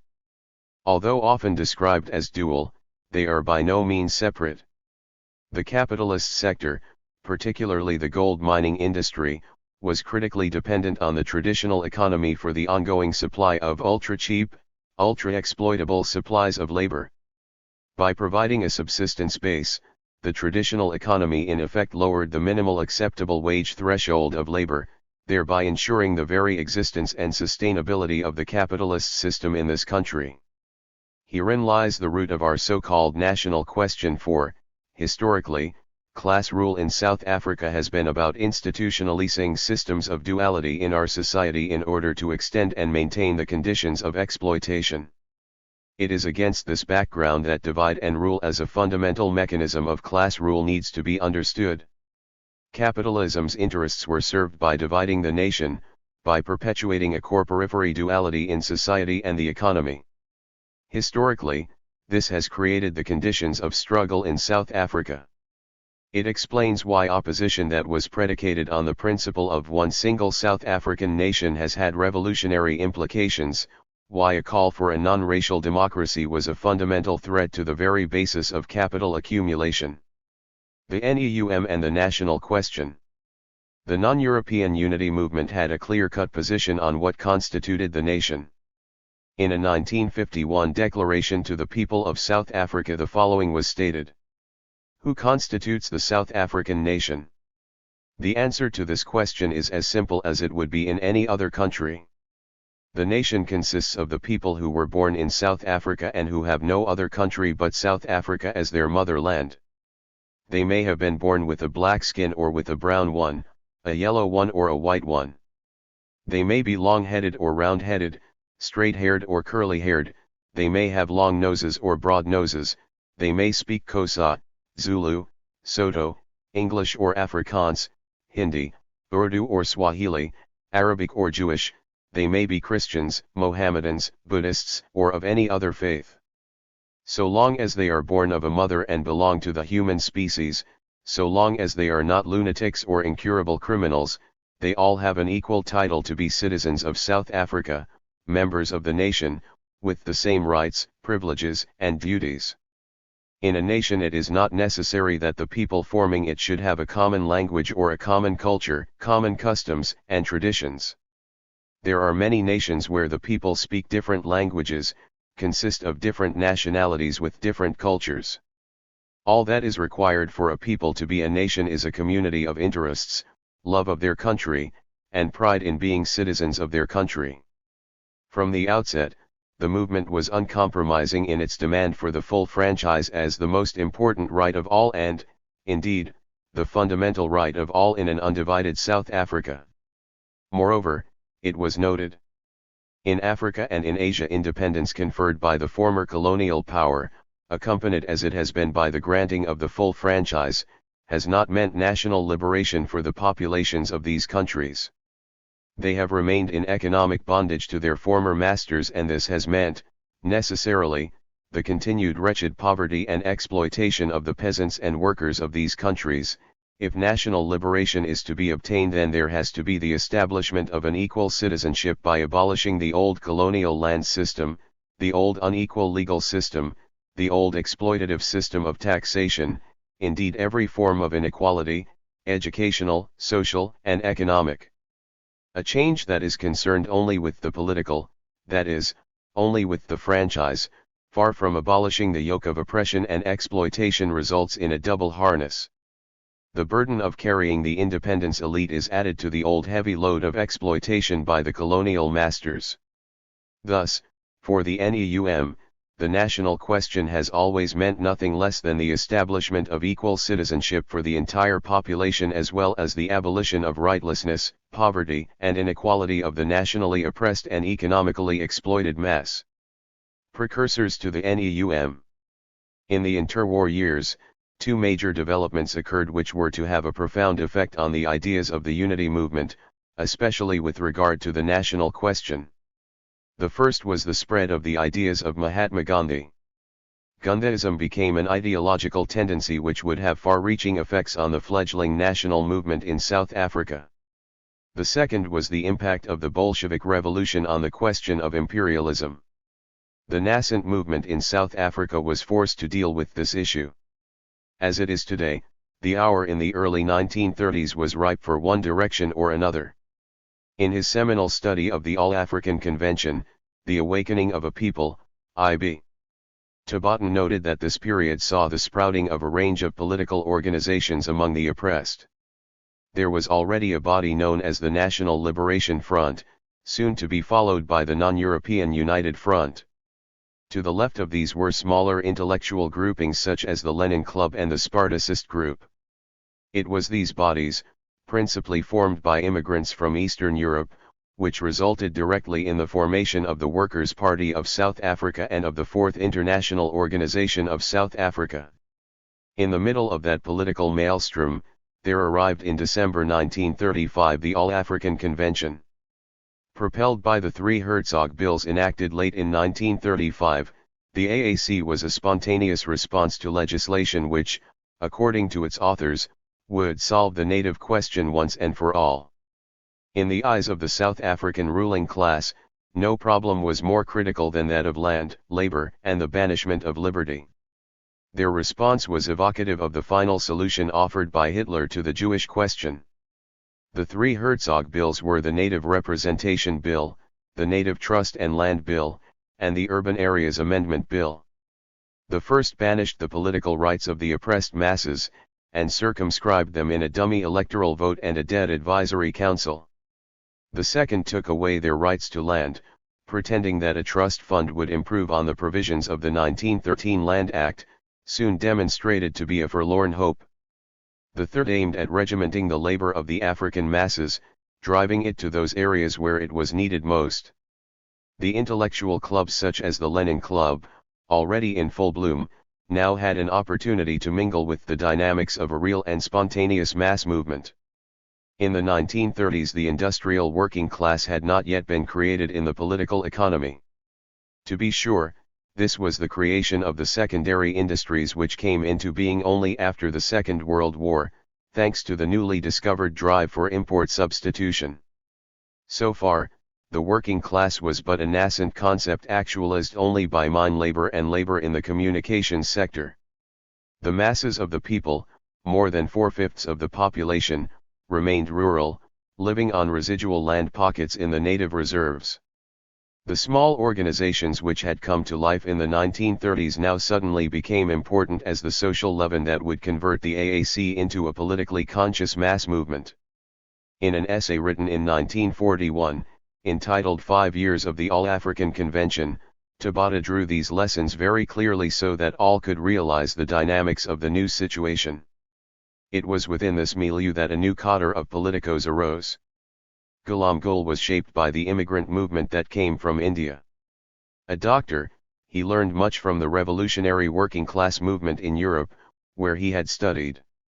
He became the preeminent man of ideas who provided a direction to the new forces. Tabata himself was a young student from the Eastern Cape who had come to Cape Town in search of employment, and soon became enmeshed in the intellectual ferment as a trade unionist. Ben Kies, a younger man sprung from the traditional teacher association of the time, became one of the young Turks who would transform the Teachers' League of South Africa into an organ of liberation. S.A. Jaya, also an ex-student from the Eastern Cape, was the typical young man come to Cape Town in search of employment. This is the group of young revolutionaries who were joined by Dara Taylor, A.C. Jordan, Ali Fadar, and Hosea Jaffe. Later still, in the early 1940s, others came in from Natal, the Witwatersrand and the hinterland of the Eastern Cape. The broader dynamic was that smaller intellectual clubs in the Western Cape were multiplying in depth and in numbers through the arrival of the National Liberation Front, the Non-European United Front and the All-African Convention. A mass movement was in the offing. The roots of the national question. In 1937 a significant event occurred. The intellectual circles of the Western Cape formed an organization known as the New Era Fellowship. It was at NEF gatherings that the problems of theory and strategy for the immense political tasks at hand were subjected to the most scrupulous examination and debate. The same applied to the even more gnawing problems of program development. At that time there were four aspects of the national question. First was the question of racialism. How could the new nation be constituted when clearly its constituency, the people, saw themselves as distinctly divided and disparate groups? In particular, the oppressed saw themselves as Indians, coloreds and Africans, quite apart from the whites. How could anybody build a nation out of such mutually exclusive splinters? Above all, how could the oppressed be united for the purpose of overcoming their separation, building a united consciousness and overcoming their backwardness? It was clear that the central problem lay at the door of the racial idea, and concerted efforts were made to examine the problem of race with the immediate aim of unifying the oppressed as the first block in the building of one human entity, one human race. When the NEUM was formed in the early 1940s, studies on this question were pursued further. The second element of the national question which came up for examination in the NEF was that of tribalism. The tribal question was associated with the residual powers and authority of tribal chiefs. In the course of the resistance to conquest, both chief and tribe had been central points of focus around which ruling class military strategy had been orchestrated. The idea of tribe was sometimes associated with that of nationality, and both had been principal focuses of social cohesion. For the imperial conquerors, it was critical to destroy the power of the chief and, with it, that of the tribe. In order to conserve the solidarity of the imperial taxpayer, however, colonial administrators soon devised the stratagem of indirect rule. This meant a plan to co-opt the chiefs and convert them into allies of the conqueror. Sometimes the artifice included the conversion of the tribes of such chiefs into friendly buffers to the colony in the manner of the divide and rule tactics so ably developed by Julius Caesar in Gaul. The point of the matter, however, was that the surviving tribe was a fiction, important only insofar as it gave its members a false consciousness about the real social essence of tribal identity in a society now controlled by a single capitalist economy. Indeed, in the Cape Colony such deception was successfully employed by the conquerors against the Mfeng refugee tribal entities. It was important, therefore, that the AAC should be employed politically to destroy such myths among the African people. In the modern struggle against the capitalist, fictitious tribal divisions had to be overcome so that the African people should unite into one coherent social whole. A united African people were but a step towards the building of a united non-European people. The third element of the national question rested on the land question. Historically, the land in South Africa had been occupied by and belonged to African societies, tribally organized and governed by chiefs. In the 1930s, the struggles over the land question were still fresh in the minds of the oppressed. The violence of conquest was only 20 years old. The 1913 Land Act, with its painful social dislocations, together with the fraud of the Native Trust and Land Bill, were a current reality. The resolution of the land question would therefore be a basic component of resolving tribal bickering over the land of our ancestors. All these cries were fast disappearing and becoming irrelevant in a land stock which was rapidly being gobbled up by capitalist farmers, big corporations, and new non-colonial immigrant populations. The new division of the land currently being applied by the ruling class was as grossly wicked and cruel as it was unjust to the majority of the citizens who desired to live by the land. The problem of land was thus an urgent matter of social reconstitution in the nation. Social criticism on this score was urgent and inescapable. The fourth element was the stark one of imperialism. How would the new nation be built in a world in which every aspect of life was controlled by the British imperial system? The issue was not irrelevant. The current conflict at that time was between British imperialism and an Afrikaner population that was demanding in manifold ways to become the junior partner of imperialism. The competing policy controversies between segregation and apartheid were part of the capitalist problematic that constituted the nature of imperialism in South Africa. In the resolution of all these issues, the debate between Gandhism and Marxism took center stage. For Gandhism, the strategy of satyagraha was only a component of a long-term policy leading to peaceful negotiations with colonialism and a rearrangement of economic activities between British companies and their colonial counterparts in which the capitalist system would be preserved under new management. For instance, in India, where Gandhist principles had had an opportunity to have a trial run, by 1948 the country's national bourgeoisie had already concluded company-to-company business arrangements with British firms, in advance of the political negotiations. The Indian leadership itself was clearly a servant of its own national bourgeoisie, and the granting of independence became a political formality in which the masses of the Indian working class and peasantry were completely betrayed. The Indian example was taken by Britain as the blueprint for the settlement of the colonial question throughout its empire. In South Africa, where Gandhi had a committed following among the natal merchant class, these ideas found easy access to the leadership of the ANC. In contrast, the Marxist critique implied a revolutionary overturn of the entire system of capitalism. The analysis in the NEF, following closely on the experience of the Bolshevik Revolution, understood the imperialist reality in South Africa to be an example of the expansionist tendency of capital at its highest stage of development. Control of the South African economy by British capital and large Western capitalist companies meant a denial of national economic rights to the mass of South Africans. The fledgling national movement in South Africa would have to proceed along one axis or another, between the Gandhist and Marxist approaches. It would be on those terms that the national question would be resolved. Indeed, the hour could no longer be postponed. A clarion call would have to be sounded, calling the nation to arms. Formation of the NEUM. As a united front with the AAC and anti-CAD. 1. As its principal constituents, the NEUM's emergence in 1943 was a seminal development in the history of struggle in South Africa. It was accompanied by a set of clearly formulated principles and demands which were encapsulated in the NEUM's Charter of Liberty, its 10-point program of non-negotiable minimum demands. The emergence of the NEUM signaled a break with the politics of reform and collaboration that had hitherto dominated the approach of the leadership of the oppressed. The NEUM was uncompromising in its commitment to a non-racial, democratic society, and sought to unite the organizations of the oppressed on this platform. The demand was for a full franchise rather than a qualified franchise, which was considered no franchise at all. Moreover, the purpose of granting dummy representation was, more than that of masking the absence of rights, it was more than the old slaveholder's injunction of giving the slave a bone to suck lest he, in his hunger, should demand meat. It had two further purposes.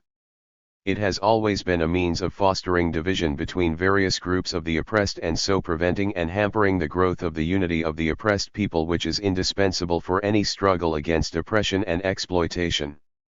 Dummy representation has thus always meant separate representation, and accepting dummy representation has meant accepting segregation not only between the citizens and non-citizens but also between the various sectors of the oppressed people. It has always been part of the strategy of divide and rule. and the third, and perhaps most fundamental, aim of the system of dummy representation is to secure an acceptance in practice of the inferior status of the non-citizens by getting the non-citizens themselves to work the system of dummy representation. While they accepted inferiority by accepting dummy representation, they were naturally unable to struggle for equality, for, clearly, no struggle for equality is possible while inequality is being accepted. You cannot simultaneously accept and reject inferiority. No people working the instruments of their own oppression can wage a struggle against that oppression. These were the cornerstones on which the NEUM attempted to unite the leadership of the organizations of the oppressed. It meant that organizations then participating in the dummy representational structures would have to forswear such participation. The ANC was neither willing to terminate its participation in the Native Representative Council or to elevate the unity of the oppressed as a whole above the unity of the African people. In the words of R.V. Silopthema, speaking for the ANC at a meeting with an AAC delegation, the unity of the African people of primary importance. Charity began at home. They, the Africans, wanted to unite in their economic and social life, and therefore they had to unite as a race. We had a purpose to fulfill as a united African race. Our aims might be opposed to those of other people, it did not matter. We should follow the law of self-preservation. We should love each other first before we loved other people. The South African Indian Congress had no appetite for principled unity or the demands of the 10-point program. Speaking on their behalf at the Second Unity Conference in 1943, Mr. A.I. K.G., dealing with the question of the franchise as contained in Point 1 of the 10-point program, stated that as the Indian Congress stands by the policy of compromise, they could not commit themselves on this point. He stated that in their negotiations with the Judicial Commission now sitting in Natal, they had accepted the principle of a communal vote based on educational and property qualifications, made it clear that the merchant class leadership had no interest in building a movement for liberation from economic exploitation and political domination. They wanted a loose unity that could be manipulated to improve their bargaining position in various negotiations with the ruling class. What mattered to them were their trading rights, and they would make any compromise to secure these. Thus they were quite prepared to sell out the franchise rights of all the oppressed, including the vast majority of the Indian people, in order to secure the trading rights of the few merchants.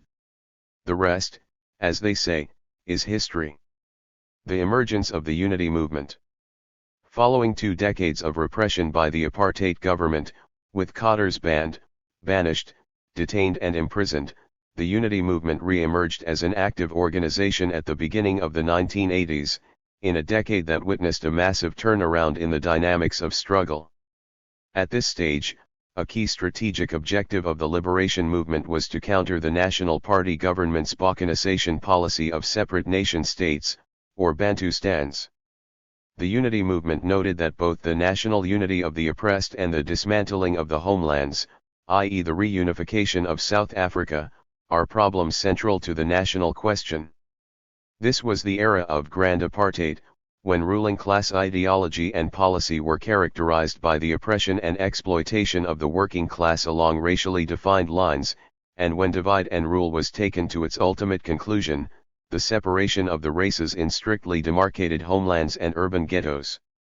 The vision of the ruling class for South Africa was, as Neville Alexander put it, the bogus claims of the National Party's theory and practice, which postulates the existence in South Africa of 8 Bantu nations, 1 white nation, 1 Indian and 1 colored nation to be. In 1984, a new constitution came into force in South Africa.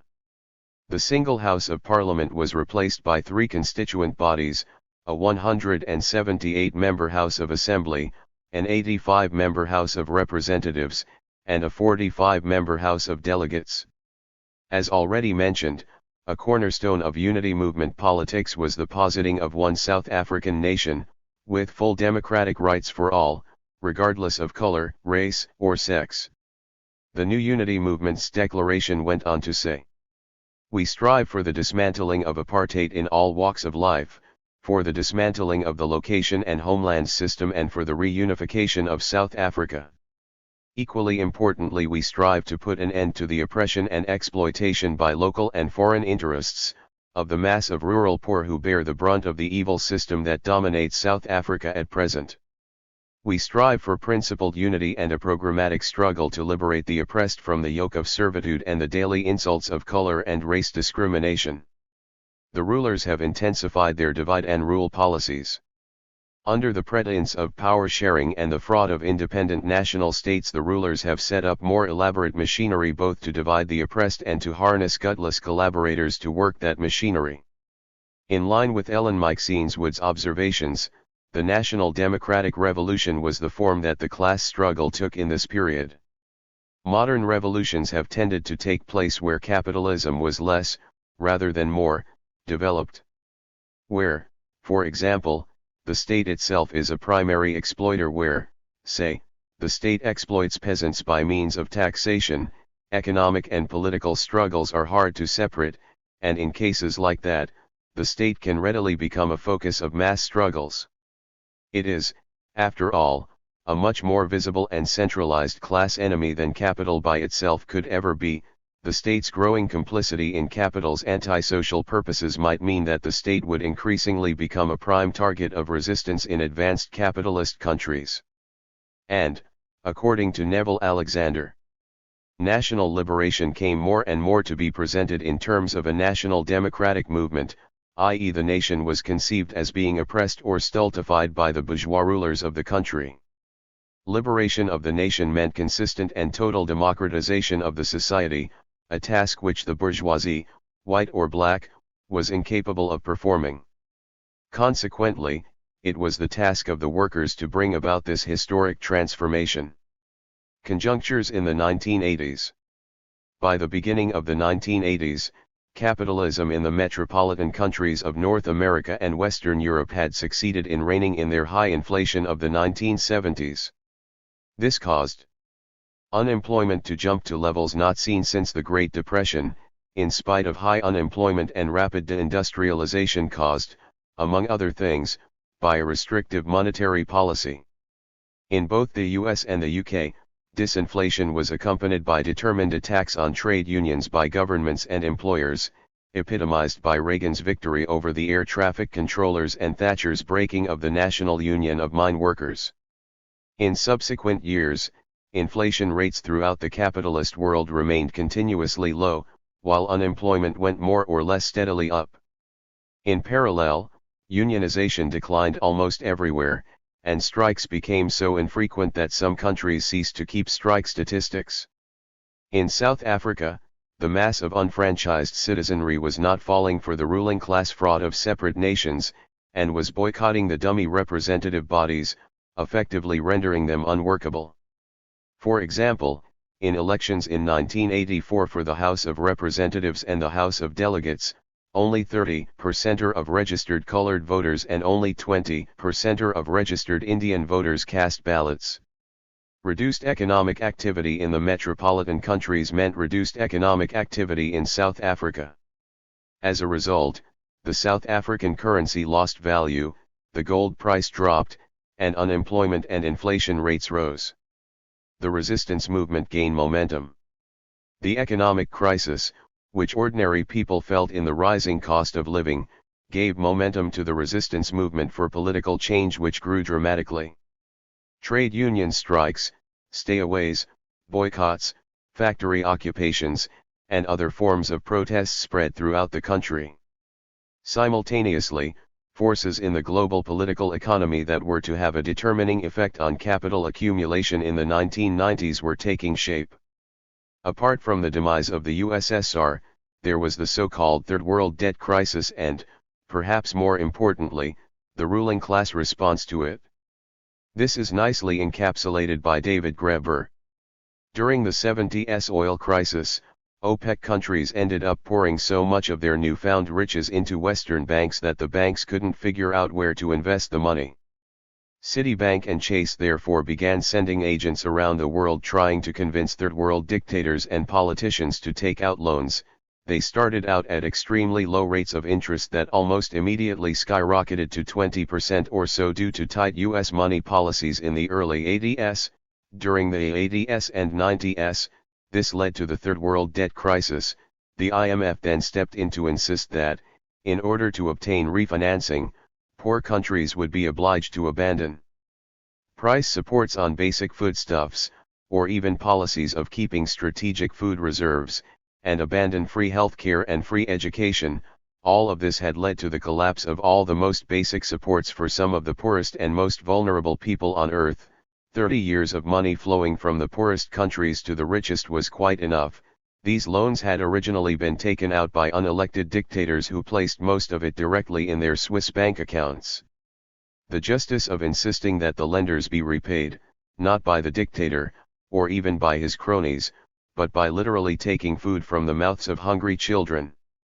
Or to think about how many of these poor countries had actually already paid back what they'd borrowed 3 or 4 times now, but that through the miracle of compound interest, it still hadn't made a significant dent in the principal.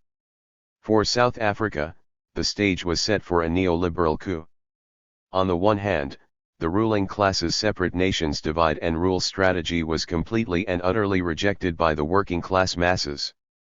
At the same time, international capital needed to secure a solution that would safeguard its interests in the country, in terms of which there would be a political settlement between the classes, such that the aspirations of all would be accommodated in a single parliament, yet without altering the economic interest of the ruling class. South Africa would commit to the emerging regime of liberal markets, in effect reducing any obstacles to free investment by foreign corporations. Most importantly, there would be total commitment to honoring the foreign debt. What the rulers needed was a partner to assist them in selling the hoax of one South African nation. Enter the ANC. In a hard-hitting article in 2003, Phyllis Ntantala had the following to say of the negotiated settlement. The agreement cobbled by the South African regime and the ANC at Kempton Park is one of the biggest frauds that was ever sold to a people. It was agreed to give the reins of power to the ANC on condition that the economic structure was left intact.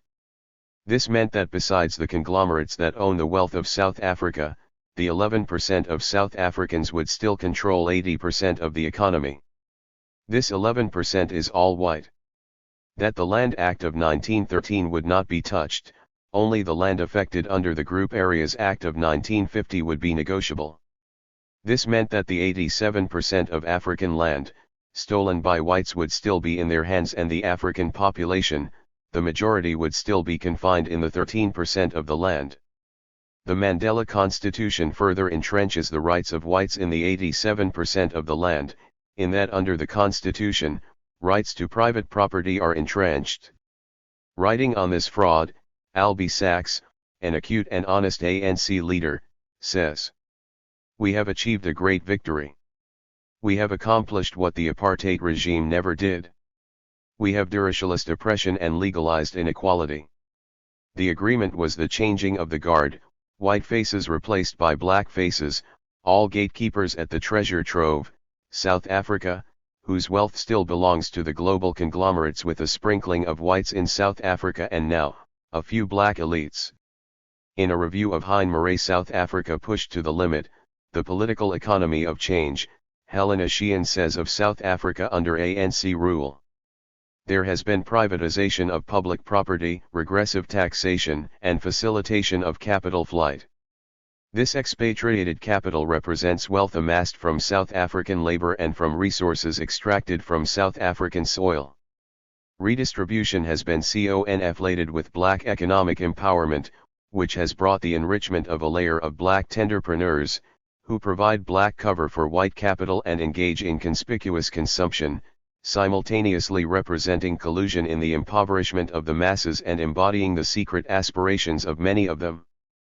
The national question after 1994. The 1996 Constitution of the new United and Democratic South Africa goes a long way in reversing the discriminatory provisions of the previous regime. On the face of it, the national question would seem to be resolved in provisions such as: South Africa belongs to all who live in it, united in diversity, from the preamble, and the citizenship clause which refers to a common South African citizenship. The Bill of Rights affirms the democratic values of human dignity, equality, and freedom and tasks the state with protecting them. However, there are several buts.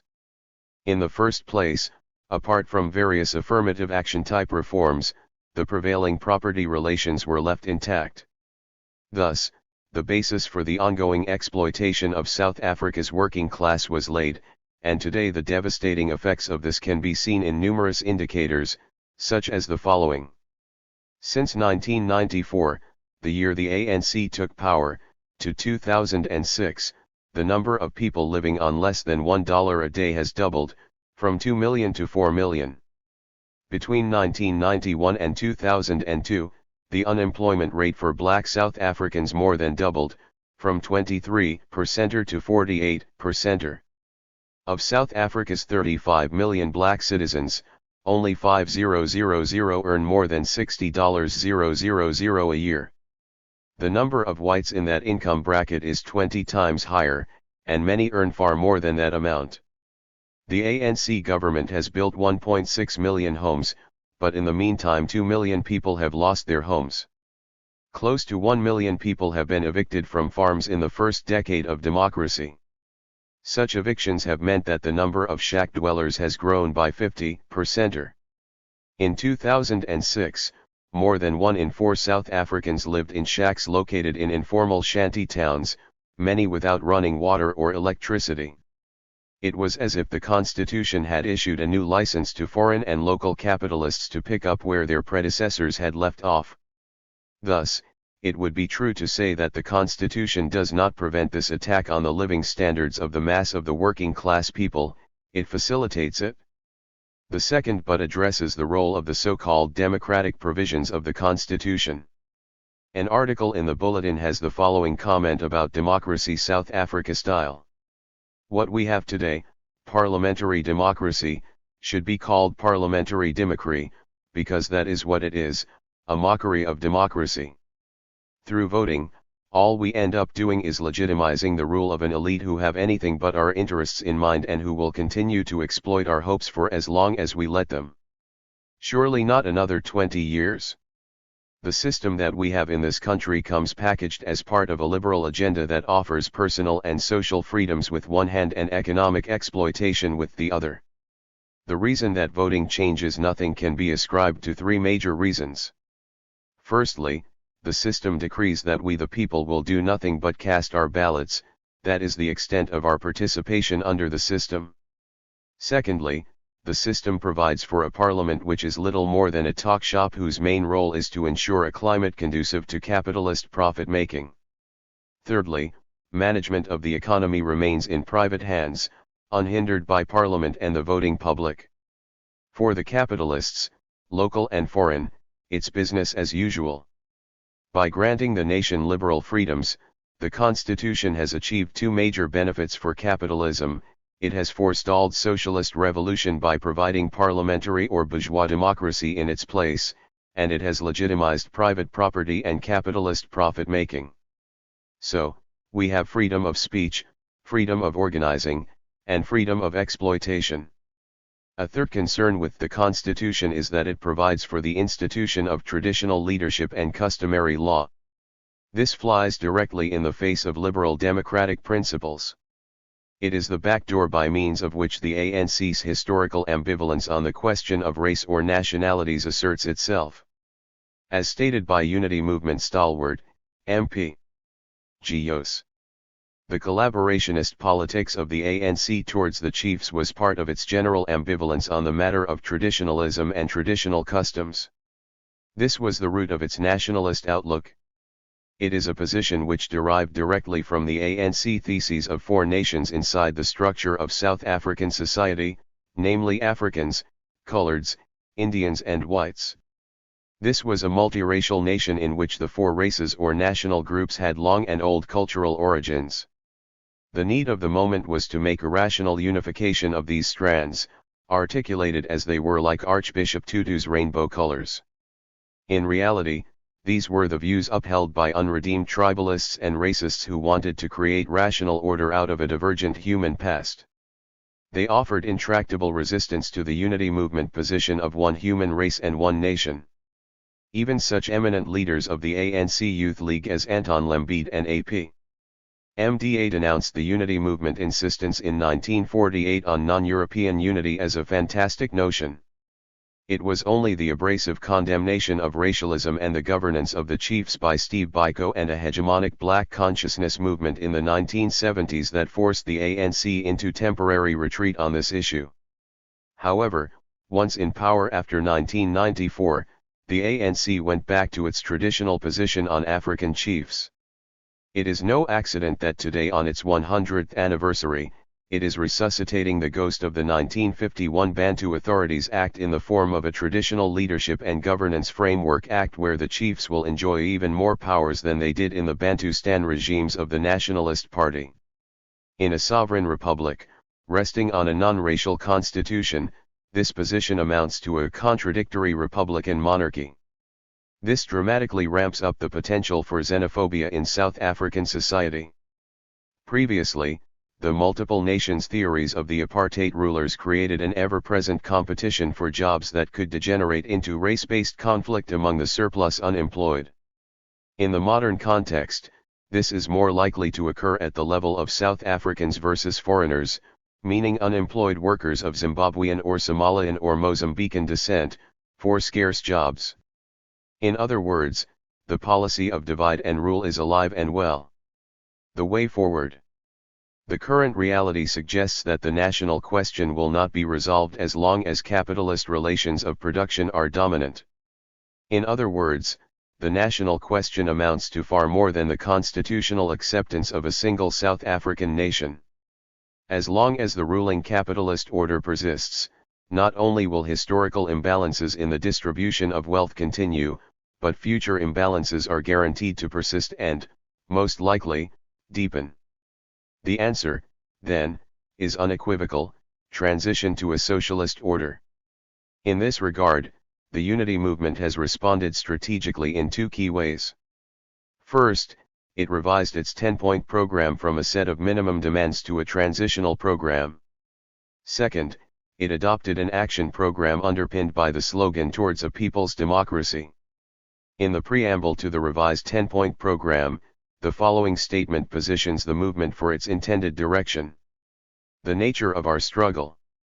In the era of capitalist parliamentary democracy following the abrogation of apartheid legislation in South Africa, our struggle continues to be both the national and class struggle of a people dominated by imperialism.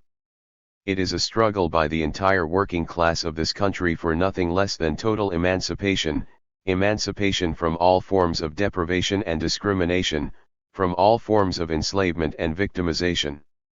It is an anti-capitalist and anti-imperialist struggle. It is a struggle for the socialist transformation of society. Our struggle is based on a transitional program, one that raises demands for the immediate transformation of society such that the disabilities of the working class are immediately addressed, as well as one that raises demands that will lead to the democratic transition of society to a post-capitalist order. The slogan "Towards a People's Democracy" is designed to guide political action in local communities across the length and breadth of the country as they build united, democratic people's structures with the view to self-empowerment. It is critical that such people's structures be independent and not susceptible to co-optation by reactionary forces.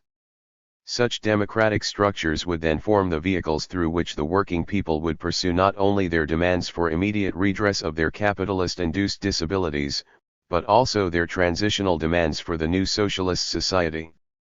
Critically, Towards a People's Democracy is posited as an alternative to bourgeois democracy and the current parliamentary system in South Africa. In a nutshell, the unity movement is saying that building a movement for direct democracy at grassroots level is a vital precursor to the working class entering parliament, where the purpose will be not to participate in it but to destroy it, and to replace it with a genuine socialist democracy. At the time of writing, dynamics within the organized working class movement are centered on the emergence of the Workers' and Socialist Party and United Front being built by the National Union of Metal Workers of South Africa.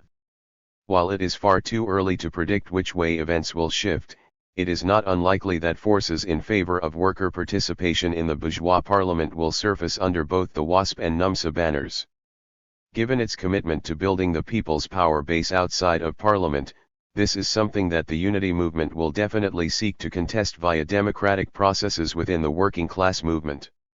In addition, it is not unlikely that the Freedom Charter will be put forward as a programmatic option for the United Front. This, too, will have to be contested, as the Freedom Charter is not a working class program, and cannot therefore be used as a signpost to socialism. Conclusion. The unity movement's trajectory of struggle will see it on the path sketched out by the Communist Manifesto. Capitalist globalization has ensured the primacy of class over nation. Thus, in the words of the manifesto, the working men have no country. Capitalism needs to be conquered country by country. The proletariat must first of all acquire political supremacy, must rise to the leading class of the nation, and must constitute itself the nation, though not in the bourgeois sense of the word. Chapter 5. The Africanist turn in South African national question discourses. Sifamandla Zondi. The basic factor which assures their regeneration resides in the awakened race consciousness. This gives them a clear perception of their elemental needs and of their undeveloped potential. It therefore must lead them to the attainment of that higher and advanced standard of life. We, however, move from the deeply held conviction that the people of Africa share a common destiny and must therefore, at all times, seek to address their challenges in a concerted manner, as a united force. Our contention is that South Africa is an integral part of the indivisible whole that is Africa. She cannot solve her problem in isolation from and with utter disregard of the rest of the continent. Introduction. In his address to the inaugural meeting of the Pan-Africanist Congress in 1959, founding President Robert Mangaliso Sobukwe posed what would be central questions for Africanists in South Africa, questions that link them to Africanists throughout the continent and beyond. He asked. In the course of the past 2 years we have seen man breaking asunder, with dramatic suddenness, the chains that have bound his mind, solving problems which for ages have been regarded as sacrilege even to attempt to solve. The question then arises, where does Africa fit into this picture and where, particularly, do we African nationalists, we Africanists in South Africa, fit in?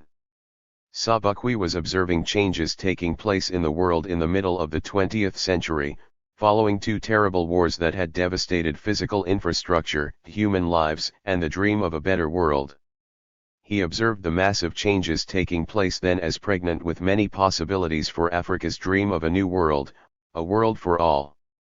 Pixley Ka Isaka Sem's 1906 essay also speaks of hope for the birth of a new civilization, one that would have Africa at the center. Thabo Mbeki writes in 1998, at the dawn of a new millennium, another time of great changes in the world, a period in which it seemed timely to pose the question whether the 21st century would indeed be an African century.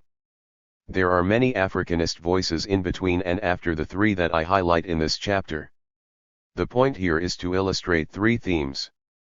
The first is how global changes in the past century have inspired a rekindling of the African dream for a new world with Africa at the center. The second is that the Africanist turn in the discourses on the national question was remarkable for its longevity, the consistency of its central message and the simplicity of its agenda. The third theme is that this Africanist turn included voices in both the African National Congress and the Pan-Africanist Congress precisely because, as Issa Shivji has convincingly argued, the African nationalism with which the ANC is associated is in fact Pan-Africanist and anti-imperialist in orientation. The questions that Sobukwe posed at the moment of change, what is Africa to do to respond to the challenges and opportunities globally? How does it solve national problems in a united and Pan-African way? Drew ANC and POC Africanists closer than they often realized. In this sense, I want to argue here that for Africanists in general the national question is in essence also supranational and global. It is tied to the dual history of how Africa was brought against its will into the periphery of the modern world. First was the tragedy of the transatlantic slave trade, when Africa lost millions of its people for the service of Western centers of the world. Second was the curse of Berlin, when it was cut into largely unviable nation-states for the service of the globalist Western economy. Hence, the national as it relates to the idea of nation-state is tied to the very invention of the nation-state in the form of colonies in service of global imperialism and colonialism. The notion of the national as a geopolitical imaginary around which power is organized today has its genesis in the very belly of modernity, for which the colonization of time and space was crucial. The national, in the modern sense, therefore, first appears outside Europe as colonies were invented to service European imperial interests, and this logic does not automatically fall away at independence. Independence amounted to handing over the colonial modern nation-state to African political formations or leadership structures without the transformation of their underlying logic and purpose. This chapter posits that it is difficult to see this point on the basis of discourses and analytical tools within the various pockets of modernity as a narrative, left or right wing. This is because both the left and right wings of Western discourses take the nation-state and the national economies for granted, and thus become largely ahistorical in their interpretation of the national question as it presents itself in Africa.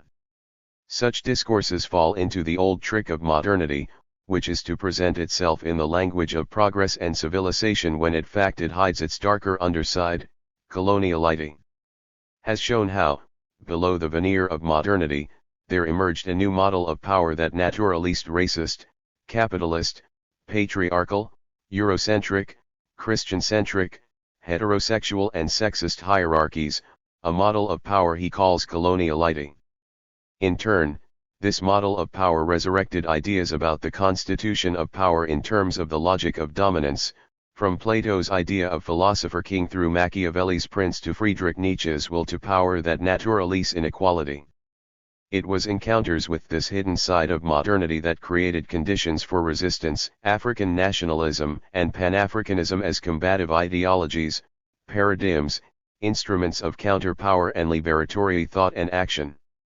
Therefore, the national question resides in Africanist paradigms about the very constitution of the problem that spread throughout the world, and not merely its manifestation in national territories. If imperialism takes the form of a colossal octopus with multiple tentacles in various parts of the world, simultaneously affecting its interests everywhere its tentacles can reach, then no manifestation of the problem at national level can be understood outside global designs of coloniality. Broadly, the Africanist narrative is one that is skeptical of the very idea of the national question being bounded by national borders but, instead, sees it as global because it emanates from the global designs that have produced the malaise witnessed at continental and national levels.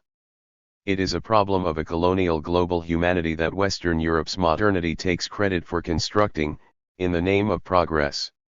The haunting question relates to the persistence of coloniality and its manifestation as imperialism well beyond the end of colonial rule, giving rise to the idea of the total liberation of Africa and its nations through self-discovery, combative consciousness, psychic emancipation, epistemic disobedience and Pan-African unity and solidarity.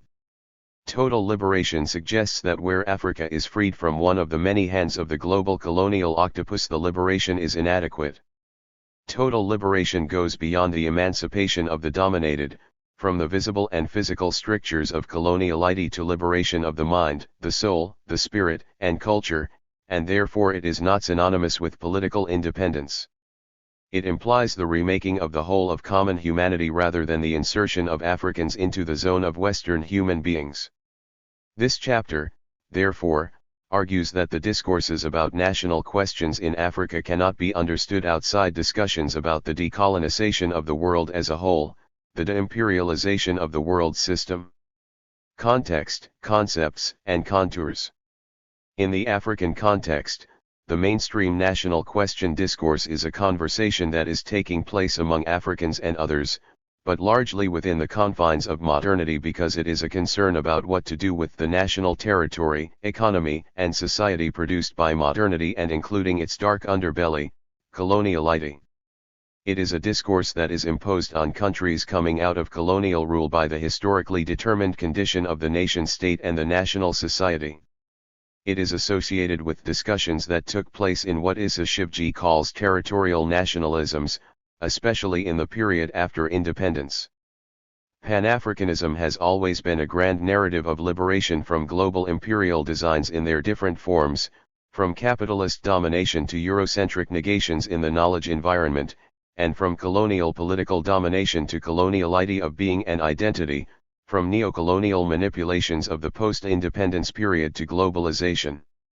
Inspired by humanist ideals of liberty, justice, and emancipation, Pan-Africanism had its roots in resistance to the very arrival of coloniality, although it was articulated as a philosophy, theory, and ideology at the dawn of the 20th century. Pan-Africanism emerges as a global movement for the transformation of the world the West made for its own glory into a world for all, through the efforts of Africans in the Western Hemispheric diaspora, especially in the Caribbean and the southern United States. The partition of Africa by Europeans at the Berlin Conference of 1884 sparked denunciation by African diaspora activists. This evolved into a movement to express solidarity with Mother Africa that produced the African Association, formed in 1897 by a group of activists led by the Trinidadian lawyer, Henry Sylvester Williams, who, 3 years later, would serve as the convener of the Pan-African Congress in London. Between 1900 and the 1930s this involved mainly Africans in the diaspora, although its influence is evident in the Pan-Africanist ideas of early activists, including in Semmes' 1906 essay. Only in the 1940s did this movement see prominent participation by continental Africans, but contact between some from the continent and Africans in the diaspora involved in the Pan-African movement helped to give expression to Pan-Africanism as a philosophy of liberation. Coloniality has produced this phenomenon of the African diaspora, a people forcibly removed from their land, separated from their kin and divorced from their cultures. It was a diaspora haunted by the pain of separation, in contrast to the diaspora of Europeans who had expanded by choice in search of opportunities for their own development. This worldwide model of power had introduced a deeply racist conception of humanity by codifying differences between the conquered and the conqueror, so that categories of inferior and superior were naturalized on the basis of phenotypic traits, making inequality, subordination, and exploitation permanent. The invention of racially based inferior-superior categories would also find meaning in the new form of control over labor and resources, the enslavement of Africans in support of the colonial economic enterprise that the Americas came to represent was thus crucial for global coloniality. It is because this happened under the veneer of modernity as a narrative of rights, progress, and salvation that Semmes posed the question, whither is fled the visionary gleam, where is it now, the glory and the dream? Modernity promised progress but produced regress, it promised the salvation of souls but delivered the enslavement of bodies and souls, it promised civilization but delivered barbarism.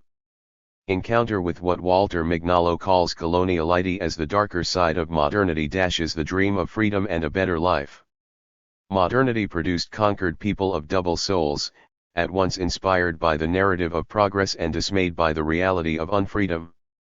The African encounter with this deeply racist modernity and coloniality led W.E.B. Du Bois to declare that the problem of the 20th century was the problem of the color line. Skin color had been used as a line of distinction between civilized and uncivilized, inferior and superior, Christian and heathen, human and subhuman. While modernity constructed many lines, the most fundamental of these was the color line.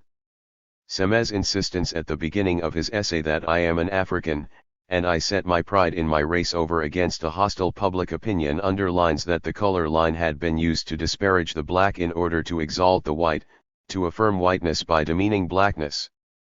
As Carter G. Woodson points out in The Miseducation of the Negro, this racist project produced a Negro in a troubled seat, one educated by a system that dismisses him as nonentity, a people that W.E.B. Du Bois says carry the burden of accumulated sloth and shirking and awkwardness, a people who are a problem in the modern world. The barbarism of anti-black racism produced self-disparagement, self-hate, low self-esteem and even melancholy among oppressed blacks, while it generated racist confidence, self-love, and pride among whites. This later point about benefits of whiteness in a racist colonial setting applies to both those who actively embraced the colonial project and those who rejected it, according to Albert Memmi. The construction of coloniality as modern model of power precedes physical colonial conquest and tends to outlast the duration of colonial administration.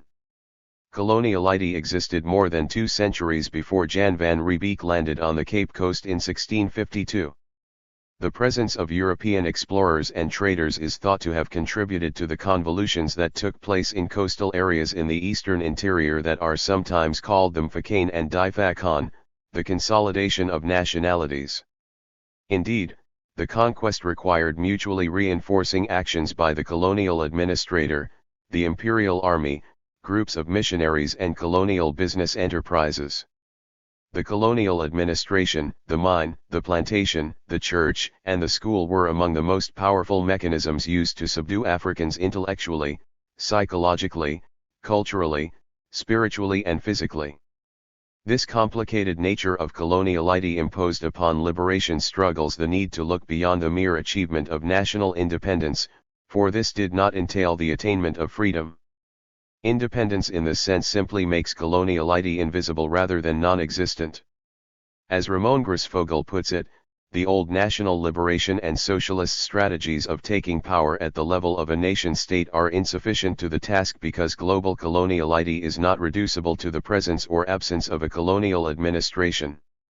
Archie Mofch speaks of an umbilical cord between the independent states and former colonial empires that did not break on the occasion of independence, blaming it for the failure to generate alternatives in the organization of political power, economy, education, knowledge, and so forth. For Nzongola and Talangia, it was a continuity that produced national liberation without social liberation because the goal of ending foreign direct rule came to supersede that of fundamentally transforming the state, economy, and society in order to deliver on the right of the people to a better life. Issei Shivji suggests that this led to liberal democracy instead of social democracy. Coloniality is the continuum connecting different orders of the modern world system that produces clashes between hope and despair, aspiration and exasperation, independence and freedom, dream and illusions. As Ndlovu has shown, in a neo-colonist world, decolonization and independence present illusions of freedom and a terrain of unfinished nation building, fragmented identities and failing economic development. What he calls the post-colonial neo-colonist world is an arena of frustrated dreams and shattered visions. It is in this context that the Africanist turn is at once a message of hope and a narrative of frustration. It celebrates the glory of independence and decries neocolonialism. It praises as heroes of liberation those who conspire with the global bourgeoisie in the deferment of the African dream. No wonder African nationalism, as a response to imperial reason, showed 2 broad ambitions in the 1960s. One was to reverse the imperial order that has governed the world on the basis of hierarchies of race, gender, class, culture, and power in order to bring about a free, equal, just and fair world order.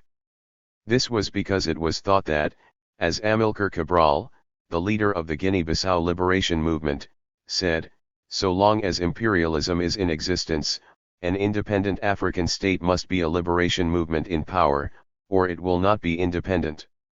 The second ambition was a desire to speedily achieve continental unity in the form of a supranational state sometimes called the Union Government or the United States of Africa, as proposed by Ghana's Kwame Nkrumah. It was skeptical of territorial nationalism because it invested in making inherited nation-states work in an international environment where global imperial forces were powerful enough to subvert them.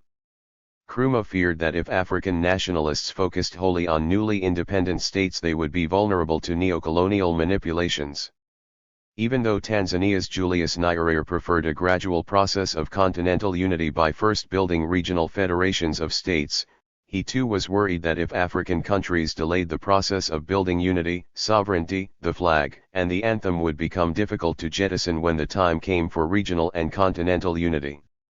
Africanists in various political formations in South Africa identified with this, pushing for the struggle against global imperialism and for Pan-African unity. In his crucial speech inaugurating the Pan-Africanist Congress, Robert Sobukwe made the point that the dispute between the West and East in the Cold War masked and abetted the bigger demon of imperialism through their terrible competition, use of tough language and tactics, brinkmanship stunts which have the whole world heading for a nervous breakdown. He echoed calls for positive neutrality by refusing to change one master for another.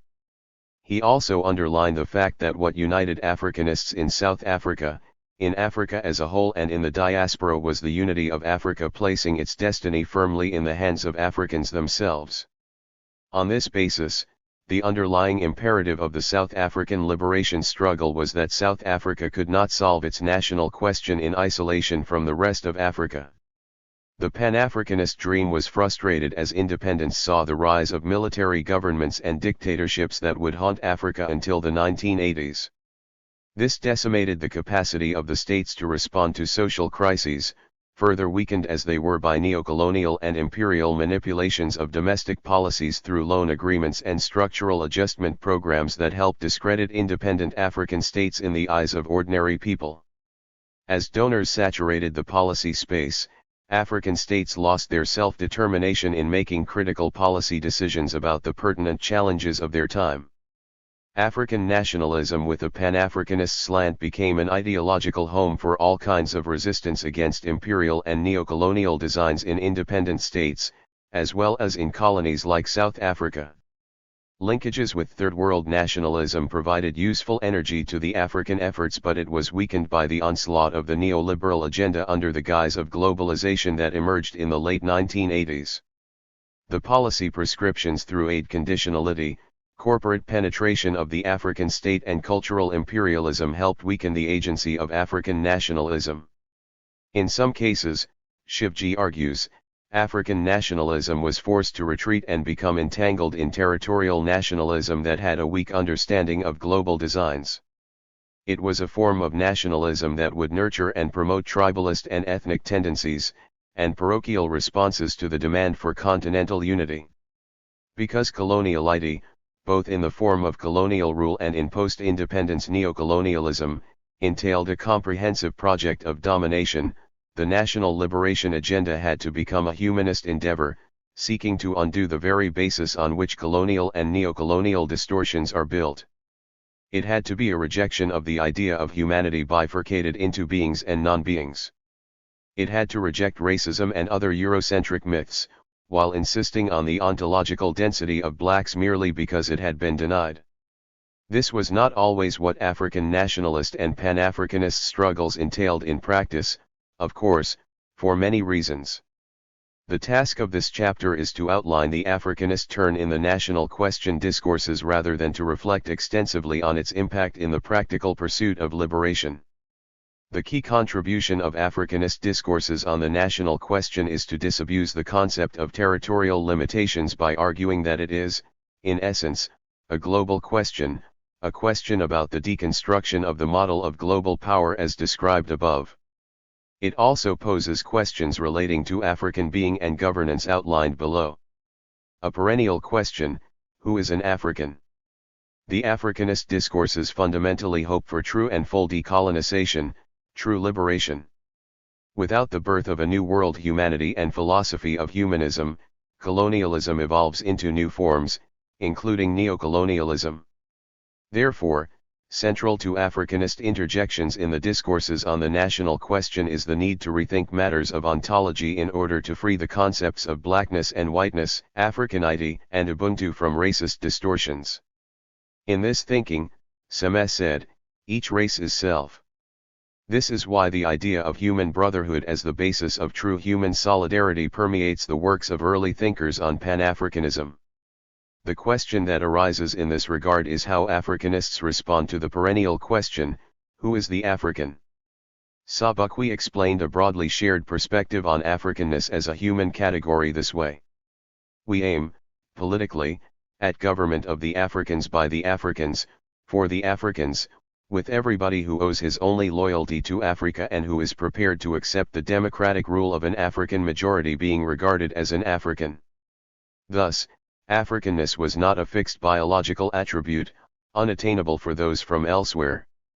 This strips the concept of race of the dehumanizing features it carries in Westernist modern thought and practice, and Seme could use race in a way that fundamentally challenged this dominant conception when he said, "I am an African, and I set my pride in my race over against hostile public opinion." In this sense, race is not a category for exclusion but a term for people who make a certain choice about their identity and stance on humanity. It distinguishes people who decide consciously to go against the hostile colonial public opinion that defined Africanness on the basis of biological features and related it to inferiority.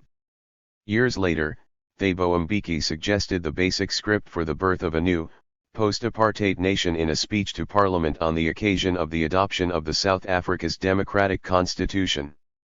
He characterized the constitution as a declaration by the new citizens that they were Africans. The African race Mbeki conjured up was one of loyalty rather than biology, of consciousness rather than accident of birth, and of commitment rather than condemnation to fixed human categories. Closely related to this point of rehumanizing the world, is the idea that Africa is actually central to building a new world.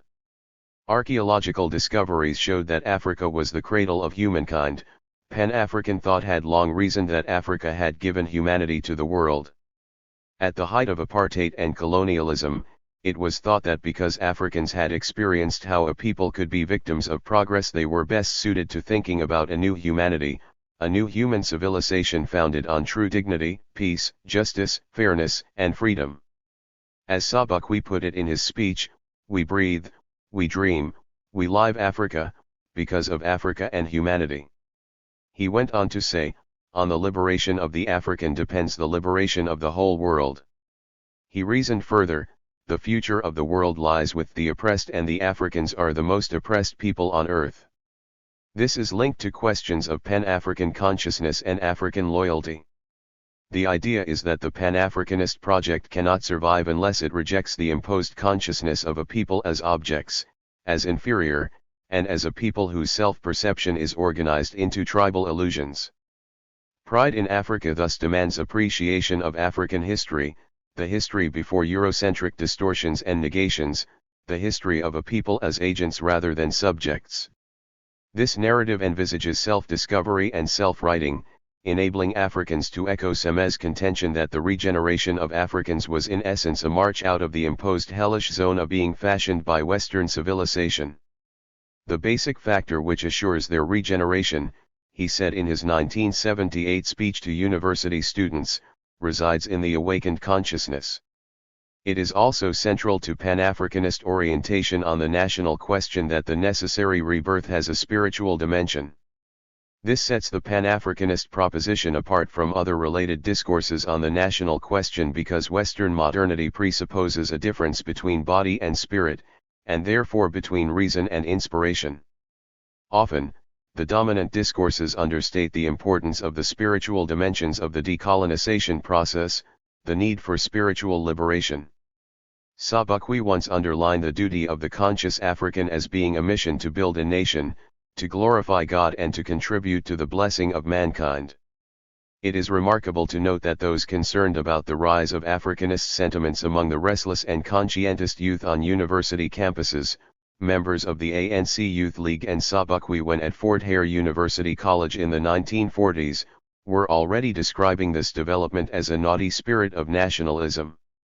They saw it as more as a spirit than as a philosophy or a mere campaign.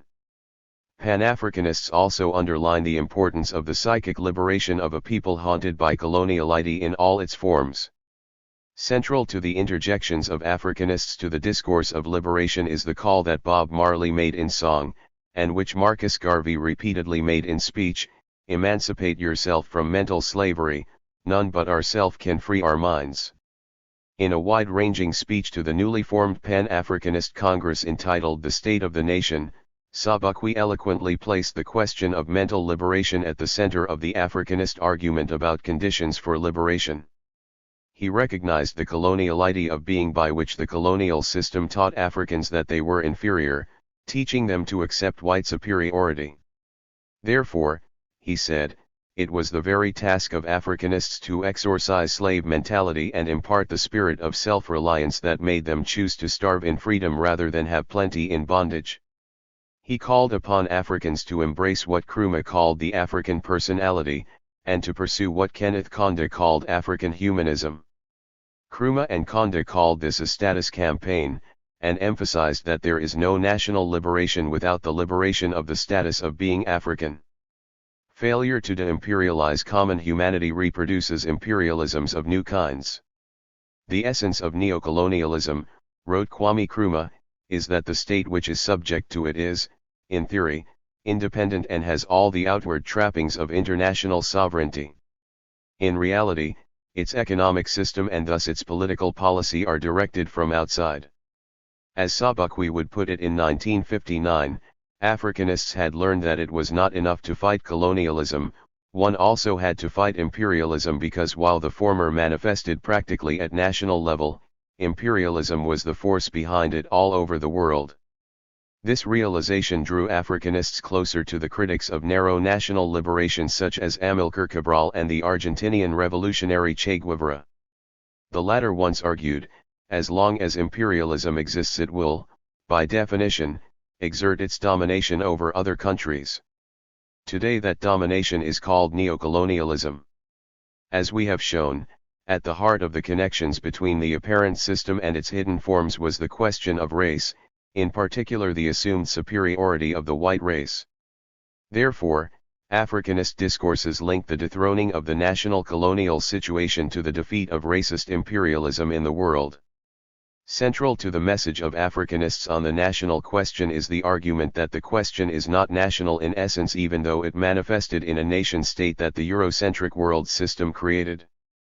Rather, the essence of the question is global.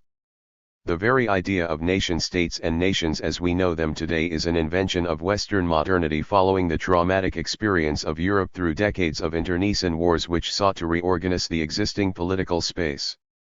At the end of the 30 Years' War in 1648, European states gathered in Westphalia to agree the famous Peace of Westphalia, where the notion of nation-states was born. Narrow versions of nationalism, often inspired by the German and French ideas of a nation-state, are misplaced with regard to the colonial question haunting Africa. Problems of poverty, underdevelopment, violence, and alienation are produced by imperialism globally, and colonialism or neocolonialism is only a tool by which it does so at the national level. This is the argument Julius Nyerere put forward strongly in the late 1960s, but which came up against the trappings of national independence and positions of power that were just too strong for African politicians to resist. Therefore, Pan-Africanist struggles must of necessity be international and global at the same time. This militates against understanding the problem facing the South African state today only in terms of manifestations of imperialism. It is essential to understand their totality in terms of global machinations and the responses to them. In this context, Africanists have argued consistently for economic freedom based on the understanding that imperialism has evolved, from something that used physical force to dispossess and impoverish, to a force that uses subtler means of achieving the same aim, what Paul Nye terms soft power. Sobukwe described this as evident in development programs from the center of imperialism, which used attractive slogans of development for all in order to ensnare Africa in the new global economic agenda. Imperialism had shifted its tactic from coercion to enticement. It understood the limitation of the African bourgeoisie, which in Fanon's view, sought to emulate its Western counterpart in taste, thought and conduct. No wonder Africanists emphasized the return of control over the economy, natural resources, and the land. At a level of ideology, this was designed to rob imperialism of entry points for subverting the sovereignty of newly independent African states. The idea of Pan-African unity is a response to the nagging national question as manifest in the neocolonial nature of the inherited state and economy, the continued cultural dislocation of the former colonial subjects, the corruption of independence by the African national bourgeoisie, and shattered dreams as the ideal of freedom remained elusive for ordinary Africans. Nyerere's idea was that African nationalism was anachronistic and unhelpful unless it was at the same time Pan-Africanism. He believed that the major stumbling block to concretizing African unity was the strength of territorial nationalisms that had led to the willingness of the political class to renege on commitments to African integration in order to preserve their national flags and national anthems. This was a true scandal of independence and a vindication of Nkrumah's discomfort about celebrating national independence when it promised only an illusion of sovereignty. As Ndlovukachini has shown, in a neocolonist world, decolonization and independence present illusions of freedom and a terrain of unfinished nation-building, fragmented identities and failing economic development. In his view, the post-colonial neocolonist world is an arena of frustrated dreams and shattered visions. It is under these conditions that Africanist discourses on the national question are taking place, engendering hope for the birth of a new African, a new Africa and a new world. Africanist perspectives also place on the table the important question of epistemic disobedience. They understand the implications of coloniality for knowledge and its production. As Sobukwe implied, education was used to miseducate Africans, to turn them into subjects instead of citizens, into objects of someone else's designs rather than active agents capable of fashioning their destiny. Knowledge was important in the spread of coloniality. By homogenizing all knowledge into one Eurocentric knowledge, other knowledges were denied and denigrated.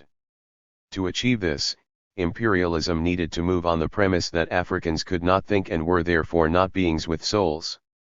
It had to accuse Africa of having no scientific heritage, no body of knowledge and no thinkers, so as to justify importing knowledge.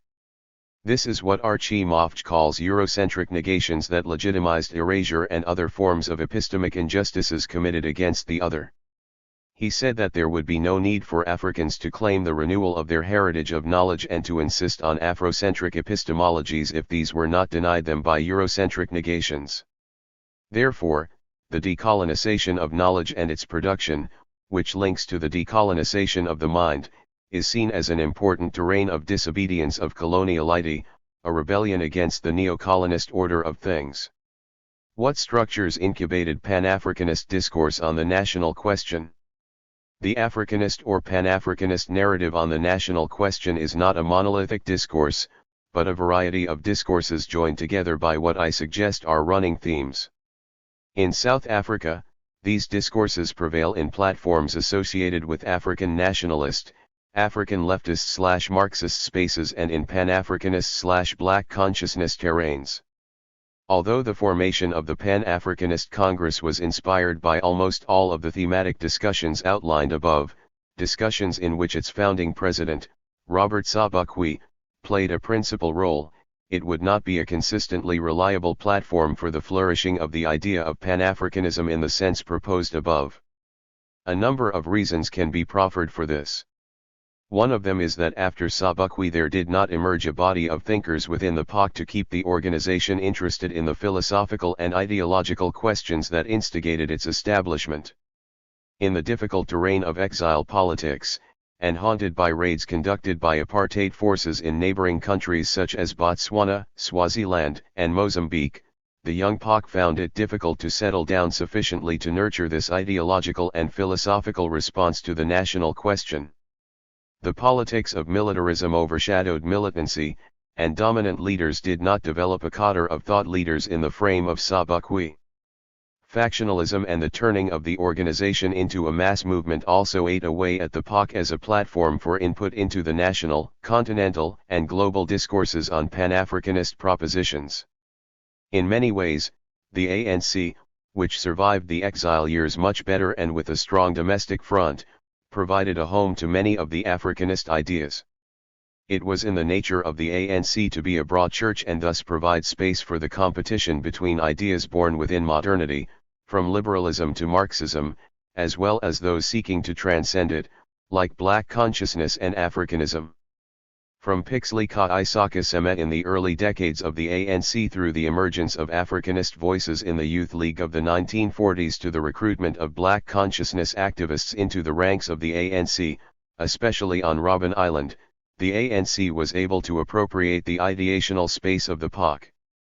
It came as no surprise that the ANC government after 1994 implemented many of the Africanist ideas, principally the projection of a strongly Africanist foreign policy and the rhetoric of radical land reform. Thabo Mbeki joined together Sema and Sobukwe in his political persona, advocating African Renaissance and urging South Africa to face up to its African identity and destiny. The Africanist orientation would also prevail among critical African scholars, from Jordan Ngubane to Herbert Vilakazi and Ben Magubane to Archie Mofch. This, however, has been the weakest element of the Africanist pursuit because the Eurocentric negations of Africa as an archive of ideas, and Africans as capable of thinking, were perhaps more successful than we often recognize. There is a rebirth taking place, principally through the connection of South African scholarship to the broader continental and diaspora counterparts through conferences and the Council for the Development of Social Science Research in Africa. The birth of the Thabo Mbeki Institute for African Leadership in close proximity to the Institute for African Renaissance Studies and the Archie Mofch Institute for Social Policy is making the University of South Africa, which has a thriving campus in Ethiopia, a key center of this African intellectual renaissance. Initiatives like the South African Research Chair's Initiative Chair on African Diplomacy and Foreign Policy at the University of Johannesburg, which has worked closely with the Concerned Africans Forum to raise issues of the subordination of Africa under global imperial designs masked as humanitarian interventions, have also stimulated interest in Afrocentric thought, Africanity and Africanisms. The Africa Institute of South Africa, which is sadly being closed, has been the most consistent champion of Africanist narratives through its lively dialogue programs, aggressive publishing of African authors and field research in various parts of Africa. Conclusion. The Africanist orientation of the national question is to this day underpinned by the ideas of de-imperialization on a global scale and the demands to understand Africa from its cultural context in order to recognize how it could be an agent of its own transformation. This orientation found an institutional home as a political ideology of the POC, but had taken root in the ANC much earlier. For this reason, on his release from jail Nelson Mandela proclaimed that Africa was South Africa's destiny, and his successor, Thabo Mbeki, drove a national agenda underlined by the belief that South Africa's problem was Africa's problem, and therefore South Africa needed to place itself at the center of the African pursuit of solutions. This ideological and theoretical lens on the national question has survived and expanded, thanks to the fact that it was not monopolized by one political formation, but inspired a cross-section of individuals and institutions. Chapter 6. Vicissitudes of the National Question. Afrikaner Style. T. Dunbar Moody. In One Azania, One Nation, his classic study of the national question, discussed elsewhere in this volume, Neville Alexander relies heavily on my early work, The Rise of Afrikanerdom, to argue for the impact of Afrikaner nationalist understandings of the world on what he calls the apartheid Bantustan strategy. My book posits that for Afrikaner intellectuals separate development theory relied greatly on their experience of their own struggle to free themselves from the demeaning and condescending attitudes of English-speaking white South Africans by asserting their own national identity. Later, Aletten Norville also picked up on this, arguing, memorably, that Afrikaner discourse around the Afrikaner myth fed directly into ideas of the apartheid imaginary. Debates among Afrikaners about their own cultural calling, then, provided a model to impose their understanding of national identity on coloreds, Indians and the various African cultural entities, themselves to a large extent creations of colonial imagination about tribal identities. Thus, despite the misery wrought by the South African state's pursuit of white racial interests, the origins of apartheid ideology in what I called the Afrikaner civil religion meant there were always those who sought to justify apartheid's fundamental precepts in moral terms.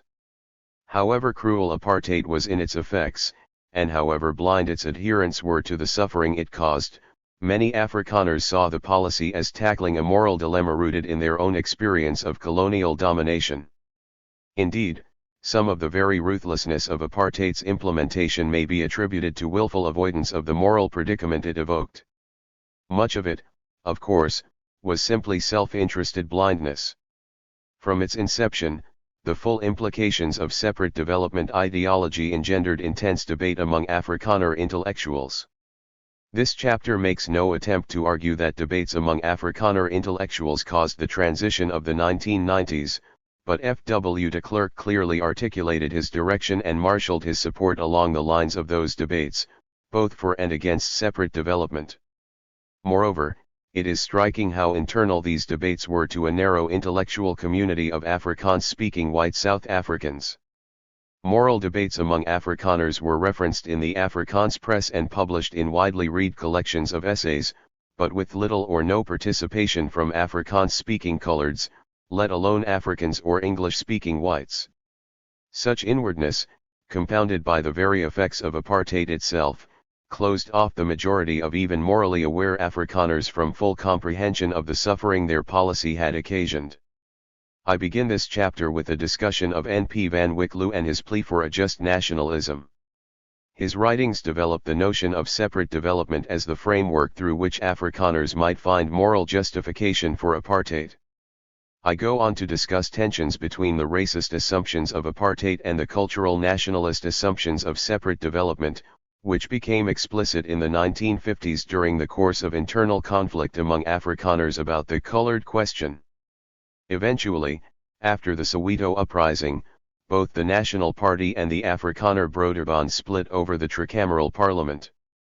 A central question became whether Afrikaner cultural independence could survive without control of the national state, which had been a pivotal goal of the Afrikaner struggle since the 1930s. I conclude with an account of intense debates in the 1980s within the Afrikaner Broederbond between those who believed the future of Afrikaners could be retained in a post-apartheid South Africa through constitutional guarantees and those who believed Afrikaners could retain their identity only if they controlled the state. Van Wyk Louw. N.P. Van Wyk Louw was an Afrikaans language poet, playwright, and scholar. Among his writings are some of the most striking examples of an Afrikaner intellectual struggling with the moral predicament of Afrikaner nationalism in South Africa. 1. Van Wyk Louw engaged with the fundamental question of the exact nature of the Afrikaner calling. Afrikaner nationalism, he wrote, has found no reasonable answer to the fundamental political question, what moral right has a small nation to wish to survive as a nation? 2. His own answer to this question in Liberal Nationalisme was twofold. National calling demands both that there be cultural values worth defending and that the realization of that calling should not oppress others. In the first place, Louw pointed to social movement nationalists like Piet Meyer. They were important, he believed, active and faithful on the purely political level, good organizers, wide awake, going to meetings, voting when it is necessary to vote. Defense on this front opens our flanks from other directions. Indeed, if this is all that is done, then one day we will discover that we no longer wish to defend our city, because there is nothing valuable within that we want to keep. This is why, for Louw, literature and art were so important. Important as are the artist's language and the history of his or her nation, these are but means for the artist. The end is to convey with integrity, movingly and powerfully, insight into the depths of the human condition in all its grandeur and its pettiness. That is the artist's vocation. It coincides with the calling of his or her nation. It provides the reason for his or her existence. When it is realized, then social context, language, ethnic aspirations, and realizations are all enhanced. Only through such creative work can a nation claim a right to exist. For Van Wyk Louw, then, it is cultural creativity with its deep insight into the human condition that ensures that a nation has valuable assets worth preserving. If a majority of Afrikaners considered it no longer worth the trouble to continue to exist as a nation, Louw added, Afrikaans-speaking individuals each will be able to continue, indeed, perhaps survive in prosperity, but they will no longer make up a separate nation. By 1952, however, Louw was insisting. A nation is not one being. It has no unity of judgment, no unity of will, it does not make one decision. It exists out of countless individuals, and where it thus decides or chooses, this is the result of countless judgments and decisions, half-judgments, and lame decisions. In the second place, Lu argued, the Afrikaner nation would not survive if a large part of the nation are in danger of reckoning that we do not need to live in justice with our fellow nations in South Africa.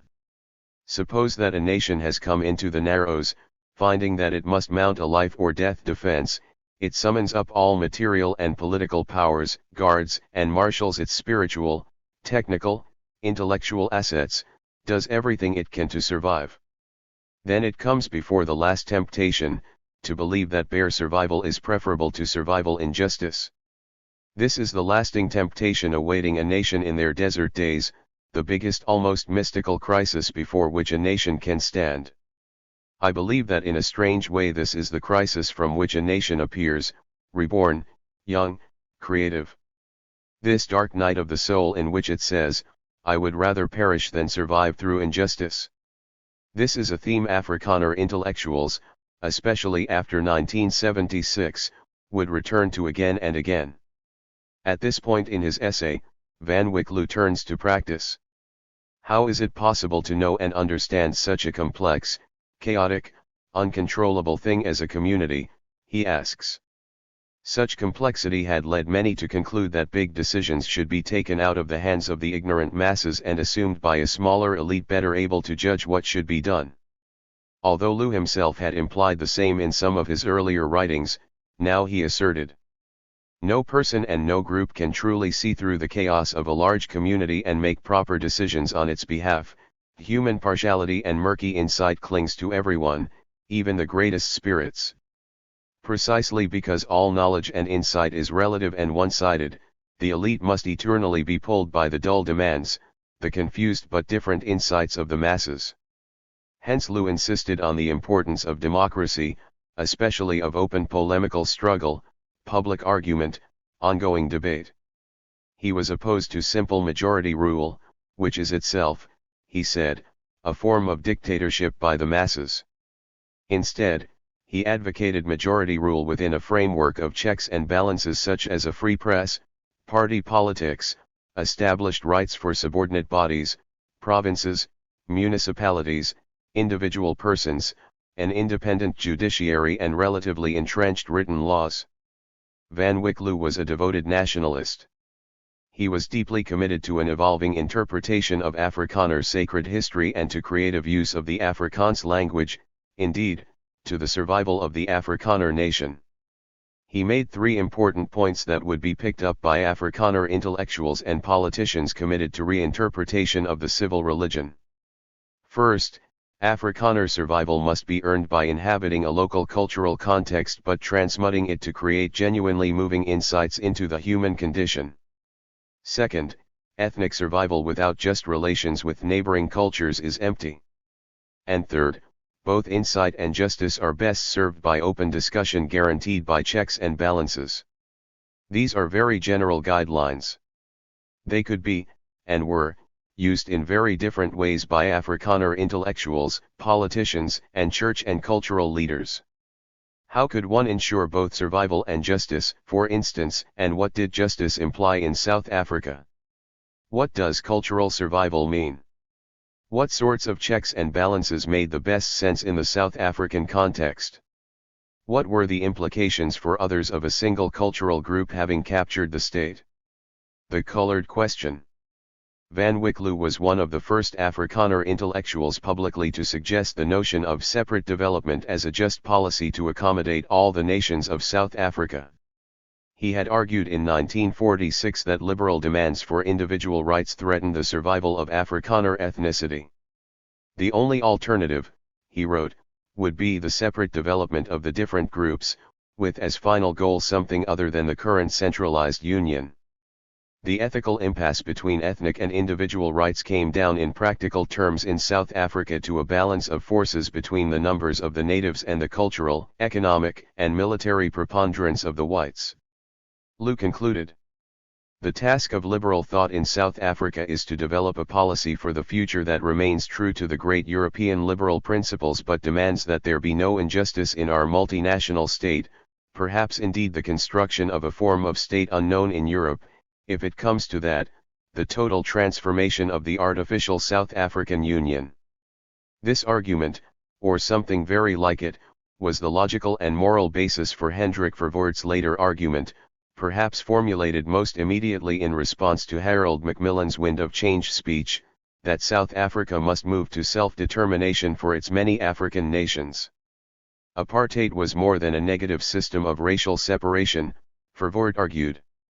It also contained the seeds of a response to the national question, ethnic independence for Africans as an extension of the Afrikaner myth. 3. There was a tension in Verwoerd's thought and practice between racism and cultural pluralism. It was directly from Dutch Reformed Church concerns for cultural and racial separation that the South African Bureau of Racial Affairs was formed by the Afrikaner Broederbond in the late 1940s as a counter to the liberal South African Institute of Race Relations. SABR's purpose was to investigate the practical possibilities of separate development as an alternative moral ideal. The Tomlinson Commission was a creature of SABR's efforts to give practical implementation to separate development. As it turned out, the Commission insisted that survival with justice along ethnic lines was going to be a costly affair, if it could be realized at all. As Minister of Native Affairs at the time of the release of the Tomlinson Commission's report, Verwoerd seems to have calculated that it was a price white voters would not be willing to pay, but that did not stop him adopting separate development on an ideological level. Verwoerd's mind seems to have operated on two levels, a political and pragmatic racial level and a moral and theoretical cultural level. Thus, he oversaw one of the most ambitious township construction projects for Africans in South African history while at the same time convincing himself that African urbanization could be stopped in its tracks. Immensely intelligent, he comes across as a combination of administrative competence, theoretical rigor and moral self-righteousness based on premises that shifted, apparently seamlessly, from culture to race depending on the context. In theory, for Verwoerd, cultural assumptions were central, but in practice race trumped culture at every turn. The tension between race and culture in separate development theory and apartheid practice is perhaps most clearly exemplified by the example of the 1960 Afrikaners squabble over colored policy. Afrikaans-speaking and Dutch Reformed, sharing common everyday cultural practices, brown persons in South Africa were culturally Afrikaner. They even shared many aspects of the Afrikaner sacred history. In the words of D.P. Botha, they fought alongside us, as members of the militia, as associates on the borders, as allies against Mzilikazi, as confidants at Blood River. They were fellow creators of our language and fellow educators of our children. They were our playmates in our youth and caregivers in our old age. They suffered together with us. Their blood flowed for our communal freedom ideal. They were cut down with us, more than 200 by the Zulus at Blue Krans. At Hloma Amabatha the bones of 30 of them lie buried in one grave with the bones of Piet Retief and his 70. When we needed them, they were with us, even to the death. Despite this common history, coloreds were increasingly racially alienated from their white Afrikaner culture mates. The Sharpeville massacre in early 1960 and the subsequent March on Parliament in Cape Town elicited great concern in Afrikaner intellectual circles. The fact that coloreds refused to participate in the unrest was noted with approval in Cape Broederbond and Sabra circles. Cape Afrikaner intellectuals embarked on a movement to grant political rights to coloreds, to have brown people representing brown people on Parliament. However, at a Broederbond meeting in Cape Town in April 1960, Verwoerd was distinctly cool to the idea, arguing that there could be no turning back on the path to racial separation. Writing in his political column, Piet Silly, editor of Die Burger, nonetheless stated that it was his impression that the National Party was already more than halfway to supporting the principle. With strong leadership the party could be completely won over. Phil Weber, the managing director of Die Burger, wrote to Verwoerd on August 26 to reassure him about the ferment of thought that was happening in the Western Cape, especially in the Broederbond. Here and there, he wrote, there is talk of a genuine movement in colored policy and it is hoped that the country can get away from job reservation, the Immorality Act, apartheid rules in post offices, and so on. Verwoerd was alarmed. He had no objection, he replied to Weber, to people sharing ideas in limited circles, but he worried that our friends 4. will do our nations cause harm, by seeking broader publicity for their ideas too quickly or at the wrong time. He added that direct representation of brown persons could only cause trouble, concessions would simply lead to more demands. Weber shared Verwoerd's letter at the next Cape Town Broederbond meeting. In October, D.P. Botha's book appeared with a foreword by Van Wyck Loo. Loo had recently returned from the Netherlands to take the chair in Afrikaans/Dutch at the University of the Witwatersrand. He was not in the Cape Broederbond circle, but he shared their most adventurous ideas and argued them passionately in his Transvaal Broederbond circle. The cultural logic of separate development should not be applied to colored people, Loo wrote. Brown people are our people, they belong with us. I have a sincere desire, no, a passionate will, that my nation, white and brown, and the language we speak, survive in this land. In a wider context, I am concerned about all who represent human values in this country. We have acted wrongly against the brown people, we have neglected, and indeed repulsed them, we must make right the wrongs that were done. Our leaders must take care to remain au fait with this turn in ethnic feeling, otherwise a wretched estrangement will ensue. Verwoerd was livid. Racial apartheid was at stake, he said. Representation of brown people by their own in the white parliament would ultimately lead to racial integration, indeed, to biological assimilation. The racial foundations of his conception of Afrikanerdom came adamantly to the fore. The government and the leaders must stand like walls of granite. The survival of a nation is at stake, he declared with implacable insistence. Cape Afrikaner intellectuals were shocked at the flat bleakness of Verwoerd's announcement. Verwoerd nonetheless elicited unanimous support from the cabinet, although it went against the grain of some ministers. Letters to the editor of Die Burger came in overwhelmingly, and often crudely, in favor of Verwoerd's appeal to racial attitudes. Silly was unrepentant. He warned publicly against a heresy hunt against nationalists who had supported the idea of colored inclusion. Besides, he added in an editorial, Verwoerd's position was not official National Party policy. The official party line was simply that coloreds should be represented by whites in parliament. That could be subject to change or reform in changed circumstances. Verwoerd could not let this appeal pass. It did not help that the Cotslow Declaration intervened at this point, insisting on theological grounds that there could be no biblical justification for apartheid. Verwoerd mobilized the full power of Broederbond connections, in the church and in the party. All the provincial Dutch Reformed Church synods firmly rejected the Cotslow Declaration. On January 21, 1961, the Federal Council of the National Party unanimously and flatly denied as a matter of principle that coloreds could be represented by coloreds in Parliament. However, the moral dilemma remained, since coloreds had no homeland, racial restrictions on them became blatantly repressive. The question of the Afrikanerskap of our brown nation became the logical and ethical Achilles heel of the entire policy of ethnic separate development. There was no way of getting around it if culture were the basis for separate political rights. Perhaps Verwoerd was correct politically in the short term, given the racial attitudes of most of the white population at the time, but he made no effort to educate his white supporters.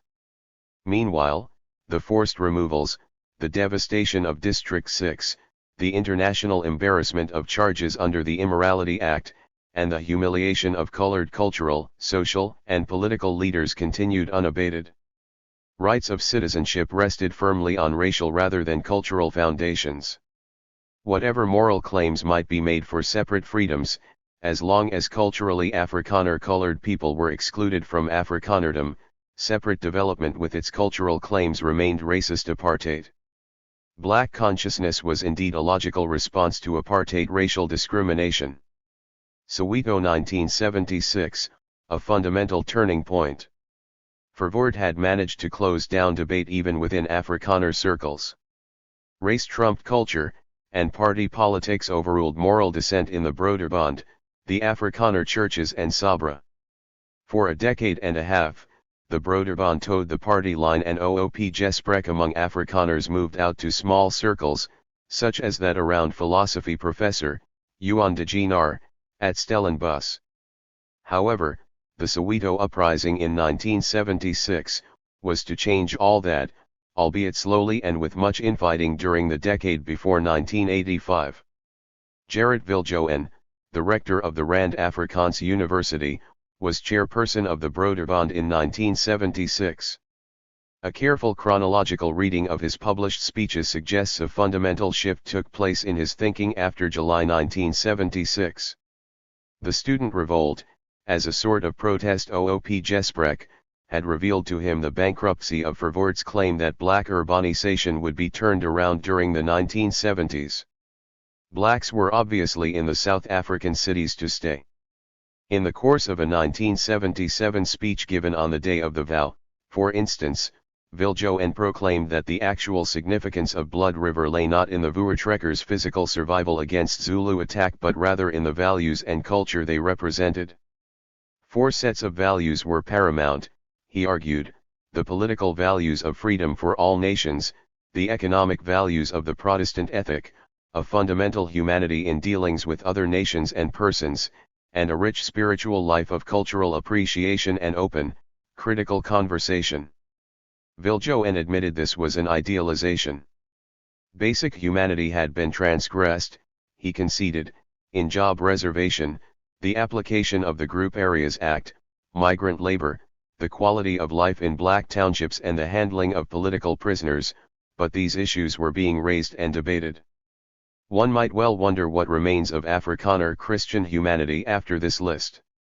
In 1979, Viljoen became administrator of Southwest Africa and then Minister of Education in South Africa. He resigned as chairperson of the Broederbond and was eventually succeeded in that position by Karel Boshoff, who argued that South African whites should abandon their dependency on black labor and establish a genuinely white economy. Political division among Afrikaners in the early 1980s hit the Broederbond as hard as all other Afrikaner institutions. The establishment of the tricameral parliament in 1982 was a turning point not only because it precipitated uprisings in the African townships, but also because the establishment of the Conservative Party under Andries Treurnicht irrevocably divided Afrikaners against themselves. Although this split has been read, quite correctly, along class lines, it also reveals the internal debate around the bankruptcy of apartheid along racial and cultural lines. An effort was made through the tricameral parliament to grant representation for coloreds and Indians under white control. Chris Hunis and his cohorts began to spin constitutional plans for political representation for urban Africans. Many petty apartheid laws were in fact scrapped. Gray areas emerged in the large cities. The National Party was feeling its way towards accepting South African social reality. The Broederbond was equally split. Boshoff resigned as chairperson in 1983, followed by the resignation of many conservative members. Peter de Lang, the newly elected chairperson and rector at the Rand Afrikaans University, returned the organization to a reformist path that had been pioneered by Gerrit Viljoen. It was not until 1985 that he was able to restore a modicum of order to the organization and to refocus its deliberations. Broederbond debates. Since at least the establishment of Verwoerd's Republic in 1961, the Broederbond Executive Council had appointed various committees to consider the question of the constitutional development of the black man.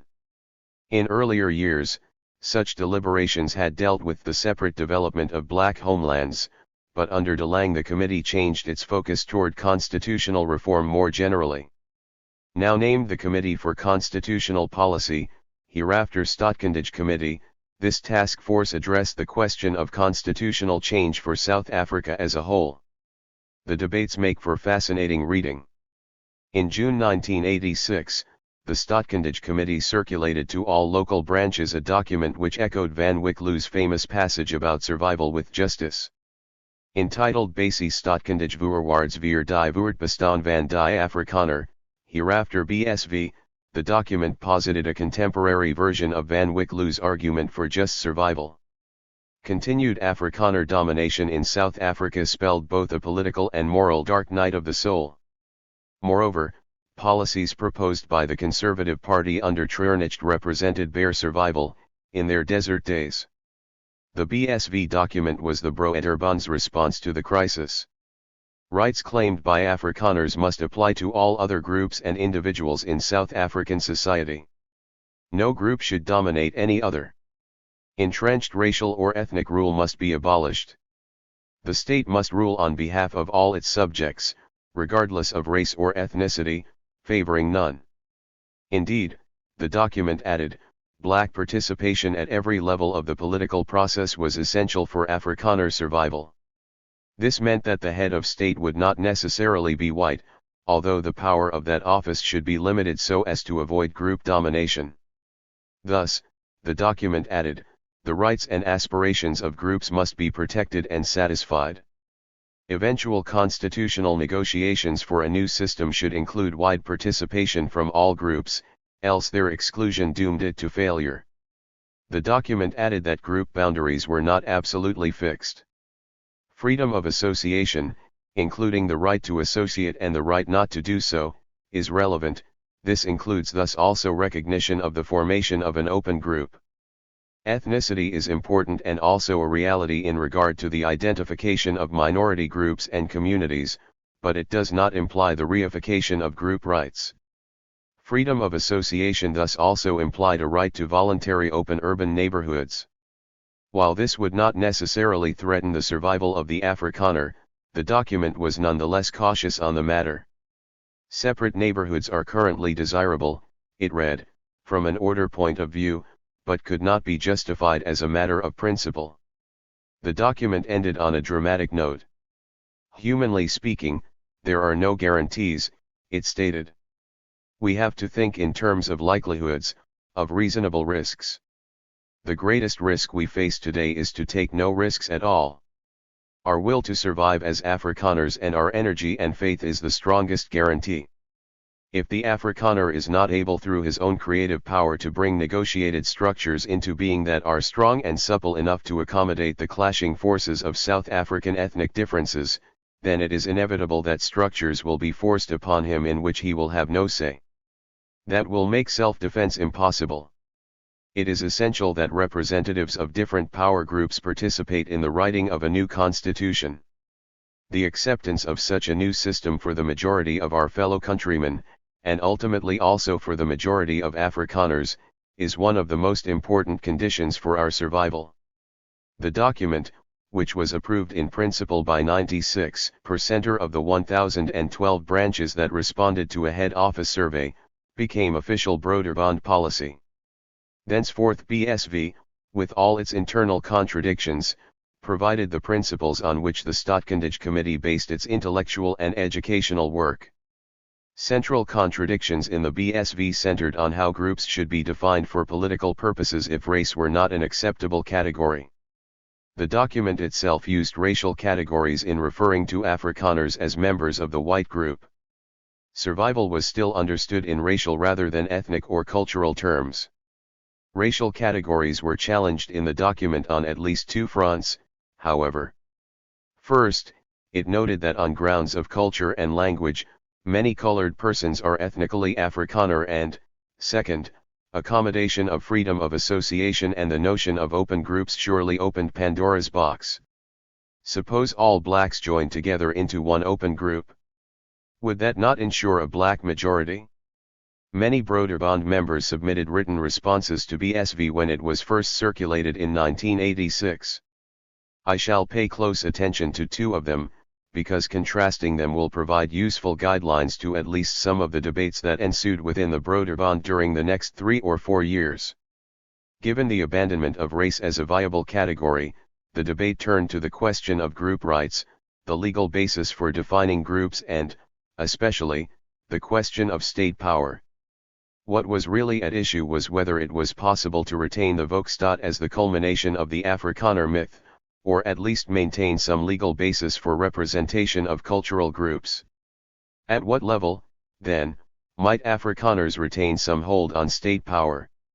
I shall consider at some length the contradictory responses to the BSV of Piet Silly, by now in retirement in Cape Town, and Danny Strauss, an expert on philosopher and juridical scholar Herman de Yeweerd and professor at the University of the Orange Free State.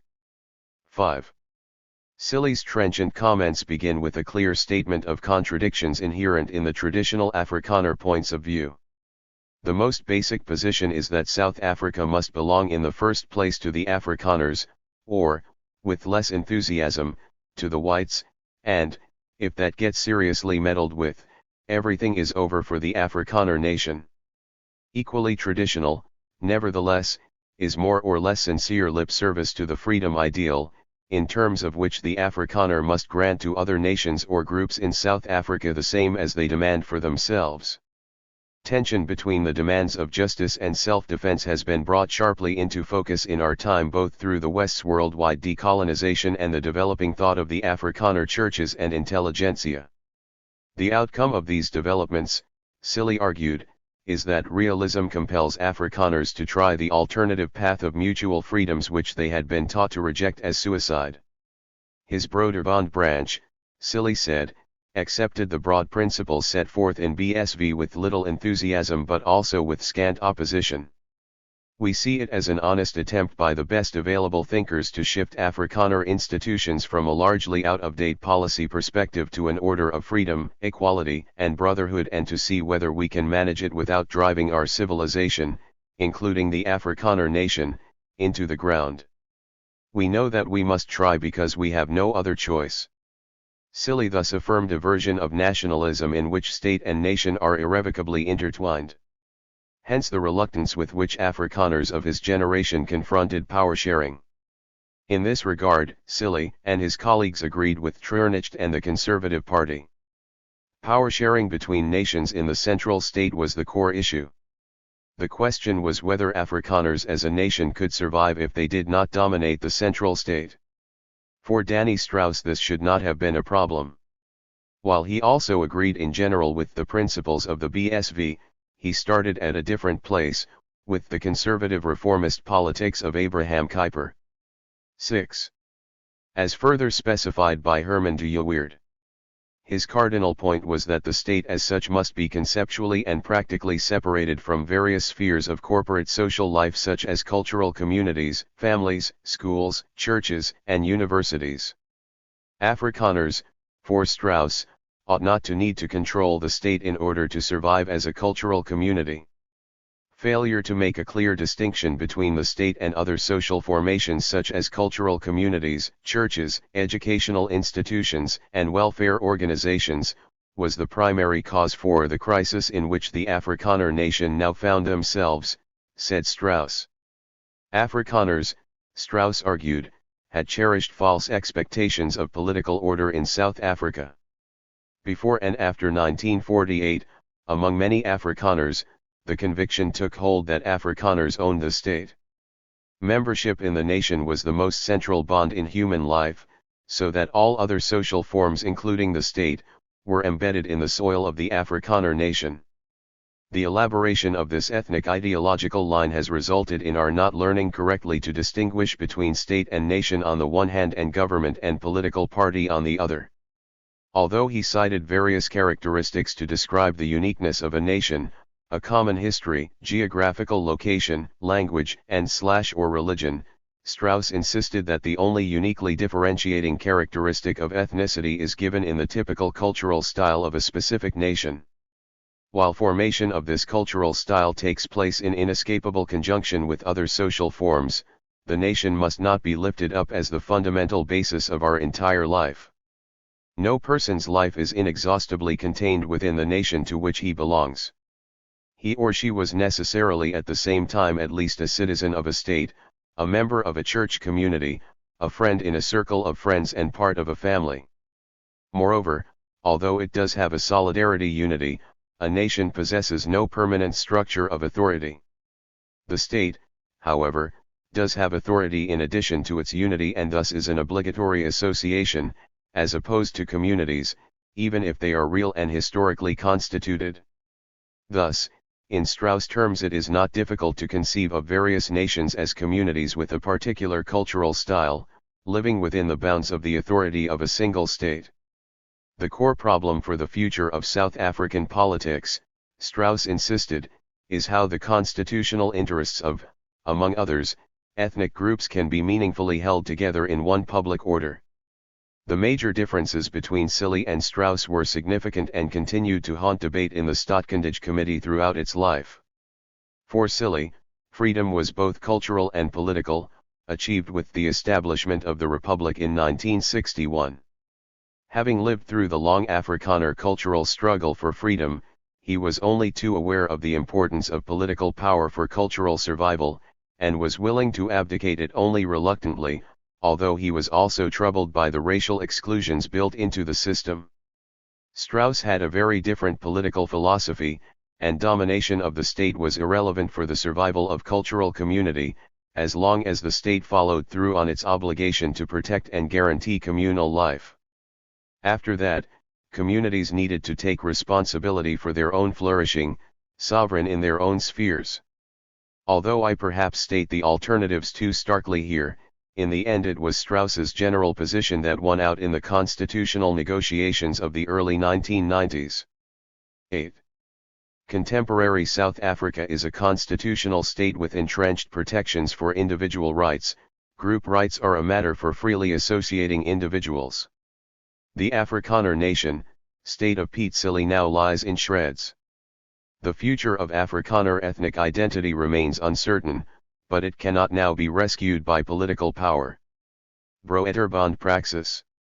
Judging from copies of minutes scattered through the boxes dealing with Staatskundige Aangeleentheid in the Broederbond archives, the 5 years after the circulation of the BSV document were a period of intense intellectual debate among members of the committee. They produced multiple documents on constitutional policy to be sent to the Executive Council for approval and then circulated to the branches. Not only was the committee struggling to come up with intellectual solutions for constitutional problems, it was also distributing such debates within the organization so as to educate Broederbond members about difficult political policy issues facing Afrikaners. Political literacy became the watchword. Branches were kept very busy debating the merits of policy drafts about various constitutional models, which deliberately posed questions rather than providing set answers. Ordinary Broederbond members I have met have told me that this was an enormously stimulating process for them. It was also, of course, conscientizing them in preparation for constitutional change. Friends in responsible positions, that is, Broederbonders in government positions, were also contacted and drawn into the debate. Values and norms. For this chapter, it is not possible to summarize the many studies sent out by the Staatskundige Committee over the course of the political literacy program. It is, however, worth considering a controversy within Broederbond ruling circles occasioned by a paper commissioned as a study from François Venter, a constitutional law professor at Potchefstroom University. I do so because revisions of the paper represented what I am calling the Silly/Strauss divide within the committee, and because Venter was an influential member of Roelf Meyer's team that negotiated the final constitutional settlement. Meyer told me personally that it was a position paper from Venter that turned the negotiations around at their most difficult point right after the Boipatong killings. 9. Venter argued that the state should be representative of all its citizens, and that its government should exercise specific functions on behalf of citizens according to the law. The state should not enforce either racial or ethnic divisions. In this regard, he was fully with Danny Strauss in the De Weerd camp. Among whites at the time, of course, there was no ethnic legal bond. Race was the means by which whites were constitutionally classified. Venter argued that Afrikaners should drop claims to racial identity and return to their ethnic base. Insisting on any form of group rights as constitutional means, he said, would not only feed political suspicions but also raise thorny questions of how to legally define groups. Venter affirmed individual rights as juridical guarantees of justice for individuals against the state as well as means for the prevention of group domination, whether racial or ethnic. He thus suggested 4 foundational principles for constitutional policy. First, the state consists of all its citizens and must be ruled in the communal interest of all. Second, the cultural interests of voluntary groups should receive state protection, and individuals have the right to expect that their cultural interests will be respected as long as the rights of other persons in the community as a whole are maintained. Third, the state should undertake in a reasonable and impartial way to enable all individuals to develop their talents, to protect their personal interests and to satisfy their rightful human needs. Fourth, actions in conflict with the above principles by the government or any government representative, or any other person or group of persons should be illegal. Venter clearly accepted Danny Strauss's critique of the Afrikaner Volksstaat idea. The first draft of his essay came under stiff attack from Judge Willem Boysen. 10. Essentially on grounds similar to those of Pete Silly in his reaction to the BSV document, the right of nations to self-determination. Power is not only exercised by the state, Boshoff said, but also by the nation as an aspect of the state. For him, self-determination through control of the state was manifestly the destiny of a genuine nation. At least at lower levels of the state, he sought some form of group representation. Boysen thus insisted on a 5th foundational principle, namely that the greatest possible measure of self-determination be given to nations or groups that struggle for it through the devolution of power to regional and municipal governments or administrations. The Staatkundige Committee assigned Boysen and Andreas van Wyk to work with Venter on revising his document. The final version was much toned down, although it was still quite controversial. Venter had originally written, "Group rights is a concept that has no clear meaning." That sentence disappeared and a firm sentence, that group rights must also have protection, emerged. Finally, and most tellingly, a 5th foundational principle added Boysen's language about ethnic self-determination. Judge Boysen had got his way, overriding Venter's careful distinction between the state and the cultural interests of voluntary groups. Boysen was trying to push the Broederbond back into the nationalism of a Volksstaat, at least on local levels. Venter was obliged to abandon, at least in this study stuck, the full development of his Rechtsstaat ideas, which then eventually re-emerged in his position paper for the constitutional negotiations. Conclusion. Does the current South African constitutional state meet Van Wykl's requirements for Afrikaner ethnic survival? Is there still a national question for Afrikaners? Solidarity and AfriForum, firmly in the Danny Strauss tradition, certainly think so. Or is current widespread Afrikaner prosperity simply bare survival in loose terms? Dirkie Smit, a theologian at Stellenbosch University, writes in scathing terms of contemporary Afrikaners. "We are facing a brave new world, on our own, color-blind, free at last, walking tall, Boetman without many Boet, in short, as self-sufficient individuals, sometimes with families, a few friends, and perhaps a few fellow tall striders, at the most." 11. What then of the ANC's own national policy? Are we still haunted by racial conceptions of the nation, definitions inherited from colonialism and apartheid? Van Zyl Slabbert thought so, arguing that if you hold yourself hostage to a racist past, you can budget generously for a racist future. And what of class, which I chose not to address in this paper? Dan O'Meara argued that Afrikaner nationalism was petty bourgeois at base. Could one not say the same for black national advancement?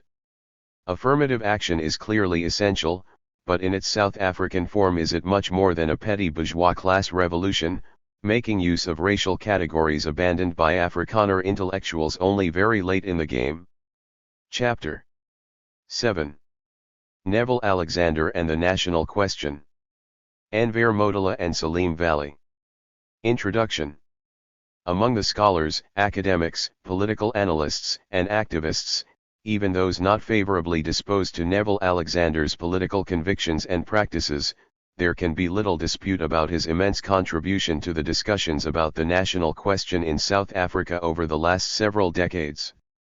He has played a critical role in the debates following the publication of his One Azania, One Nation, The National Question in South Africa under the nom de plume, No Size We. 1. In this chapter we will pay particular attention to this writing because it provided the most comprehensive statement of Alexander's views on the subject. In it he first set out the basis for a historical examination of the national question, pointing to the wide range of perspectives from political analysts, academics, and scholars and, most importantly, the ideas of the ideologues of liberalism and apartheid, and the views held by the organizations of the oppressed. In this work and in his subsequent writings Alexander explored the multiplicity of concepts relevant to the national question such as race, nation, national group, ethnicity, separatism, and the like. His coruscating critique subjected many of the prevailing conceptions on this issue to a thoroughgoing scrutiny that was important not only for proper theorization in its own right but also for its construction of the strategic practices necessary for confronting exploitative and oppressive relations in South Africa. We believe that his writings continue to inspire strong debate on the difficult questions of social change, and that they inform how we understand the nature of the contemporary conversations and policy pronouncements about South Africa's transformation, its development agenda, and indeed its revolution. In this contribution we set out to discuss Neville Alexander's work using the conceptual lens that he brought to the national question. Such an examination will, in our view, be just as useful for what an examination of the national question implies for the present, both theoretically and in practice.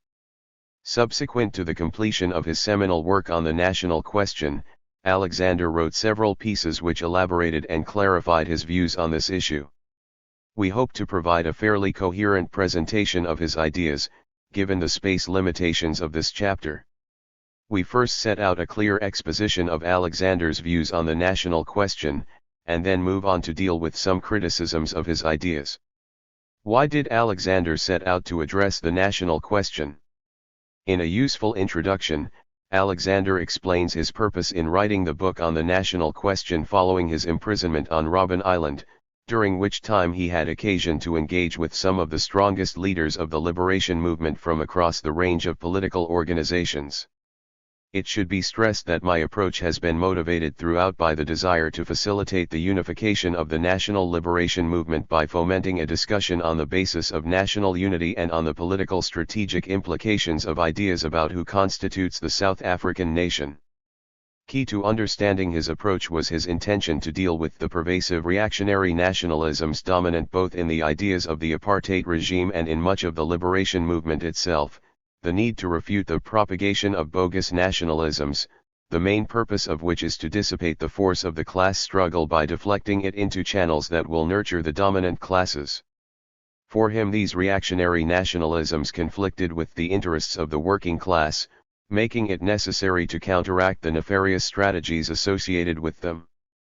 Furthermore, because social relations were mystified as race relations, there was a need to illuminate the character of the real basis of inequality and the real forms in which it is expressed. For him, bourgeois sociology, with its debilitating definitions, required a clarification of misused concepts such as race, nation, nationalism, ethnic group, color, caste, and class. Afrikaner and liberal theories of the nation. Alexander begins his analysis of the national question historically, with a careful examination of the orientations of both the National Party rulers and the various organizations of the oppressed. The National Party's theory of nationality arose from its struggle for hegemony against the background of the post-war development of capitalism in South Africa. It was based on the idea that whites, because of their superior civilization and their European heritage, were entitled to rule.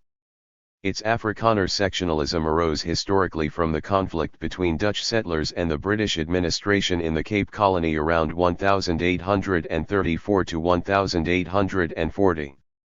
The Boer republics they formed to the north of the Cape Colony continued in quasi-feudal anarchy until the mineral discoveries of the latter half of the 19th century. The developing economic interests among the Afrikaans-speaking population gave rise to a sense of nationality among them based predominantly on their common language. Several developments, including the conflicts over diamond fields, the emergence of an Afrikaans language movement in what is now the Western Cape and the organized response of emerging Afrikaner agrarian capital, gave impetus to Afrikaner nationalism. This was fostered by the formation of the Afrikaner Bond, which was an association of bourgeois and petty bourgeois white farmers. This class vanguard of Afrikaner nationalism led the fight against British imperial interests in the Anglo-Boer War. After the war, a significant part of the old Afrikaner agrarian class had been dispossessed. This helped to force them into proletarian lives, competing for jobs with Africans. Both their class-based antipathy to British imperialism and the caste-based antipathy to black workers laid the basis for a Section A-list mass movement exploited by the petty bourgeois leadership of what came to be known as the Afrikaner Broederbond. The resultant Afrikaner nationalism combined liberal and neo-Fichtian nationalisms, and enunciated a theory of nationality which Alexander summarizes as follows. Nations are divinely ordained, predestined categories, ideal forms, the historical context of which is determined in concrete struggles of congeries of peoples. Nations are communities of culture, defined by a set of values acquired and maintained in historic struggles. This culture finds its main deposit in specific languages. The badge of nationality, community of race, is an inherent attribute of a nation so that people of divergent race cannot belong to the same nation. Alexander deals with liberal theories of the nation by examining the various perspectives of Jan Smuts, General Herzog, the younger Hofmeyr, Margaret Bullinger, and others, largely representatives of mining capital and urban English speakers. Their pluralist approaches to the idea of nation and the gradualist solutions espoused by them hope to steer the country to the idea of a confederation of racial groups which existed under the domination of the white nation. 2. And simultaneously gave expression to the central question of the supply of cheap black labor. These approaches failed to transcend the limitations of their race-based theorizations of the nation. Alexander deals with the genesis of the reserve strategy following the growth of capitalism in South Africa, and especially the strategy of emancipating indigenous capital from the metropolis so that the returns on capital investment supported the development of state-owned enterprises, import substitution policies, and the growth of local production. Most critically, this had to be done in the context of maintaining a regular and controlled supply of cheap black labor. Cheap labor was a crucial component of the capitalist system as it developed in South Africa. The reserves and later the Bantustans were pivotal to the process of coercing labor into the emerging industrial, agricultural, and commercial economy. They formed the objective basis for the passing of the various land acts, limiting access to land for the majority of the population, and the laws controlling the movement and supply of black labor, and restraining its resistance to exploitative and oppressive conditions. These policies attempted to reconcile the interests of the various sectors of the emerging capitalist economy and extended the policy of segregation, relying on the support of the Afrikaner nation. However, they inevitably gave rise to the resistance against the migrant labor system that characterized South African capitalism from its inception. The Bantustan strategy. According to Alexander, the National Party's Bantustan strategy speaks to its prescience in limiting the potential of an organized proletariat to lead the national liberation struggle. This represented a shift in strategy from a tribe-based conception of nation to a pretense that it was about the right of self-determination of nations. The Bantustan theory of nationality attempted to extend the idea of nation enunciated by the Broederbond to the different language groups and color castes amongst the oppressed and, as Verwoerd said in 1958, giving the Bantu as our wards every opportunity in their areas to move along a path of development by which they can progress in accordance with their ability. Quoting extensively from contemporary statements by representatives of the ruling class about this issue, Alexander shows that the evolution of the Bantustan strategy is riddled with inconsistencies. Alexander deals similarly with the contradiction to be found in the liberal pluralist approach to the national question, despite its terminological changes over time. Its underlying concerns were about the avoidance of violent conflict and the retention of a framework of capitalist relations. Supporters of African nationalism among the proponents of this approach had adopted a position of non-racialism and had been sympathetic to calls for one man one vote. This was the position of the former Liberal Party, which pronounced its intention to use democratic and constitutional means in the pursuance of its objectives, opposing totalitarian approaches such as communism and fascism. Other liberal approaches, such as that of the Progressive Federal Party, the progenitor of the present-day Democratic Alliance in many respects, adopted an orientation based on the idea that South Africa was composed of a plurality of groups, and were critical of the Bantustan strategy because it represented a Trojan horse danger to the growth of capitalism. Variants of these liberal approaches made the case for a federation based on ethnic groups in an attempt to stave off the attenuation of capitalist property relations. Alexander asserts that the logic of these approaches shows how much a theory of nation is in fact about the class struggle for national liberation. The obvious political and economic imperative for the elaboration of the earlier separatist ideas was an awareness that the struggle against white rule could grow into a challenge to the capitalist system itself because, in the absence of a viable and prestigious black bourgeoisie, the liberation struggle could well be led by a radical proletarian leadership. For the National Party, the only alternative was to wrest this leadership from its proletarian roots, to decapitate it and redirect it into Section A-list channels. The force of African nationalism as represented by the Bantustan leaders would thus be harnessed in such a way that it dissipated an inclusive African nationalism. In the final analysis, therefore, the only difference between the National Party and the Liberals was in their assessment of the nature and potential of the African nationalist movement.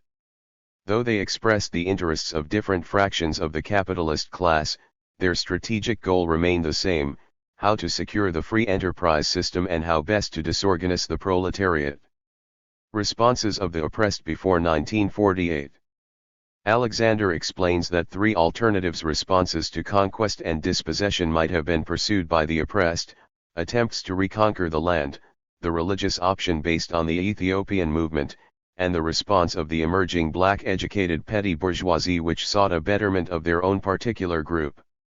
This latter response was represented, inter alia, by the South African Native National Congress, the African People's Organization, and the Natal Indian Congress. These organizations, stated Alexander, reflected a craven subservience to Anglo-Saxon culture. Organizations whose membership and orientation reflected the demands of the working class also emerged in the early 20th century. Trade unions such as the Industrial and Commercial Workers' Union grew from the process of proletarian development at this time.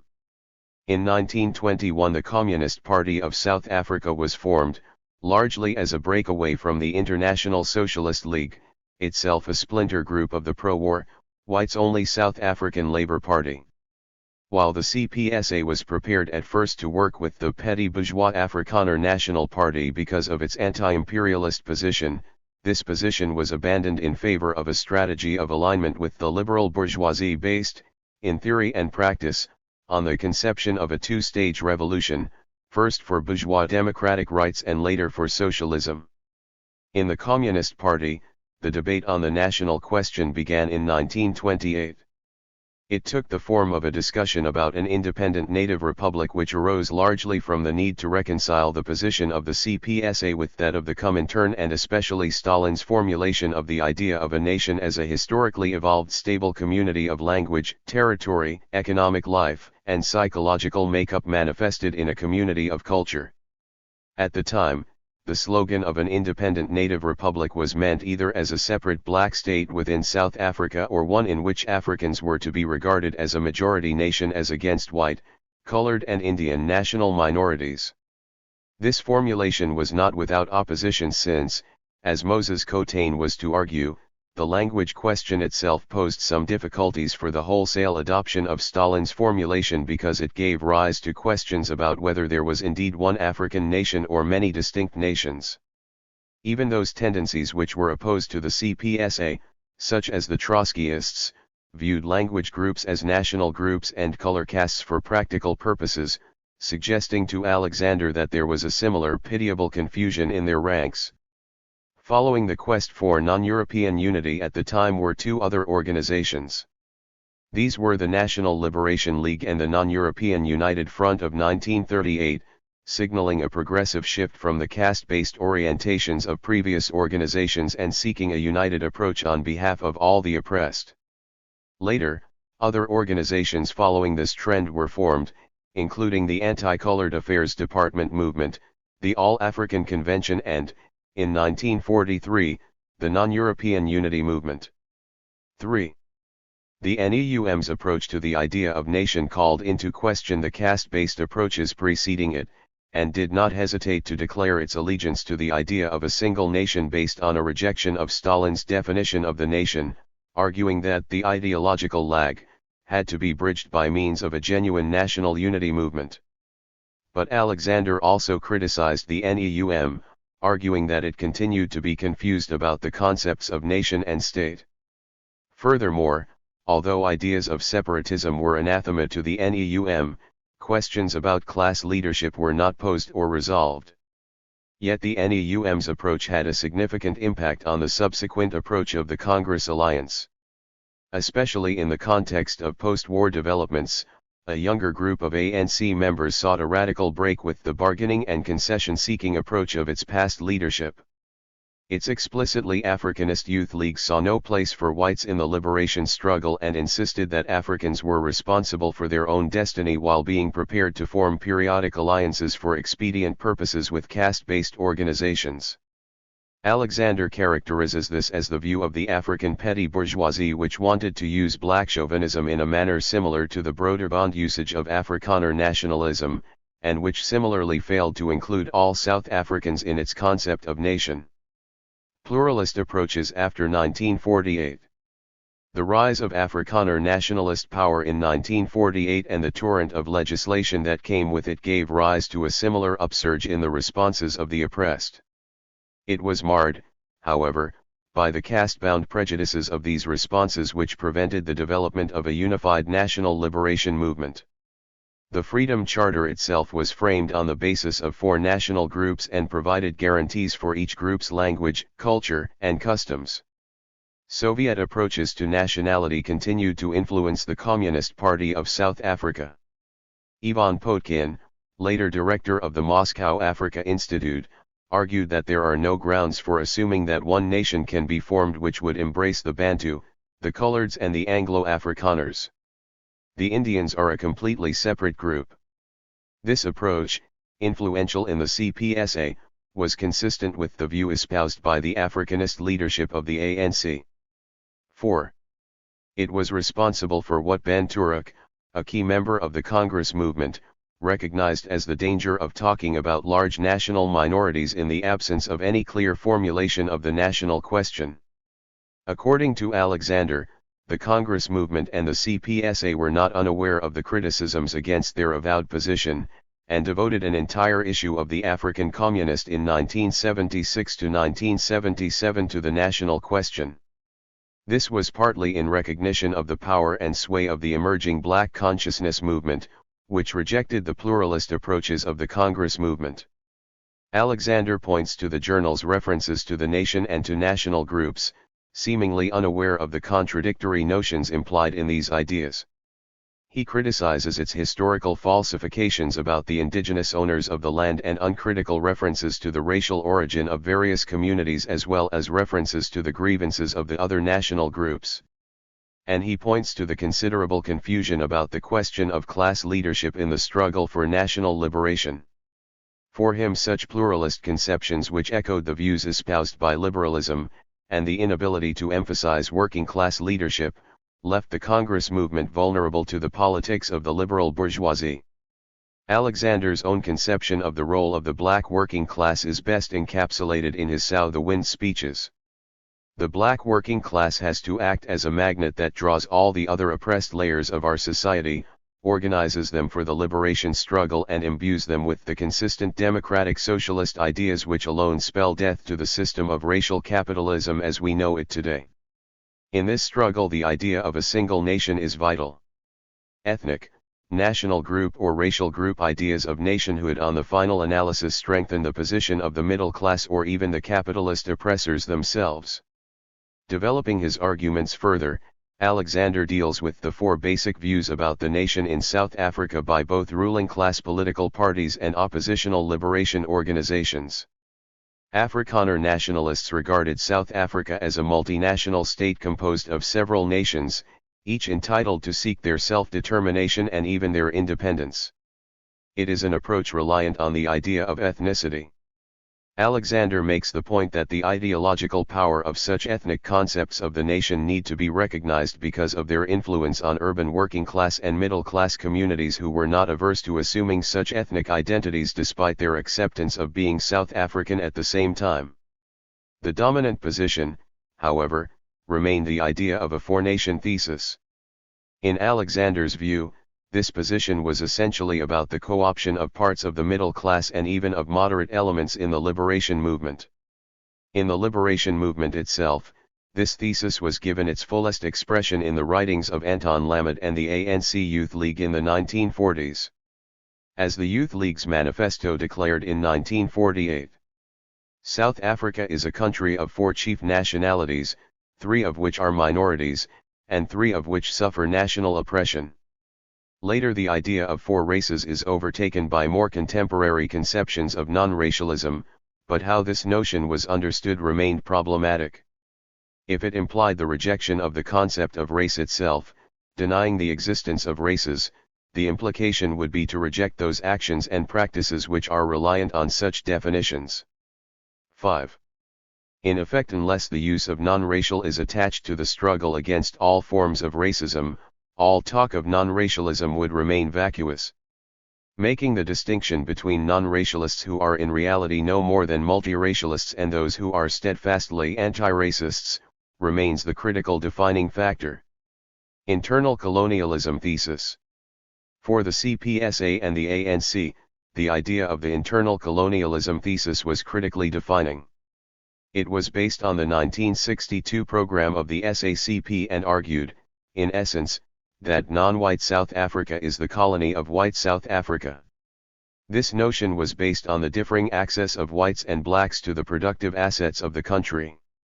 Alexander refers approvingly to Walp's criticism of the internal colonialism thesis, that the concept of internal colonialism failed to clarify the nature of the imperialist relationship between the two South Africas.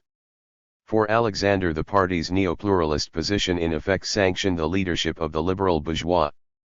However, Alexander is critical of Walp's attempt to salvage the Communist Party's position through his elaboration of the relationship between the capitalist and non-capitalist modes of production as constituted in the urban and Bantustan parts of South Africa. He suggests that the characterization of South Africa as a colonialism of a special type is imprisoned within a pluralist approach which depends on a mystified conception of race, leaving it open to the winds of sectionalist opportunism. Alexander turns his attention to the NEUM, believing that its approach was a considerable advance on that of the Congress movement. But even in the NEUM's case there were occasional slippages referring to nationalities, and despite its claim to seek the unity of the oppressed, it was inherently unable to overcome its avowed aim to discard the divisions and prejudices and illusions which have been created and fostered by their rulers. As a consequence, it was unable to bring together organizations across the racial divide and foundered on the rocks of petty bourgeois opportunism, leading to a rupture in its ranks in 1959 largely along lines of color. The Pan-Africanist Congress, despite its rejection of the idea of multiracialism and the Bantustan scheme, did not abandon its Africanist position. It aimed at government of the Africans by the Africans, a position Alexander characterizes as the perfect instrument of the liberal bourgeois opposed to Afrikaner sectionalism. He remained unconvinced about the PAC's subsequent shifts allowing coloreds and people of Indian origin to become members, referring to its ideological somersaults in exile which he regarded as no more than opportunistic. Alexander is critical of the BCM's position, too, despite its mutations over time, arguing that it had failed to understand clearly the relationship between color, caste and class because of its preoccupation with racial prejudice. He concedes that the South African Students' Organization presidential address of 1976 recognized class interests, rejected capitalism, and adopted an anti-imperialist stance, and that the idea that the struggle for national liberation had to be understood beyond the idea of color and in terms of class interests, skin color has in fact become a class criterion in South Africa. Clarifying critical concepts. Alexander devotes an entire chapter in his book to clarifying some of the critical concepts used in the discussion of the national question. The use of race as a concept is unavoidably associated with social hierarchy, prejudice, discriminatory practice, and stereotypical depictions of members of society. He rejects the concept of race not only because of its reliance on phenotypical attributes, but because of the dangers inherent in racial descriptions, and because the concept is so pregnant with confusion and so given to opportunist usages in the political, economic, and ideological domains. He seeks a new vocabulary about the usage of race, arguing especially that there is no logical reason for inferring the reality of race from the fact of racial prejudice. He refers similarly to the use of ethnic as a Humpty Dumpty term because of the confusion it engenders by its nebulousness and the inability to explain the basis of the ostensible solidarities which are implied in it.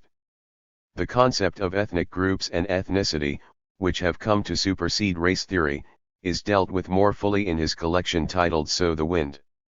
For him, confusions abound about the meaning and usage of the concept in the different tendencies in the liberation movement today. Alexander shows how an approach based on ethnicity reinforces separatism and how in fact its adherents played into the hands of organizations like Inkatha and the PFP in their advocacy of a federal constitution for the country.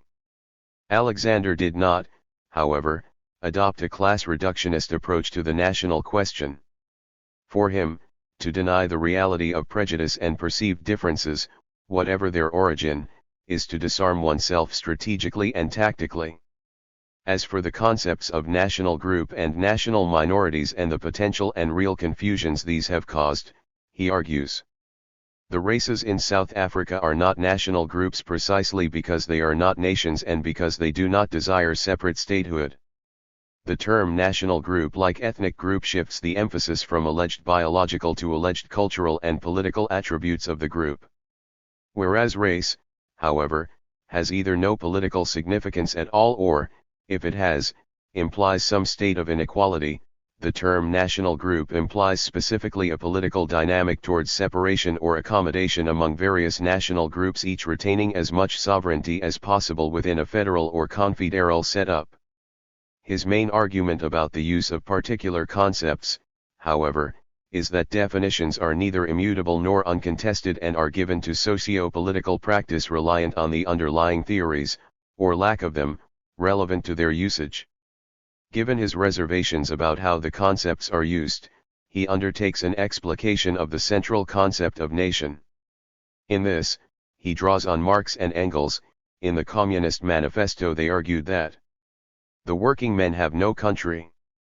Since the proletariat must first of all acquire political supremacy, must rise to the leading class of the nation, must constitute itself the nation, it is so far, itself national, though not in the bourgeois sense of the word. Basing himself on this, he asserts that there can be no timeless definition of the concept affecting all circumstances and contexts. For him, Stalin's definition referred only to the period of the bourgeois democratic world revolution. It was an arbitrary definition which required one to find a nation that met its definitional premises. Consequently, the nation could best be understood as historically determined in the specific circumstances and material relations between classes, and was dependent on the level of political consciousness attained by the classes through class struggle. It was directly influenced by the form of state bequeathed to colonial states because of the capitalist relations and markets it imposed on previously largely classless societies. It made whole peoples disappear, ruined cultural treasures and languages, and wiped out pre-existing boundaries, forcing some to congeal into proto-national units. It subordinated local leaders and mortgaged the incipient colonial bourgeoisie to imperial capital. In Alexander's words, on general grounds, all that one can say about nations in the modern world is that they will consist of antagonistic or potentially antagonistic classes, and that consciousness of nationality arises in the course of the struggle for national liberation. Alexander's position is based on the assertion that the nation was constituted by those who were prepared to throw off the yoke of capitalist exploitation and racist oppression and who resisted and opposed any attempts at dividing the population on the basis of language, religion, tribe, or caste. National liberation could not therefore be interpreted either as the demand for territorial separation or the democratizing of the political system within the framework of capitalist relations. This raised the important question of the permanency of the revolution, which was regarded as critical by Marxists in the NEUM and even by some thinkers in the CPSA. Somewhat prophetically, Alexander recognized that because bourgeois democratic demands are revolutionary, the nationalist tendency not only continues to have resonance among the people, but will continue to be the greatest danger to it, assured as it is of the full support of all the imperialist states. For him, the task facing the liberation movement was thus to propagate the fundamental distinction between national liberation and the nationalist liberation proffered by bourgeois liberalism. In his view, this historical role could only be discharged under the leadership of a politically conscious working class. The working class alone was capable of producing national unity through the extension of democratic rights to the whole of the population, since that was not possible for the middle class given their relationship to the capitalist system. Only the working class, therefore, could assume the project of democratizing the country and building the nation. This implied that the nation has to be structured by and in the interests of the black working class. But it can only do so by changing the entire system. A non-racial capitalism is impossible in South Africa. The class struggle against racial oppression becomes one struggle under the general command of the black working class and its organizations. Class, color, and nation converge in the national liberation movement. Alexander also refers to the need to reverse the reality of landlessness and seize political power as a sine qua non for the achievement of nationhood, and talks of the limiting nature of the idea that a common language is a condition for constituting a nation. Following Anderson, he argues that the development of print languages facilitate the rise of nation-states because of its role in linking emerging capitalism to national consciousness. He does not, however, accept the idea that language is the badge of national consciousness, asserting that in fact nation-states can be conceptualized without the requirement of language communality. Post-apartheid effects. Writing about the post-apartheid period, Alexander suggests that even the middle class, which finds some resonance with the idea of the rainbow nation and social cohesion, has largely abandoned these ideas given the social pathologies facing the post-apartheid state and society. In its place there is now even more confusion, engendered by a range of conceptions about national identity and a singular ineptitude of the country's cultural and political leadership to indicate the possible trajectories of national development. This confusion is in part attributable to the unfamiliarity of those who engage in these issues with the historical development of the present state of affairs in South Africa. Tracing the development of the ideological positions adopted in the liberation movement and the contested notions of democratic transformation, Alexander argues. Indeed, one of the major challenges facing the post-apartheid dispensation is the creative resolution of the tension between the historically evolved ethnic and racial consciousness of the population and the intuitive aversion to group affiliation in the political sphere. The promotion of national unity, a national identity and social cohesion more generally, will ultimately depend on how this fundamental issue is approached. Despite the pre-apartheid expectation that the concept of race would wither away with the advent of a democratic polity, race consciousness has remained very alive.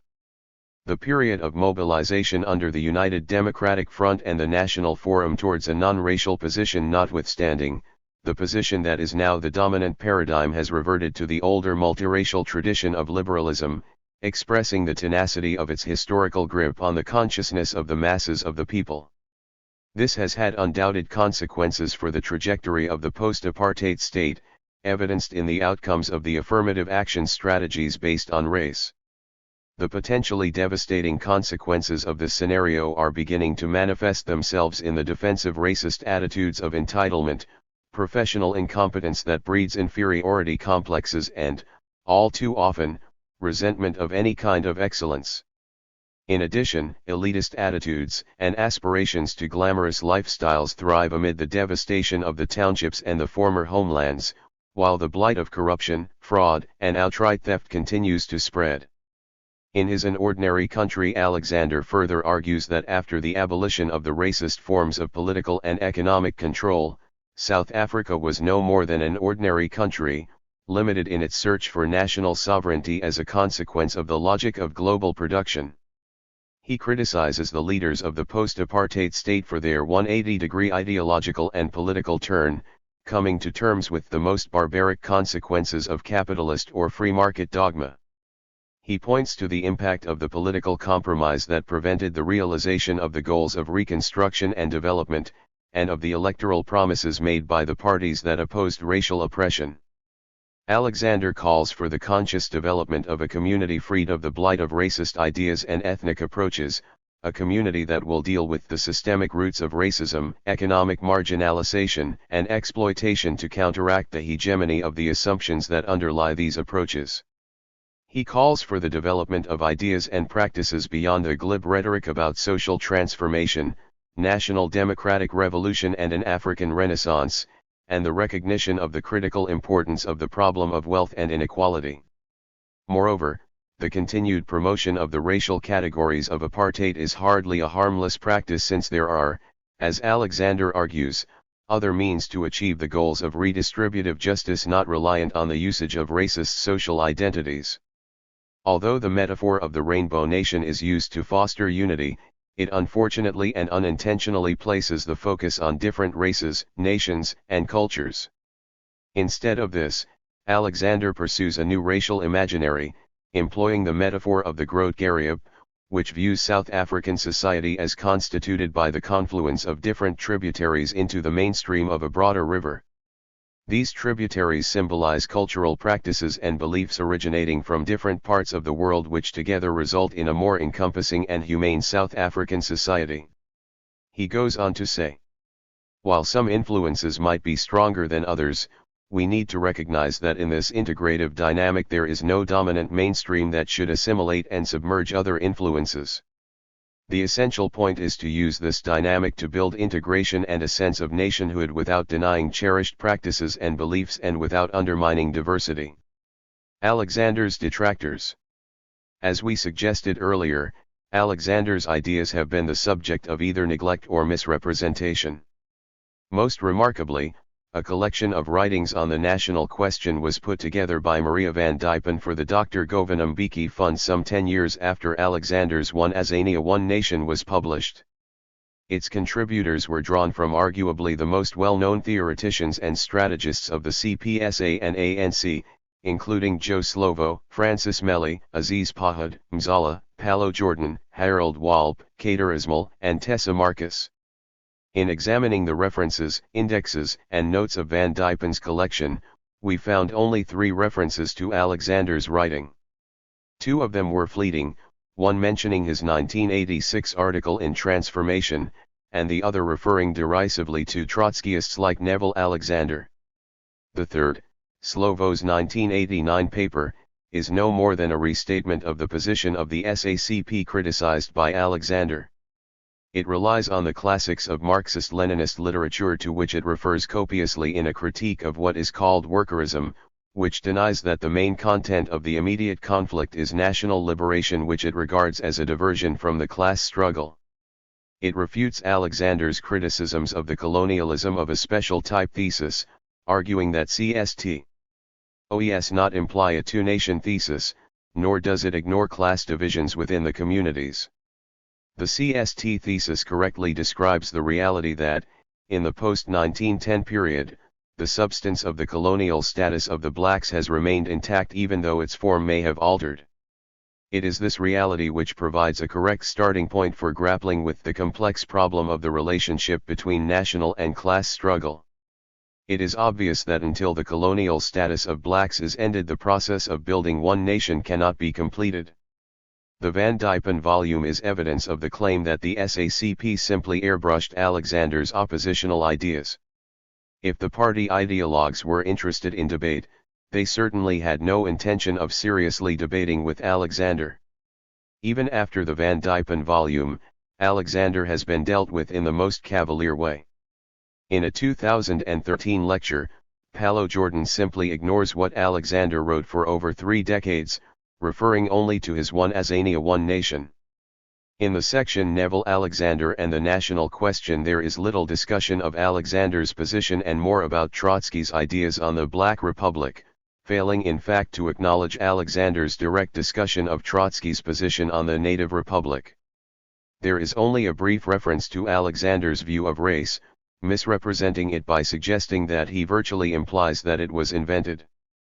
This is compounded by a number of non sequiturs in the arguments Alexander makes about national and class aspirations, leading him to attribute to Alexander the very opposite of what he has argued.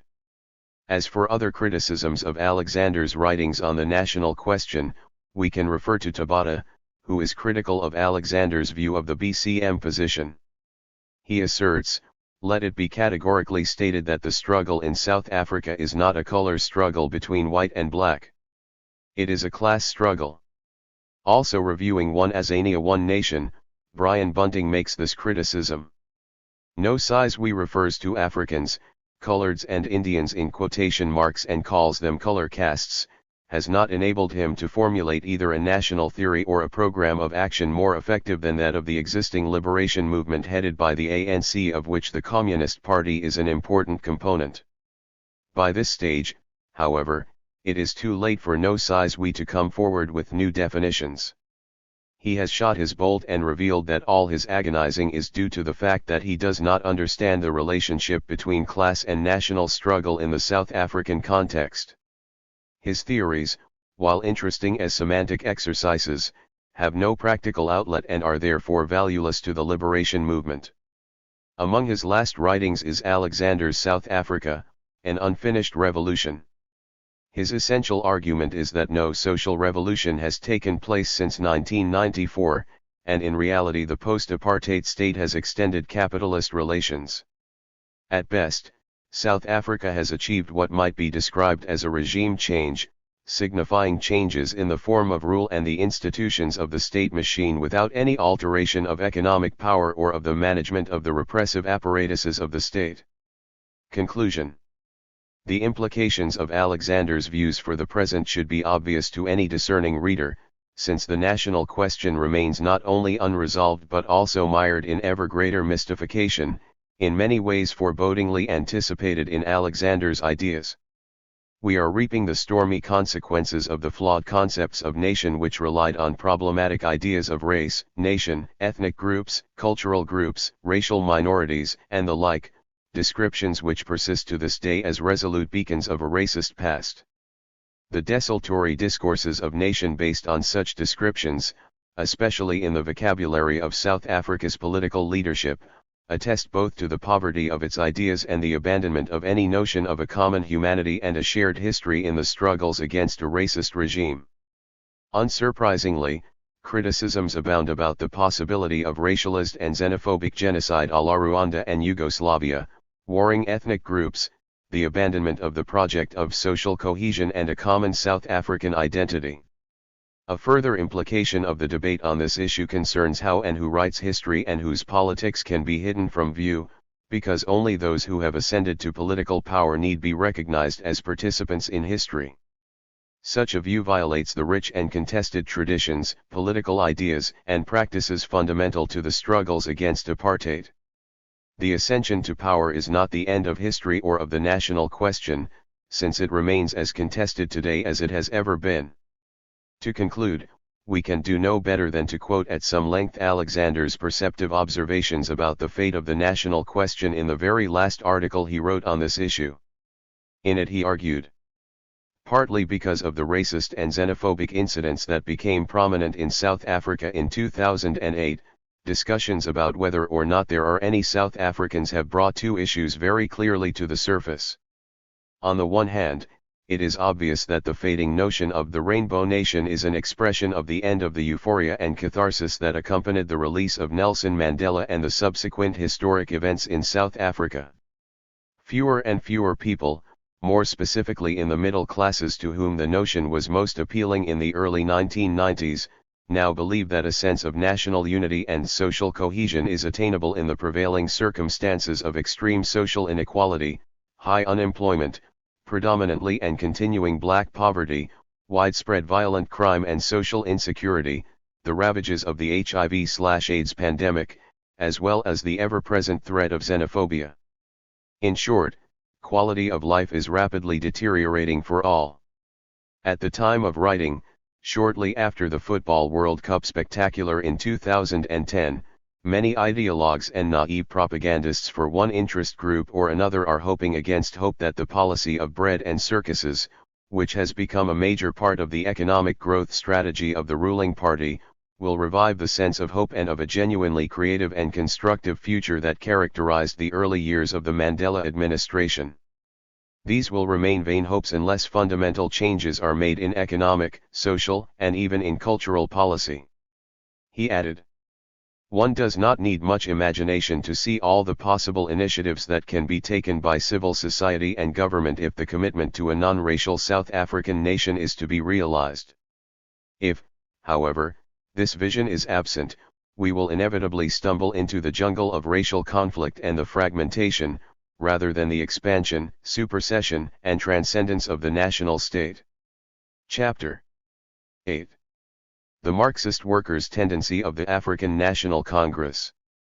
Martin Legasic. The Marxist workers' tendency of the African National Congress grew out of the coming together of comrades from the ANC, the emerging internal democratic trade unions, and the Black consciousness movement in Soweto and the Western Cape in the 1970s, together with comrades from the Mbondo revolt of the early 1960s. At its inception, it had a black majority membership. Among those from the ANC were George Peake and Nimrod Sajake, both former trade union leaders and treason trialists who had subsequently been forced into exile, as well as myself, who had worked throughout the 1960s with Maza C. Kunene, then ANC representative in Europe. Among those from the emerging unions were Dave Hemsen, Rob Peterson, and Paula Ensor, all three declared banned persons and going into exile. This chapter deals with the origins of the MWT and its early articulation of a program and perspectives. It concludes with an examination of the MWT's approach to the national question. Origins. The South African Congress of Trade Unions, a federation of non-racial trade unions, had become defunct through repression in the early 1960s. It survived only as a small rump of officials in exile, oriented to solidarity work. In the post-Soweto strengthening of the ANC in London, however, Rob Peterson and Paula Ensor were employed by the SACSU office, the former as editor of the revived SACSU publication Workers' Unity and the latter as personal assistant to General Secretary John Gaetso. Dave Hemsen and I also worked on the paper. The first issues of the paper placed primacy on building SACSU among factory workers underground, to assist in building and to guide the work of the emerging democratic unions. 1. These unions had already become schools of struggle, through which workers came together to discuss not merely factory issues but all the problems they faced and how to overcome them. The independent trade unions, said Workers' Unity, were forced by repression to keep themselves cut off from the liberation struggle as a whole, but we do not oppose them. Our policy is to fight for independent unions and to give these new organizations our support, insofar as they advance the workers' struggle. The task was to build underground groups which could provide leadership and initiative, day by day, to all the workers in the factories, establish links with similar groups in other factories and areas and, in particular, guide and influence, firmly but carefully, the work of open trade unions, etc. From these groups would come the initiative for action, on every issue from wages to the pass laws.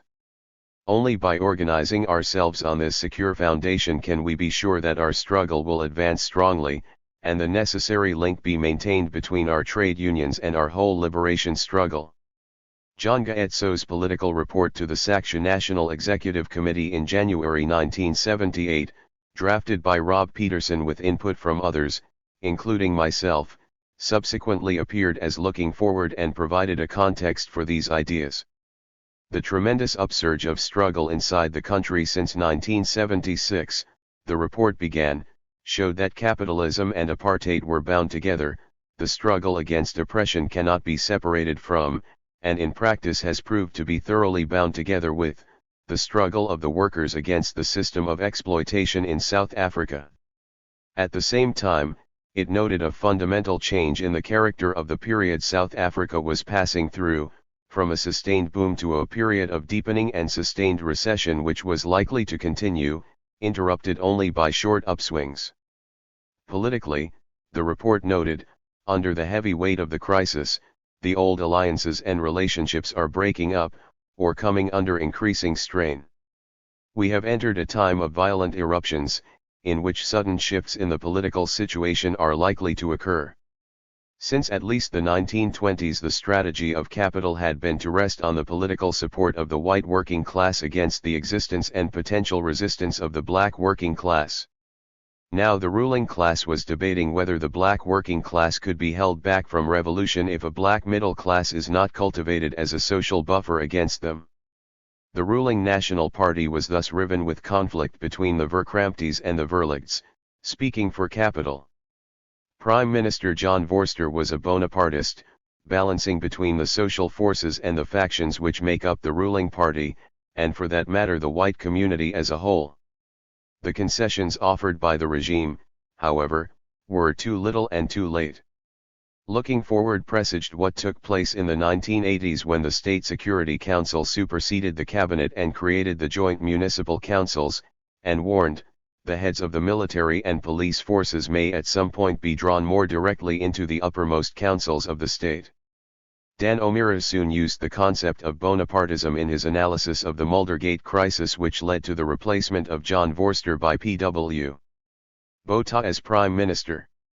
Harold Walp subsequently criticized reductionism and underlined the importance of the relative autonomy of the state. With their experience in the unions, Rob Peterson, Paula Ensor, and Dave Hemsen opened up the networks through which workers' unity was circulated. The paper's ideas evoked a strong positive response from supporters of SACSU inside and outside the country. From early in 1978, however, Rob and Paula found themselves increasingly in conflict with other members of the editorial board from the South African Communist Party. As Peterson later put it, after the Soweto events of June 1976, when the black working class, young and old, were on the march, it was possible to put forward in workers' unity, with the unanimous consent of the editorial board, a clear revolutionary working class position against national oppression and capitalist exploitation. This was fully consistent with the principles of SACSU laid down in our Constitution nearly 25 years ago. But the forward movement began to ebb temporarily inside the country and led again to rigidity in ideas imposed from the top in exile. The Youth Discussion Group, for example, was viewed with some suspicion by ANC leaders in London, and around this time it was arbitrarily closed down. The participants were told, if you want to study Marxism, go to the CP, where the Marxism would of course be geared to proving the correctness of the two-stage theory of the National Democratic Revolution. On the Workers' Unity editorial board, as Rob described it, mounting attempts were made to force the paper to retreat from its established political line, to abandon the standpoint set out in Looking Forward, and to hold workers' unity back from tackling the burning issues of the practical struggle of the oppressed workers at home. It became necessary for comrades who stood by the original ideas to wage a struggle on to defend the paper, a determined struggle against the proposals and obstructions of the right wing. It emerged, for example, that there were serious differences on the editorial board regarding the attitude to be adopted towards the independent trade unions. Inside South Africa, the position being taken by the highly conspiratorial ANC/SACSU remnant units was that emerging unions should be treated as mere signposts to MK, that is, sources of military recruitment for exile. This attitude was bitterly resented by worker activists trying to build those unions. The justification for it was provided by SACSU President Stephen Dlamini and others, who could not accept that independent democratic unions could exist in a fascist country, and regarded them as yellow unions. The SACSU rump in exile, correspondingly, was the only genuine messenger of the South African working class. In the opinion of Rob, Paula, Dave, and myself, this was an attempt to elevate the military above the political. The lack of political clarity on the editorial board, in our view, threatened the rebuilding of SACU inside the country. After 2 years of the production of workers' unity, there was no sign that it was becoming rooted among workers in struggle and no feedback from any SACU groups in the country. Peterson submitted a memorandum to the SACU NEC, the body that had appointed him, arguing all this. Coincidentally, in the same month, the first federation of the new democratic unions was formed inside South Africa, the Federation of South African Trade Unions. The NEC meeting in Dar es Salaam that month could have initiated a discussion on the issues throughout SACU and the ANC. Indeed, in January 1979 a commission had been established by the ANC leadership to undertake a major policy review, including of SACU policy, in the wake of a visit by an ANC delegation to Vietnam in October 1978. It reported back to the NEC in August 1979. Rob's memorandum reached Dar es Salaam during the period of the Commission's existence. The Commission concluded that throughout the movement there were differences of interpretation in the vital areas of our approach to mass mobilization, the character of our armed struggle, and the way we see it taking root and growing. This Commission could have initiated discussion throughout the ranks of the movement on the way forward, including the ideas contained in Rob's memorandum, but it did not. President Tambo wrote in his personal notebook at the time of the visit to Vietnam, "We've been forced by events into a bad strategic situation in which armed struggle is and remains the basis of political struggle, an impossible equation. Necessary to correct this distortion. Necessary to recognize that our approach is an external approach, we see the struggle as being built up from outside, introduced from outside by people who are outside. This approach wholly excludes the people, the masses, as the decisive factor not only for victory, but for any progress at all in our struggle, see a serious strategic problem to solve before we can hope to make advances. Hence the view that we slow down on operations and work for a change in the order of priority as between political work and military operation." These were very similar to the conclusions that Rob and his colleagues had reached independently. We also believed that the strategy of rural guerrilla warfare proclaimed by the ANC since the 1960s was inappropriate for the liberation of South Africa, despite its successes in Cuba, Vietnam, Mozambique, and elsewhere. We argued that in South Africa's urban conditions guerrilla action would degenerate into mere setting off of bombs, which did not empower the masses but rather encouraged passivity, and at the same time drove whites further into the camp of reaction. We were not pacifists. The workers should be mobilized and, where appropriate, armed for self-defense of mass actions, and in doing so laying the basis for a new state through workers' insurrection. The first issue of Workers' Unity had made clear that the rulers in South Africa are conducting a war against the black working people. Every imaginable form of brutality is being employed. To defend themselves against these attacks, to protect their organizations, and to ensure that the struggle is not defeated by the armed force of the apartheid regime, the workers themselves will have to arm. This will take place, it is inevitable. But the SACU NEC did not even discuss the issues of Peterson's memorandum, instead they dismissed him as editor and from the editorial board. This resulted from the pressure of SACP leaders on the NEC. The excuse was that Rob was putting forward policies which were not those of SACU, but despite repeated requests the NEC members refused to specify which policies were at fault. Subsequently, because of persistent requests from those of us who supported Rob for a discussion of the political issues, the NEC closed down the main SACU organizing committee in Britain. We felt compelled to raise the issues with the movement inside the country, and did so in a discussion document that we circulated to subscribers of Workers' Unity. For this, on October 26, 1979, Paula Ensor, Dave Hemsen, myself and Rob Peterson were suspended, not from SACU but from the ANC, unconstitutionally, without even a hearing. We were told we had not sought resolution of our disagreements within the established structures of our movement, but instead had seen fit to attack the policies and leadership of the revolutionary alliance led by the ANC in public. It had hardly been in public, we had not even issued a press statement, but circulated the position solely to people in the movement. Meanwhile, looking forward was withdrawn from circulation. Later, at an ANC anniversary meeting on January 8, 1985, Labour Party MP Dave Nellist asked about the suspensions and was told by ANC spokesperson Francis Melly that they had taken place because we had pushed a line that was not Sakshya policy. Moreover, all questions that revolve around Marxism-Leninism the party is able to relate to, but not the ANC, which is not a Marxist-Leninist forum. It was not a question of the positions not being Sakshya policy, but of not being SACP policy. Clearly the suspensions were purely for political reasons, and clearly behind them was the SACP, threatened by the challenge to its monopoly of the interpretation of Marxism. 2. We believed that the ANC in exile was dominated by the sectarian interests of the SACP, a rigidly controlled bureaucratic apparatus which leaned for support on workers in the ANC, but relied fundamentally on political and material aid from the Soviet Union. It proclaimed socialism as its eventual goal. In this way, and by the use of guerrilla actions, it maintained its revolutionary credentials and held on to its working-class supporters.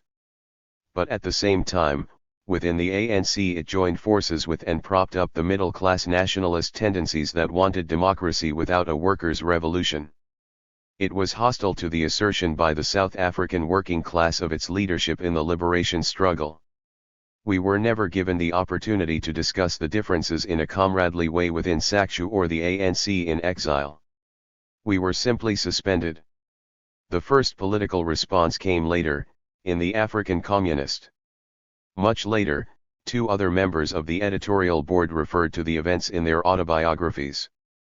And 25 years later I discovered, in the ANC archives at the Robben Island Museum and the Mayabai Center at the University of the Western Cape, some contemporary attempts at critique which we never saw.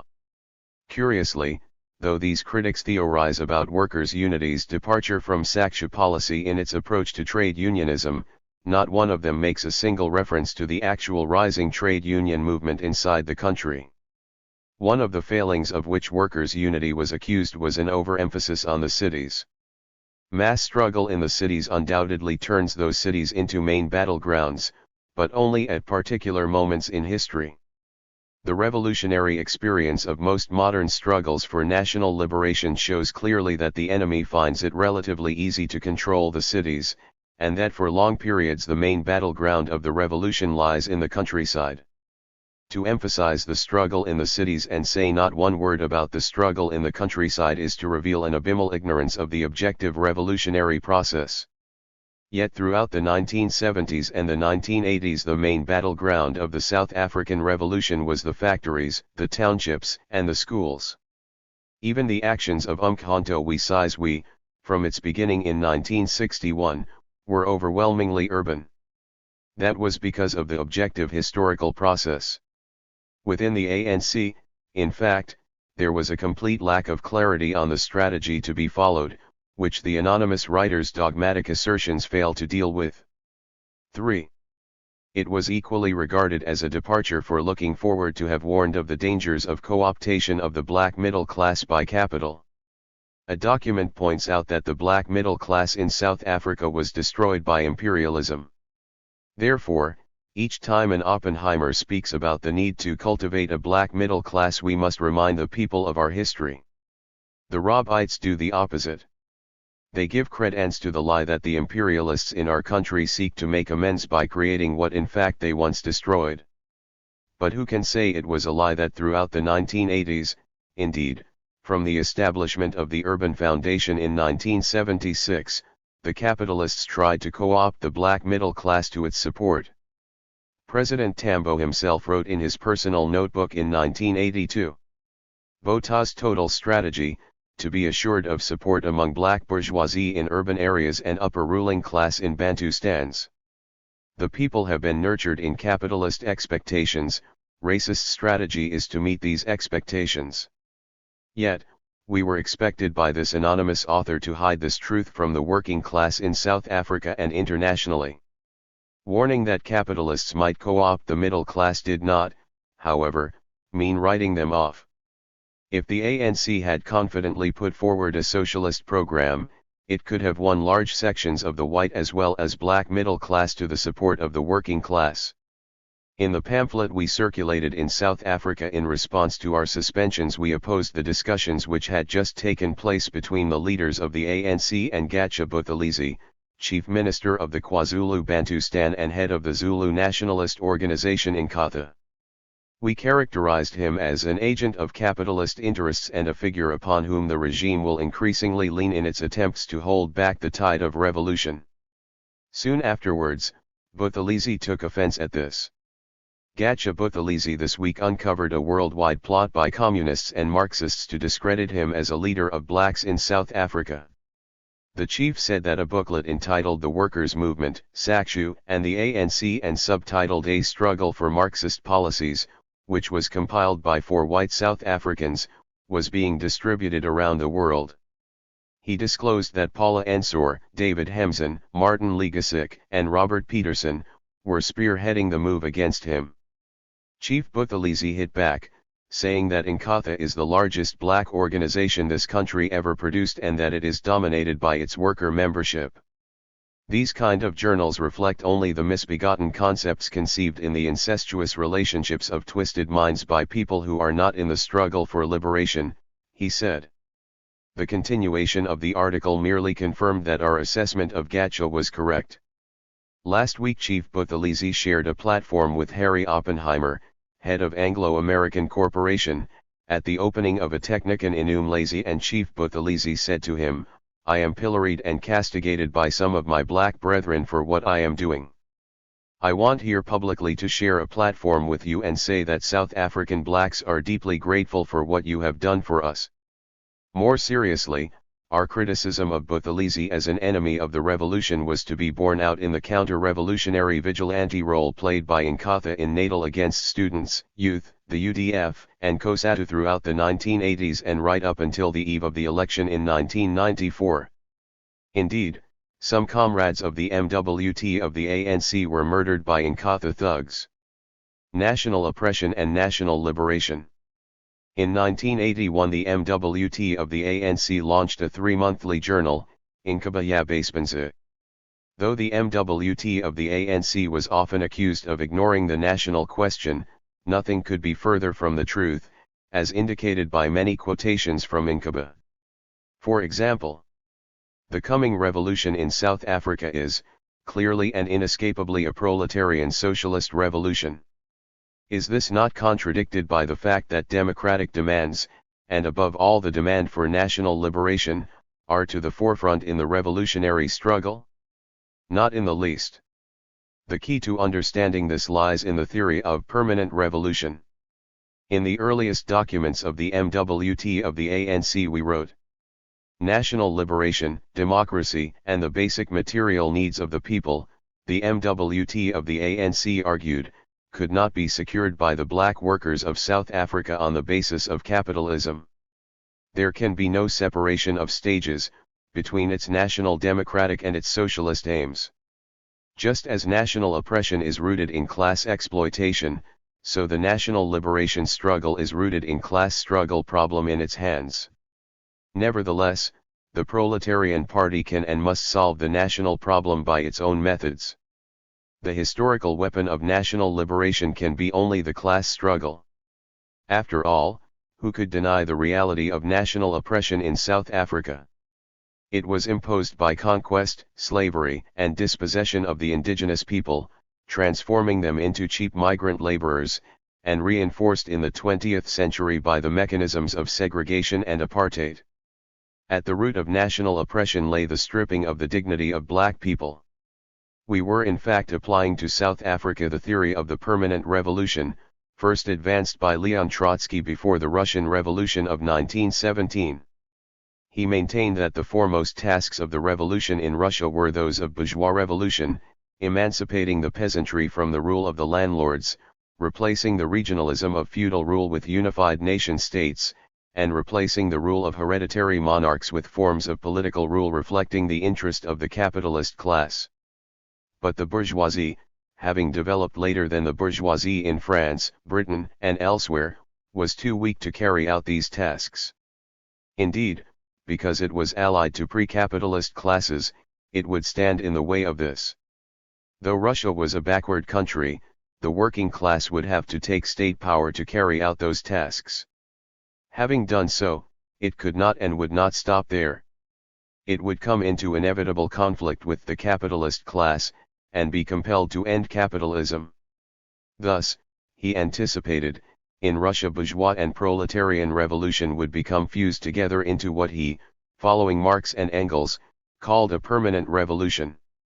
We maintain that the struggle for national liberation, one of the tasks posed for the bourgeois revolution, could not be carried to victory by black middle-class nationalists. The methods and ideology of nationalism could not end national oppression. In fact, a bourgeois revolution had already occurred, though in a distorted way. While in other late developing third world countries the emerging bourgeois class leaned for support on pre-capitalist landowning classes, in South Africa capitalism had triumphed in agriculture by subjugating the indigenous majority to land dispossession and deprivation. Equally, the rise of capitalism in mining and manufacturing had been achieved by imposing a cheap labor system on the black majority on the basis of racial segregation and apartheid. Thus, apartheid and capitalism were bound together. To undertake the abolition of apartheid and capitalism, the working class would, we asserted in 1979, take up the banner of the ANC and it would need to build and transform the organization on a socialist program. A socialist program was not the pure class program set up by Slovo as the red herring alternative to a program of national liberation, but included national liberation and all the other democratic tasks. The full implementation of the Freedom Charter would constitute most elements of a socialist program. As I later put it, the nationalists take up solely the race issues and say we must combat racism. We would agree, but add that can only be done effectively by class methods. The Communist Party says, there are race and class issues, but the race issues come first. We would say, yes, there are both race and class issues, but both of them can only be solved by a movement of the working class to end capitalism. So combating racism and race discrimination, as well as fighting on class issues are included on a socialist program. 4. The MWT erred in failing to anticipate a negotiated settlement. We believed that the racial polarization was too great, and the only alternatives were either a ghastly racial civil war or a workers' revolution. Commenting on the demands by big capitalists and President P.W. Botha in 1985 that the ANC must renounce violence and enter negotiations, we wrote that this demand meant that the ANC must openly renounce the revolutionary overthrow of the state and agree to knuckle down under a system in which the capitalist class retains the monopoly of power defended by the present state monopoly of armed force. This no black leadership could possibly accept without immediately appearing as sellouts before the people.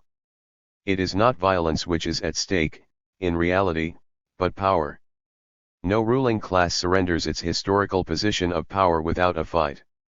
The ANC leadership cannot yield to the bourgeoisie's claims without losing its own mass base of support and rendering itself impotent. Therefore, we concluded, because a transfer of power to the black majority cannot take place without the revolutionary overthrow of the state in South Africa, it will be impossible for talks to succeed. That will remain the case even if the ANC leadership, on the one hand, and the South African regime on the other, wish to achieve a negotiated settlement with each other. It is impossible because the constituencies, the respective class bases, on which the two sides rest are irreconcilable, even temporarily, in South African conditions. In reality, a combination of factors, international and national, allowed the settlement to take place. The MWT had absorbed wrong perspectives from our international comrades. We did not anticipate the counter-revolution and restoration of capitalism in the Soviet Union, and had underestimated the resilience of capitalism in the advanced centers. The collapse of socialism in the Soviet Union disoriented the active layer of South African workers and stood in the way of the mass rejection of a negotiated compromise that we had anticipated. In addition, there was the hugely changed balance of power in South Africa through black urbanization, and the willingness of the white bourgeoisie to trade exclusive political power for a guarantee of their continued wealth and property. There are those critics who caricature a class approach in South Africa as posing a necessary unity between white and black workers. Of course, the white workers have long constituted a privileged layer. The position of the MWT of the ANC was that in the course of the struggle white workers would move to reaction. The main class force was the black working class. However, we argued that it was necessary to divide, confuse, and if possible win over white workers, for the purely practical reason that they constituted the main social base of support of the repressive state machine. The MWT, unlike some other left tendencies, the workerists for example, did not oppose the concept of colonialism of a special type. It merely rejected the conclusion drawn from that by the Communist Party, the idea of a two-stage revolution, first democratic and then socialist. Those left tendencies that opposed CST outright risked being accused of ignoring the national question. Workerism compounded its errors in practice by failing to join the United Democratic Front in 1983 and struggle for a socialist program within it. Inkaba was critical of the Fozeta unions and the General Workers' Union on this score. They compounded the error when in 1985 to 1986 they switched to uncritical support of the ANC within COSATU rather than struggling for a working class program. The MWT of the ANC believed that the notion of a two-stage revolution was a Stalinist idea. By Stalinism we did not mean merely a system of dictatorship, but an ideology defending the interests of the bureaucratic caste that had usurped power in the Soviet Union, an ideology totally opposed to the struggle of the working class for workers' democracy. The Communist Party argues for national democracy because the working class needs to ally with the middle class. The MWT supported an alliance of the working class and middle class, but on the terms of the former and not of the latter. In reality, the middle class is also oppressed by bankers, the 1%er who are today the most hated by the other 99%er worldwide. The middle class would benefit from a workers' democracy. The middle class veers in its politics according to the balance of forces between the capitalists and the working class, turning to the left when the working class is ascendant and to the right when the working class has suffered defeats. Politicians who claim to represent the middle class in fact misrepresent it, and serve the interests of capitalism. In reality, the idea that South Africa is currently undergoing a national democratic revolution is increasingly divorced from the realities of repression, corruption, and relative economic stagnation. To this day the national question has not been resolved. Imperialism stifles the equality of nations, imposing hierarchy instead. Domestically, capitalism reproduces the mainly white rich minority and the poverty-stricken black majority, and will continue to do so as long as it exists. The economy generates unemployment and inequality, in education, health, housing, and living standards. The cheap labor system has not been demolished. The massacre of workers at Marikana ordered by government and the bosses was an attempt to perpetuate cheap labor, against the fierce resistance of platinum workers demanding a living wage of R$12,500 a month, and prepared in 2014 to undertake the longest strike in South African history to struggle for it. The same principles apply. Just as national oppression is rooted in capitalist exploitation, so national liberation is rooted in class struggle, for workers' democracy in South Africa and indeed worldwide. Chapter 9. The national question confronts the ethnic question. Gerhard Meyer. Disturbing the national question. The national question has predominantly been interpreted in the South African context as conceptualizing the route to empowering an oppressed racialized majority. In this sense it has already been answered, it would seem, through the creation of a non-racial democracy based on shared citizenship.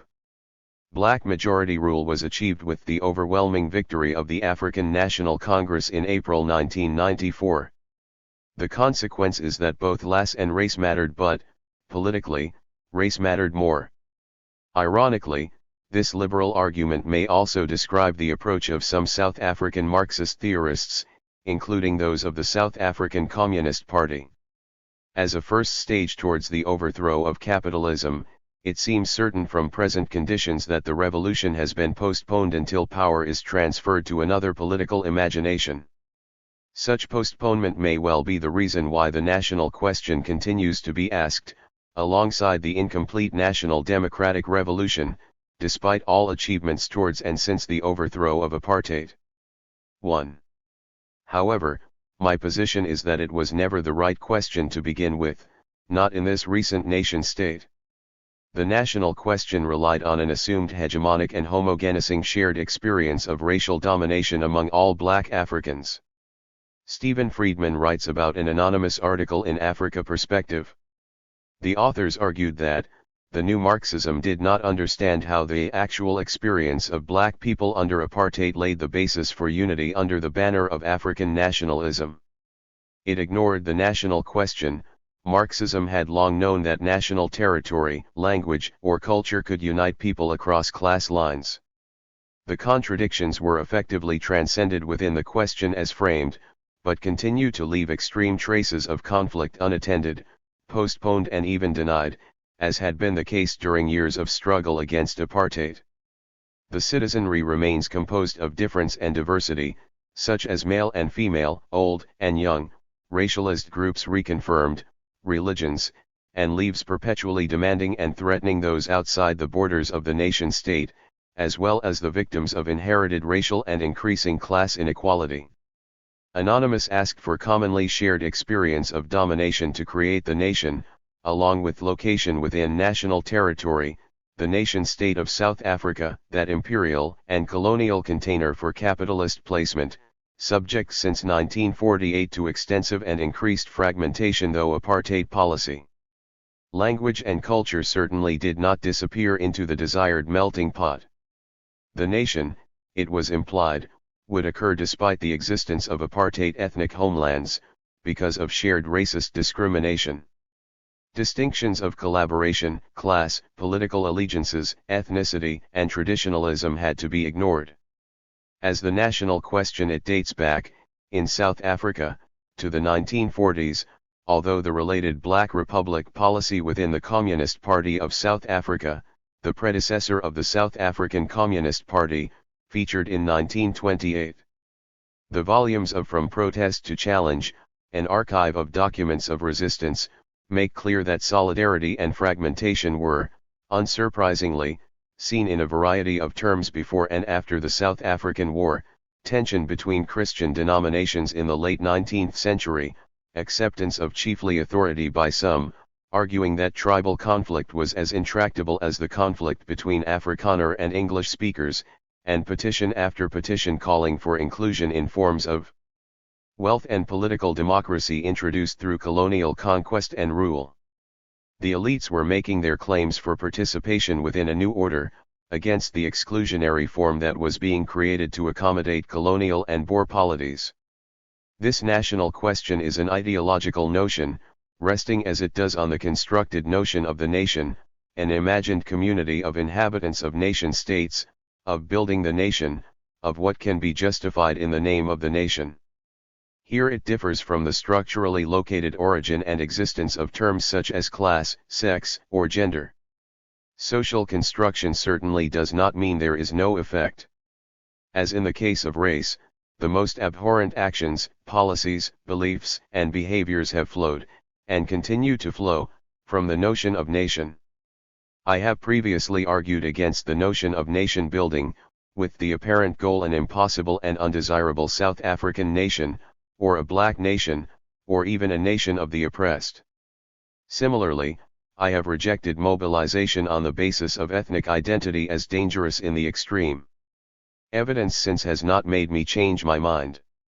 This does not mean denying the rich existence of ethnicity in everyday life or rejecting the urgent need for common purpose among groups of people, at whatever scale of social life. On the contrary, such collective purpose is essential for avoiding conflict and, more positively, for resolving shared problems. Examples have to be recognized, discussed and supported. Such calls can vary, from action against inequality to calls for extreme engagement with the impending climate catastrophe, from sexism to xenophobia, from recovering public space as commons to education delivery. In this chapter I constrain myself and focus on the place of ethnicity within a democratic society. 24 years ago Jeff Guy suggested that if any research is to be initiated in support of democratization, then the question of ethnicity is an important one, and there is a real need to encourage such research in order to give a more nuanced, subtle, contextualized view of the topic.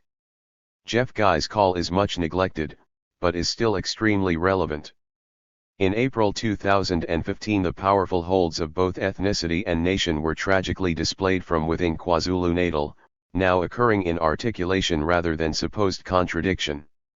Despite denials, claims of misinterpretation, and defense of the perpetrator, there can be little doubt that King Goodwill's Willithani, of the Zulus, while addressing a meeting of people so self and other identified, told foreigners to leave South Africa.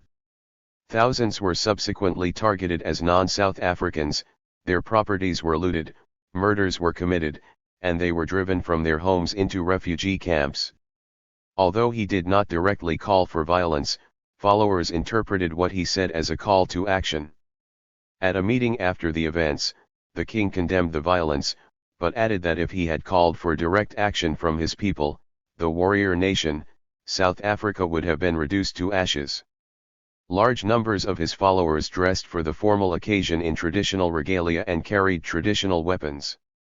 They jeered those of other races, religious groupings, and nationalities who participated in the event. Such targeting can be identified from the 1980s onwards. Nor is the denial of responsibility and claims of misinterpretation anything new. Of even greater concern is the manner in which the status of the King of the Zulus is protected by politicians, even in the assertion that criticizing him will lead to unspecified consequences.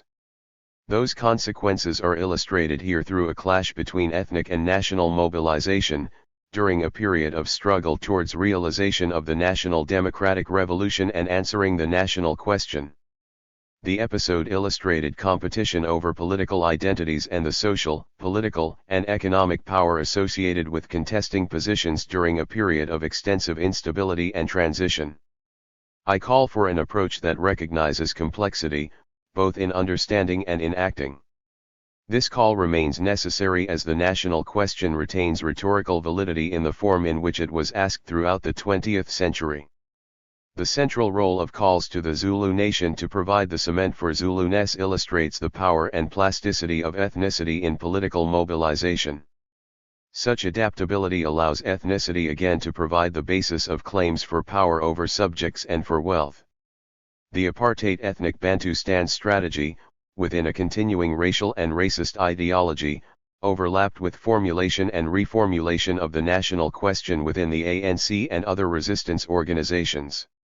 The apartheid strategy was the smashing of African nationalism and black working class consciousness, through an ideology of nationalities, but it also served to confirm the apparent correctness of the national question approach.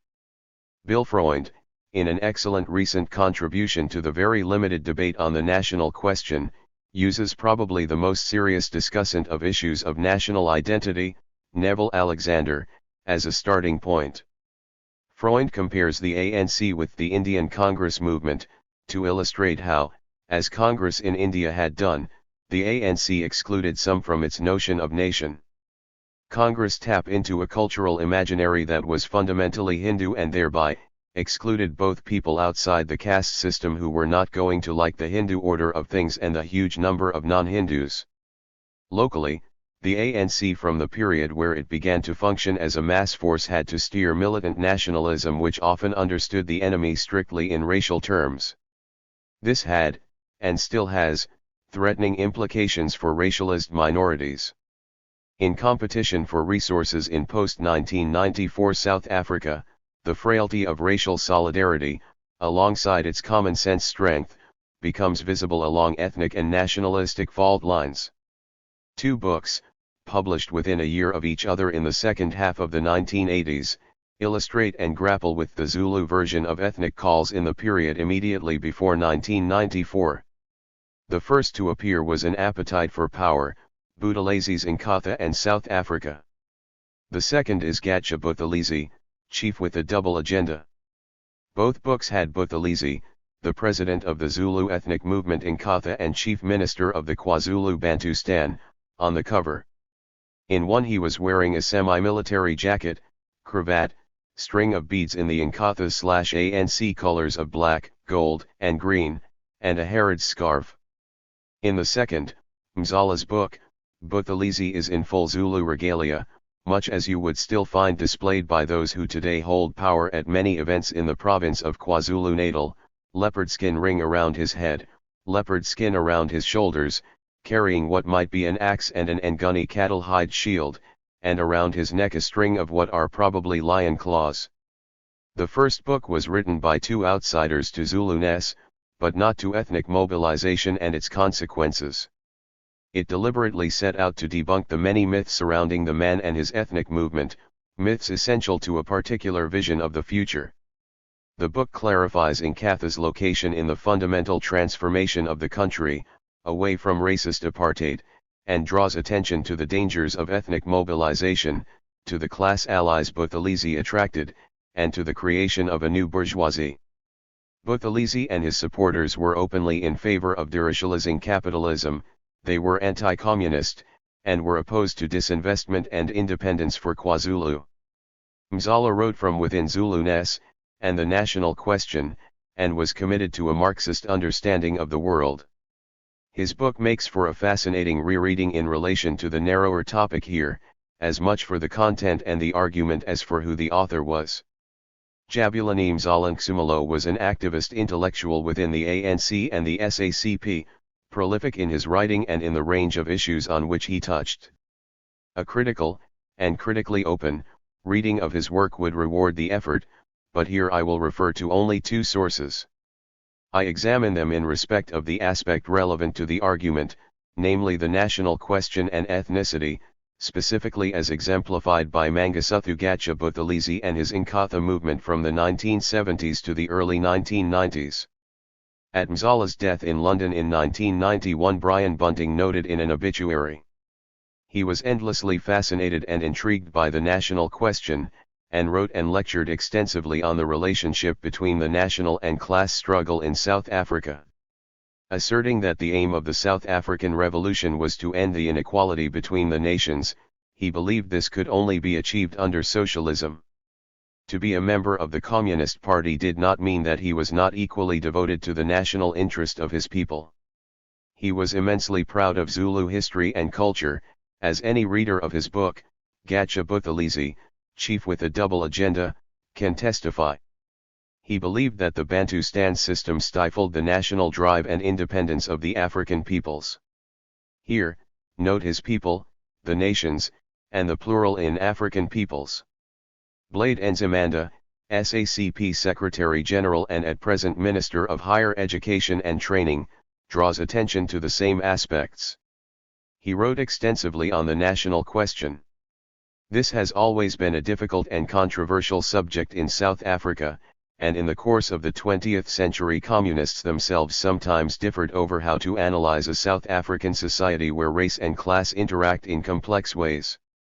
Mzala believed that for the national question to be resolved, the oppressed had to secure self-determination, not in the narrow, ethnic Bantustan sense as dictated by the apartheid regime. It had to be resolved, he believed, by achieving the kind of independence that would bring about freedom from oppression for the poor, who were mostly black, while liberating the oppressors from their fearful and fearsome domination. Note Nzimande's admission of the indeterminate status of the national question and the ambiguity in saying that Mzala believed that for the national question to be resolved, the oppressed had to secure self-determination. In 1988, Mzala also had an article published, Revolutionary Theory on the National Question in South Africa. The article stated the lack of certainty in debates on the national question, except in the form in which it existed within a Marxist theoretical tradition. It is probably true that outside this theoretical tradition, there have been few efforts to examine in detail the nature of the national question in South Africa. Clarity within the Marxist tradition, but confusion around or lack of attention to the national question. Is this why we have a prominent South African historian speculating on Verwoerd's approval for the continuation of chiefly authority in post-1994 South Africa? Is this why a king threatens violent action from the Nguni nations unless colonial land occupation is addressed? I will return to these central concerns. First, however, an overview of Nkatha ethnicity in contest with ANC racialist nationalism. Ethnicity, nations, tribal authority, and tradition. Claims that the Zulus are the best known of all tribal/ethnic/national entities on the African continent have been voiced both from inside and outside the group itself. Since 1994, KwaZulu-Natal is the only province that still refers directly, in its name, to the Bantustan effectively still existing within it. Tours of old battlefields are arranged as a profitable tourist attraction to examine the defeats by and of Zulu warriors in the 19th century. Films and TV programs abound. The name Zulu have been adopted by individuals, music groups, sports teams, an airport, an aquarium, homesick African Americans, and politicians. Statues are erected, rejected, and planned. The fearsome warlike status is adopted as genetically in the blood of the group, then and now. How do we make sense of it? And what is its importance to the national question and, more relevantly, to living together in a modern republic? Let me take the liberty of providing the amalgamated definition I utilized previously in dealing with ethnic mobilization in apartheid South Africa. Ethnicity refers to social identity formation that rests on the following factors: culturally specific practice and a unique set of symbols and beliefs, the specific combination of which have, however, to be examined in each case. A belief in common origin and a common history that is broadly agreed upon, and that provides an inheritance of origin, symbols, heroes, events, values, hierarchies. A sense of belonging to a group that in some combination, confirms social identities of people in their interaction with both insiders and outsiders. What needs to be added to this definition is that ethnic mobilization, as is the case with race mobilization, is not class-neutral or gender-neutral in its populism. The call on tradition is one that confirms patriarchy, predates capitalism, and denies class difference. Although Zuluness is often called upon, it is an invented, created, social identity and ethnic group. As with all ethnic groups, claim is made to historical continuity, to soften accounts of process and change. Buthelezi would use the term since time immemorial, a term strangely even used by Mzala in respect of the Zulu monarchy. In the same vein, Afrikaners and some other nations claim divine predestination. In its employment in the region, and in calls made to Zulus across the country, this social identity was given specific content. First, culturally specific practices and a unique set of symbols and beliefs were put forward to distinguish the Zulu group from other groups. As with race, there can never be just a single ethnic group, distinguishing features have to be identified, given credence and longevity, and repeated. While rejecting the creation of ethnic exclusiveness and isolation by colonialism and apartheid, Mzala stated, "Denunciation of tribalism and ethnic exclusiveness is not denunciation of the ethnic communities themselves. People's democracy does not mean that all cultural and traditional distinctions between the various groups must disappear. What is not needed are Bantustans to preserve their cultural heritage. It had to be a subdivision of a larger existence, people's democracy." But his discussion of the national question does not clarify some continuing confusions. Are ethnic communities included, along with African, Indian, colored, Afrikaner and English, in nationalities that have to be united? And how does that relate to the solution of the national question? Only proceed from the integration of the two nations, black and white. Mzala contradicts himself to a certain extent, or confirms a deliberate ambiguity, when he says later in the Buthelezi book that the two items do not form a single agenda for the national liberation movement. The belief in common origin and a shared history as a group is well illustrated, then and now, in the rhetoric of mobilization employed by Buthelezi, the Zulu king, and those around them, including a number of academic supporters. This is how the process of construction, of invention, occurs and reoccurs. Followers, members, have to be told what existed and how to interpret and live that now. The field of creating the Zulu was open to contesting experiences and loyalties from the start. Among those who should be Zulus there have been and remain dissidents. The issues of contested construction are all too visible and understandable in the present, once you have accepted Chapter 12 of the Constitution, the validity of historical identity in land claims, and regular salaries for incumbents of positions of traditional authority. For the 19th century process of creation of Zulu-ness, the study by Michael Mahoney and the fascinating exploration by Carolyn Hamilton and Nessa Liebhammer are relevant. Both draw attention to the important neglect of the quite distinct histories of African people living south and north of the Thuquila River, the 19th century boundary between Natal and Zululand. Hamilton and Liebhammer complement the detailed work on the Quabe chiefdom that Mahoney presents, and the argument he creates for a set of identities south of the Thuquila, not part of the developing Zulu-ness. They refer to this marginal part of what became accepted as an inclusive Zulu kingdom, but note that it has a regional history quite distinct from that of the 19th century Zulu kingdom north of the Thuquila, and to the manner in which the Zondi suffered under Shaka. Mbongiseni Buthelezi depicts the everyday living of distinct community identities in the 21st century in an unintended personal reflection. And, finally, in employing the definition, a sense of belonging to a group is essential, holding on to a social identity in interaction with us and them, the members and the outsiders, loyalists and traitors. In a powerful book on social identity, Anne Phillips writes of two inevitable consequences of such mobilization. First, leaders define acceptable behavior, loyalties, traditions, and so forth. Power lies with spokespeople.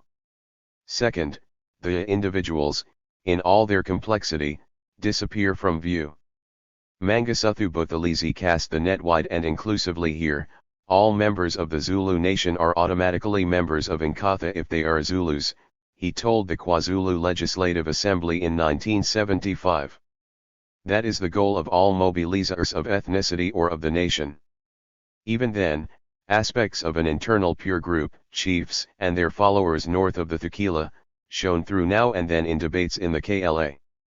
Clearly defined social identity, designating what the essence of belonging is, has to start with a top-down inclusivity, which then allows traitors to be defined and punished in various ways. A Mambuka can be named and punished, whether in the 19th or late 20th century, and into the 21st century. Buthelezi linked the movement he started, or revived, if the earlier Inkatha of the 1920s is taken into account, with all Zulus, here defined as speakers of the language and, problematically, all those allocated to KwaZulu by the state through its Population Registration Act and Bantu Authorities Act, even if they were located in the migrant hostels on the Witwatersrand. Creating and maintaining the Zulu as ethnic group. The central symbol of Zulu ethnicity, maintained by mobilizers and the incumbents, is obviously the position of king. The most prominent historian of 19th century Zululand and Natal has undoubtedly been Jeffguy. Through a series of books, he explored the internal dynamics of Zulu society and colonial and settler power that shaped and was shaped by the former. Referring specifically to the Zulu monarchy in the 20th century, including goodwill, Guy writes that it played its part in attempt to make use of the monarchism deep in the culture of the Africans of KwaZulu-Natal and indeed beyond. The contradictions and ambiguities in such processes have contributed to the complexities of modern South Africa. But what has been constant is the emotional hold of the Zulu royal house, its central position in African tradition and, of course, in African history. It has proved to be a social construct made up of strong and resilient historical memories, connecting the present with the past, and around which alliances continue to be made and battles to be fought. In his book on Buthelezi, Mzala also comes close to finding a past which fills a need in the present. Mzala wishes to save the Zulu king from the control of a chief, and writes, "Never before in the history of the Zulu had their king been subject to the control of a chief. Yet the Bantustan system was able to make it possible. From time immemorial, the social cohesion of the Zulu state had centered in all its facets on the king. Tradition sanctioned the symbolic nature of Zulu unity in him."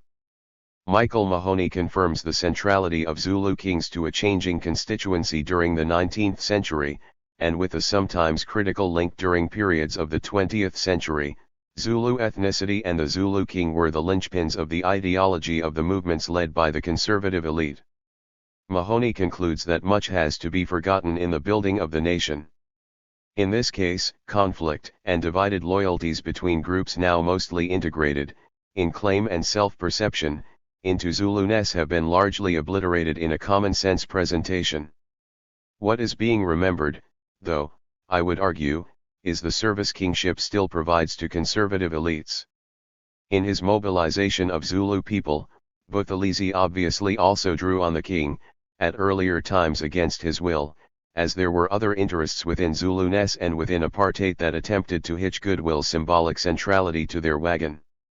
Buthelezi needed him, as do the other claimants, for two reasons. The first is personal, to locate himself within the stream of the past of Zuluness. Second, he wanted to have the essence of being Zulu, the one who can confirm what it means, within the vehicle being constructed. Goodwill's Willithani offered the potential of a willing participant in the National Party's scheme of independence for KwaZulu, the most significant of all the homelands, numerically, politically, and in terms of international renown.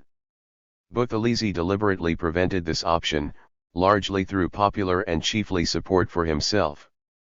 The king nearly derailed his value as symbol through an early attempt to create his own popular base, such as among migrant workers living in the hostels of Koro Brick in Durban when they threatened to strike.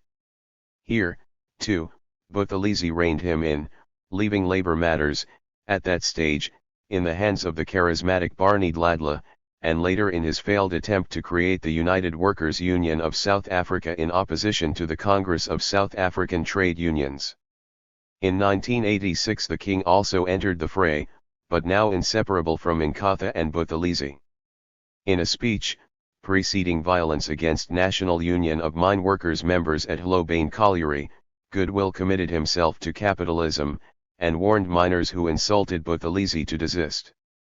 Buthelezi succeeded in locating the king initially within and later in firm relationship to Inkatha and to himself as prime minister. So in 1991, with the formal ending of apartheid and with it the Bantustan strategy, Buthelezi had the king at his side during the annual Shaka Day celebrations. Whenever I have to stand up to introduce His Majesty the King of the Zulu on these formal cultural occasions, I burn with a deep sense of pride.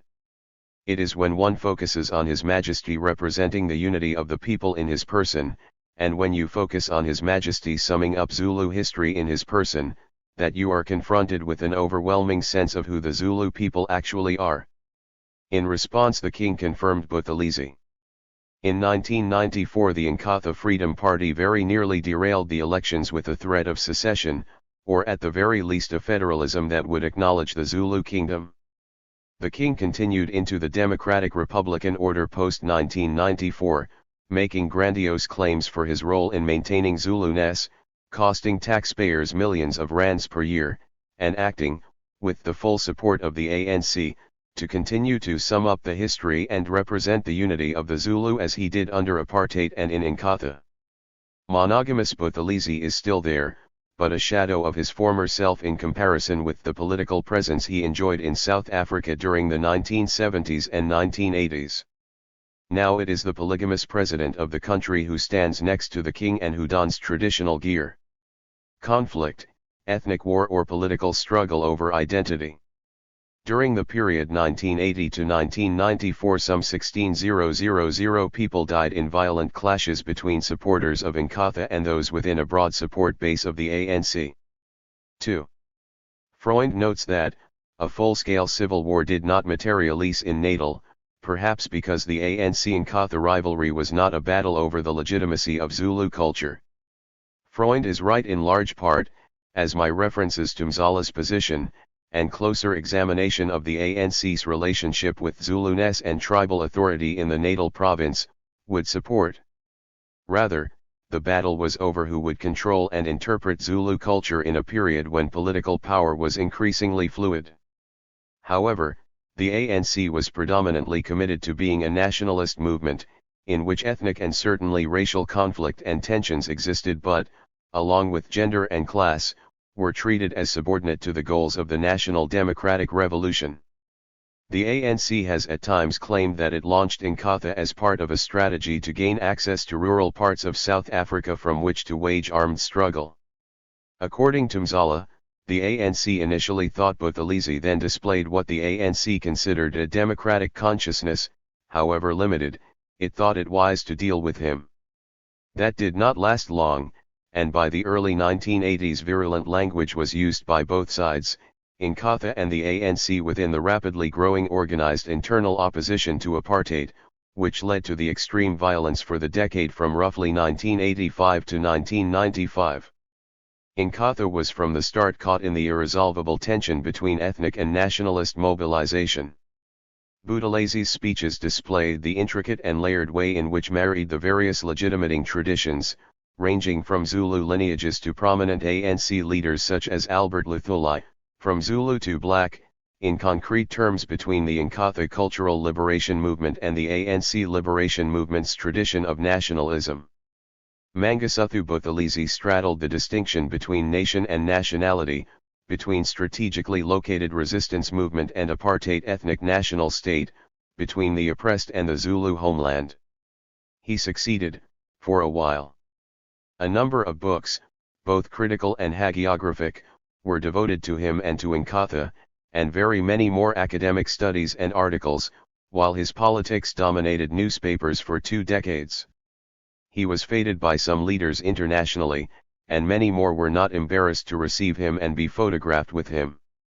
He nearly left the miracle of transition with a flaw that would have continued a war that had already cost thousands of lives, and that was inaccurately called black-on-black violence, but was really the national question questioned. He also left post-1994 South Africa with the clearest symbol of an unresolved dilemma: ethnicity, tribalism, traditional structures and loyalties, citizens and subjects, and an additional far too tempting base for political mobilization. Ethnic identities post-1994. The threat of creating a Zulu state in a federal post-1994 South Africa may have fizzled out. In large part this was because the retribalization to which Nsibija and Bernard refer and the largely unexamined ethnicity which bothered Jeff Guy have meant that it has been created as a shadow presence, the Zulu kingdom. Previously, apartheid had retribalist black South Africans through the Bantu Authorities Act of 1951.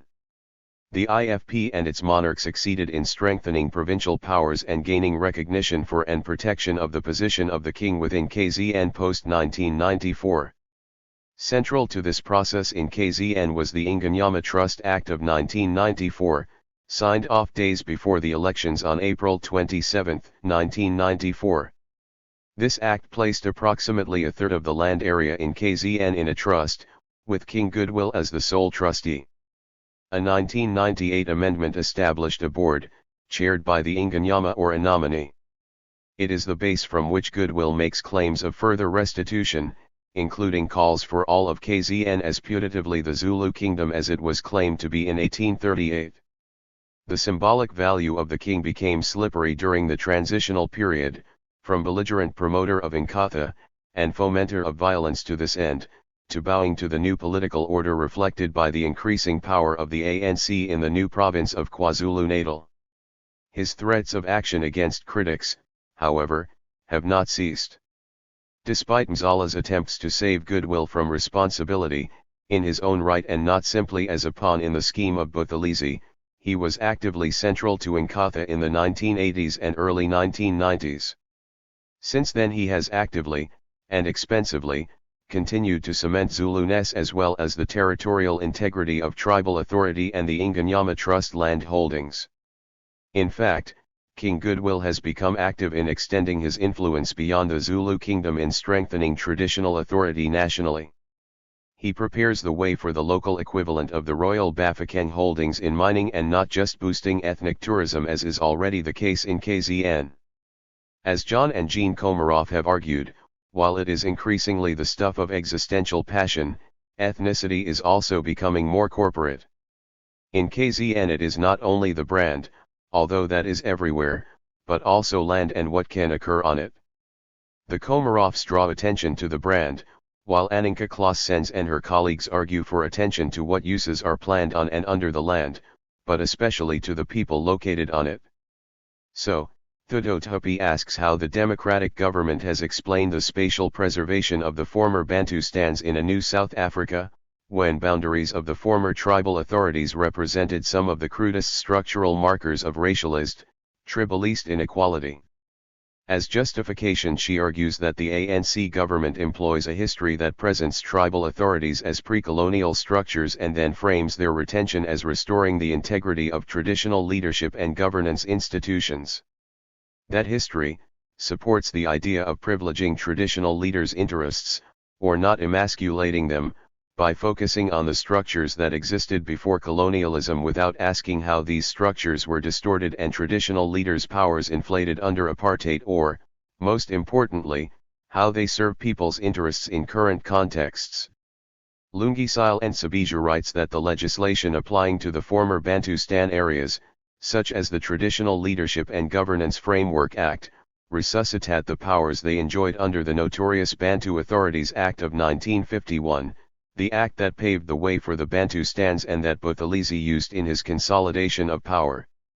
Claessens herself describes and analyzes the process from 1913 to 2013, concluding that what is at stake is who controls the land rights of the 16.5 million people living in the former Bantustans, and who profits from investment deals involving key mineral resources and valuable tourist land.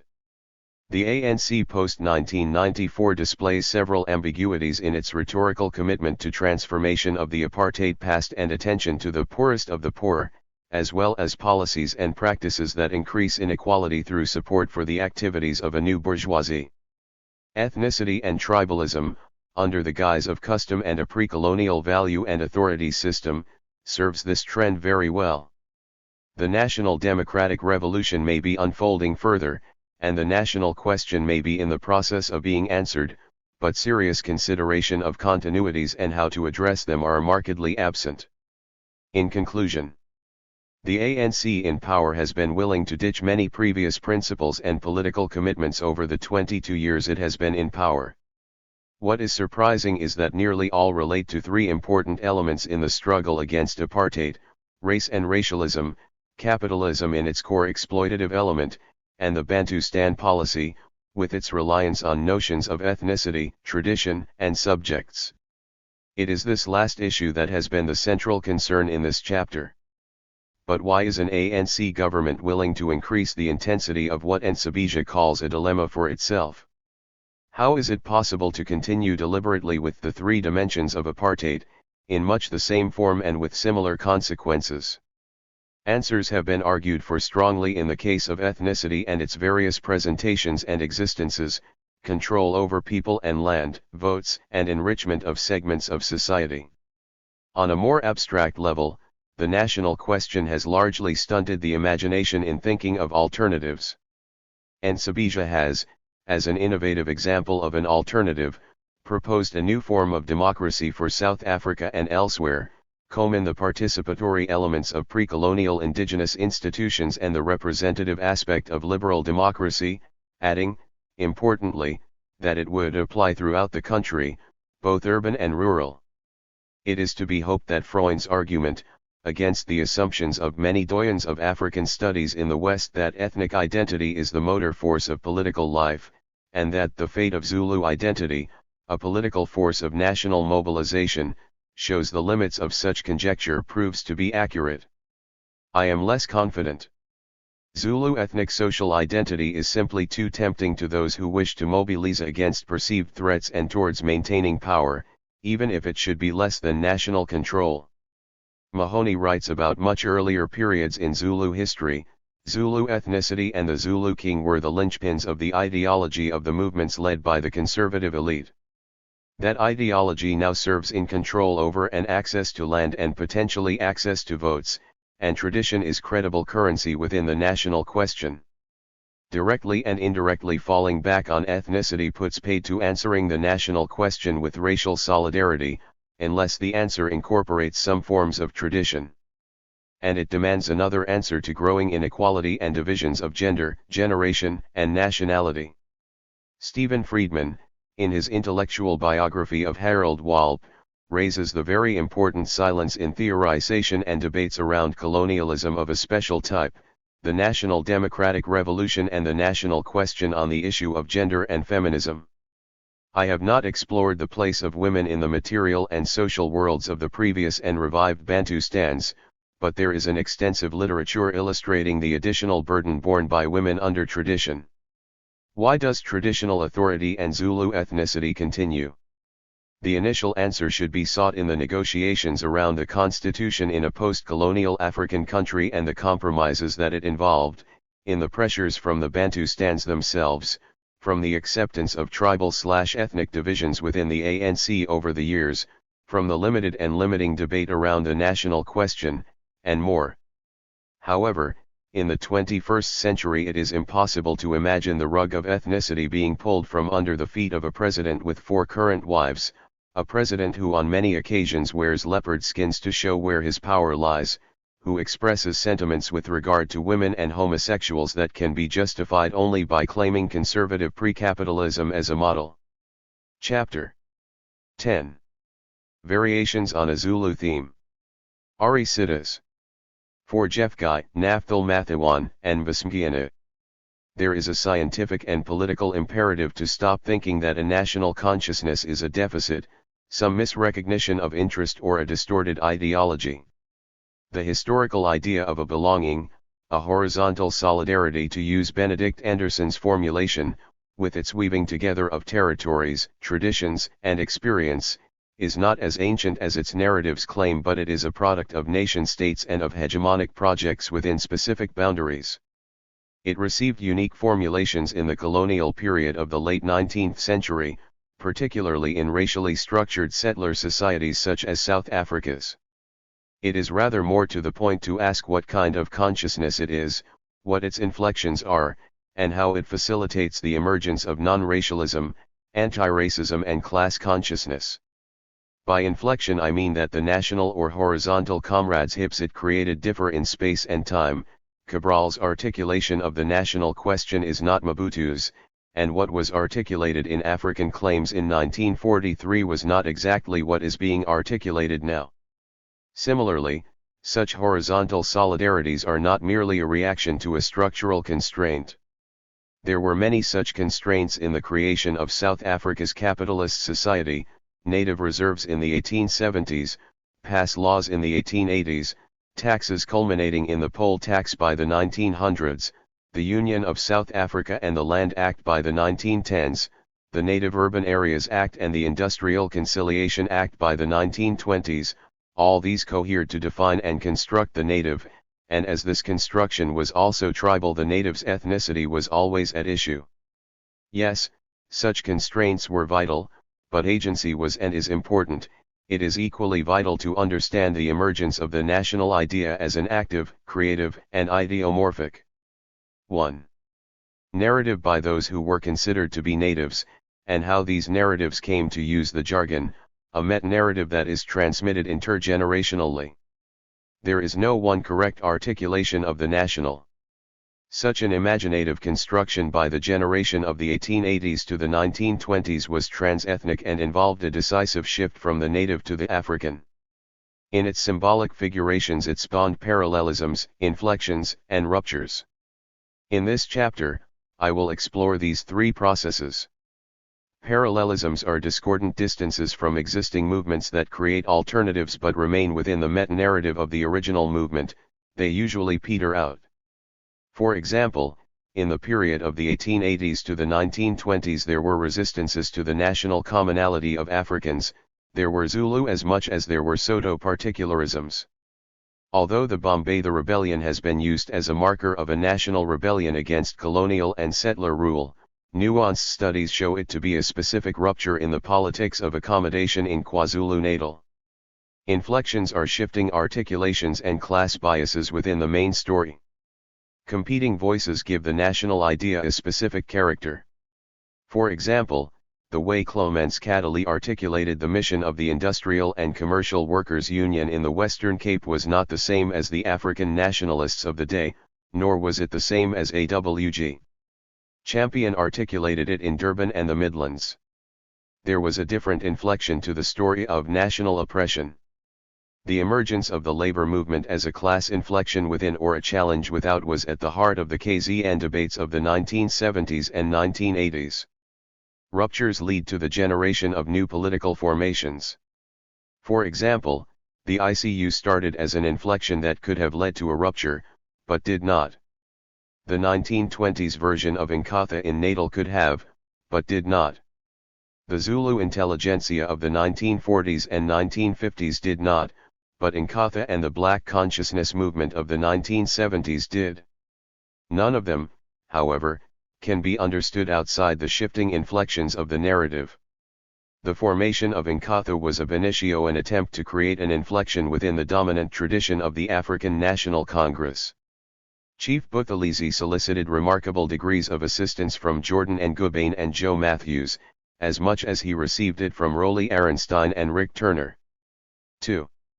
The ANC's Morogoro Resolution in 1969 stated that the African working class was to lead the national democratic revolution. This created untold tensions with the emerging trade union movement. The explosion of ISI Zulu orality and performance in the labor movement. 3. Challenged everyone deeply, but it did lead to violence and multiple ruptures in the Inkatha project. Class played a significant articulatory role in creating parallelisms, inflections, and ruptures, but class experience was dialectically shaped by them. To understand such shifts in the symbolic figurations of nation, race, and class and how they create parallelisms, new inflections or ruptures demands a careful analysis about how intellectuals crafted the range of possible imaginaries. A corrective has been Antongala Masalela's project over the last 15 years to define the intellectual sources of what he called the New African Movement from 1900 to the 1960s, and to collect and archive all the variations and emphases of a literate stratum of intellectuals that have in the main been ignored in South African social science. His commitment to show the rich array of ideas, though, tends to bend the stick the other way. The differentiation of all this output into 26 clusters is wonderful archiving work, but there is no possibility of arriving at which was dominant and which was defining in national or class politics. The question has to be asked the other way around, in looking at the black working class, its organization, and its forms of consciousness, what were the dominant ways the nation was articulated in its formal and informal expressions? What can the historical record tell us? How does all this find expression in the political organization of the South African Native National Congress, the African National Congress, the Indian Congresses, the Communist Party, the Pan-Africanist Congress, the Inkatha Freedom Movement and the Black Consciousness Movement? In this short chapter I will plumb the historical record to show, firstly, what I mean by parallelism, then by inflections within the dialectic of race, nation, and class, and finally deal with rupture. It should throw some light on the backdrop from which national and class figurations are made possible in the contemporary period. The attempts to formulate a hegemonic narrative of a horizontal comradeship weave narratives that combine the above 5 elements in different ways to achieve a discursive unity. These attempts, and the mobilization of people around them, lead to parallelisms, inflections, and ruptures. Parallelisms. Let us take KwaZulu-Natal. The words native, black, African, Zulu, Indian, worker, and in Isi Zulu the words Bantu Nyama, Izwi, Inkolyulko, Africa, Zulu, and Abasepans find articulation from the days of the formation of the first pockets of a wage-earning class in Durban, at the railways and public works, in labor-tenant arrangements on the white farms, and later in the sugar cane plantations as black workers supplanted Indian indentured workers. If we take the period between the Bombay Rebellion and the decline of the ICU, there was a great gap between what was being articulated by the emerging Zulu intelligentsia and the working class. But it was bridged, as Helen Bradford and Nicholas Cope showed. There was a disturbance among African labor tenants which the ICU was able to capture. From our oral history records. 4. Before and during the First World War there was a revival of African Christian ferment in the province. It was a rerun of the 1890s when Ethiopianism sent shockwaves through the colony. This time around, it was led by people like C. Quain, a peripatetic preacher who trained others to preach in their own locales. The congregations consisted of families that moved in after the Bombay Rebellion, looking for land and labor tenancy arrangements. They all learned the craft of the imbangi, the poet, or praise singer, although the imagery was rooted in oral biblical traditions. The formal expressions were a direct continuity with the Zulu past. These refugee households, with their extended families, cattle, and animals, were chiefless. They shared much with other labor tenants on the same farm, but waited each Sunday for further connections linked to their prayer and sermon gatherings. The ICU was particularly successful in inserting itself between labor tenants' grievances, white farmers' intransigence and attempts at evicting farm workers. In a few years in the 1920s, the trade union's natal membership was equally spread between town and country, and numbered more than 60,000 members. However, it declined rapidly thereafter because, in the words of the Mbula patriarch and his sons, they were swindlers, they just wanted our money. Enter some class analysis. Leo Kuper, in his study of class formation in Durban, differentiated between two aspirant bourgeoisies. The first group made their money in small business activities, and were in the thick of urban location and native reserve affairs. The second group gained their position and status through education, and were concentrated in the professions and in the networks of the emerging political class which saw itself as the vanguard of a national consciousness. Although mission-educated, Champion belonged to the former group and found fault with the latter.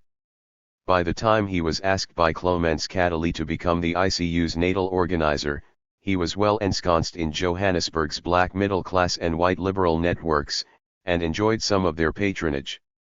He set about organizing a serious presence in Natal.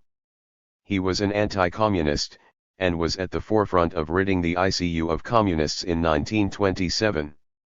As a small businessman, he felt that the fraternity between the nationalist group and the Indians was idealistic, and saw himself in direct competition with Indian traders whom he wanted out of the way. For him, the Inanda moment of the Dubes and the Gandhis was far-fetched.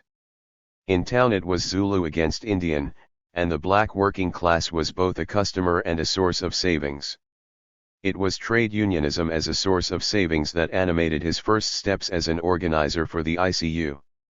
He could move between the worlds of the educated and the practical.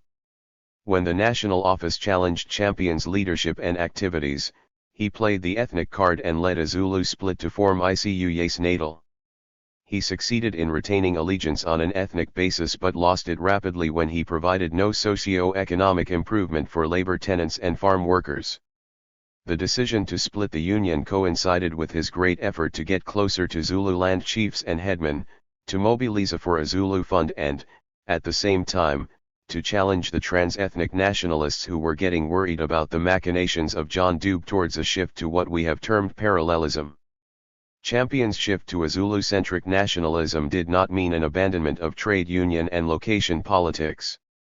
Indeed, he was banned after the disturbances of 1929 to 1930, and was removed to the Transvaal.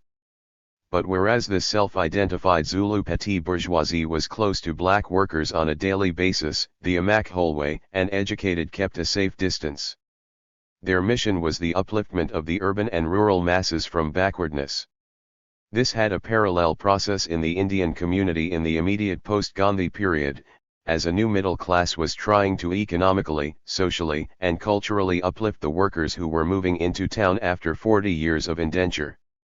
Most important was the crafting of a national idea that combined elements of Africanness and Zuluness, and the construction of a version of Zuluness with Shaka as the epicentre of a Napoleonic ambition to unify Africans. Through that, a vision of the Zulu kingdom as the midwife of African solidarity and consciousness emerged with palpable force.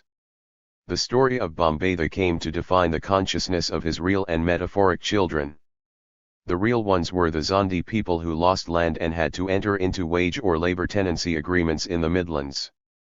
Lawrence Zondi would be a direct descendant, labor tenant, proletarian, Sarmkal worker, militant of both the South African Congress of Trade Unions and the Metal and Allied Workers Union and, most importantly, an Mbangi.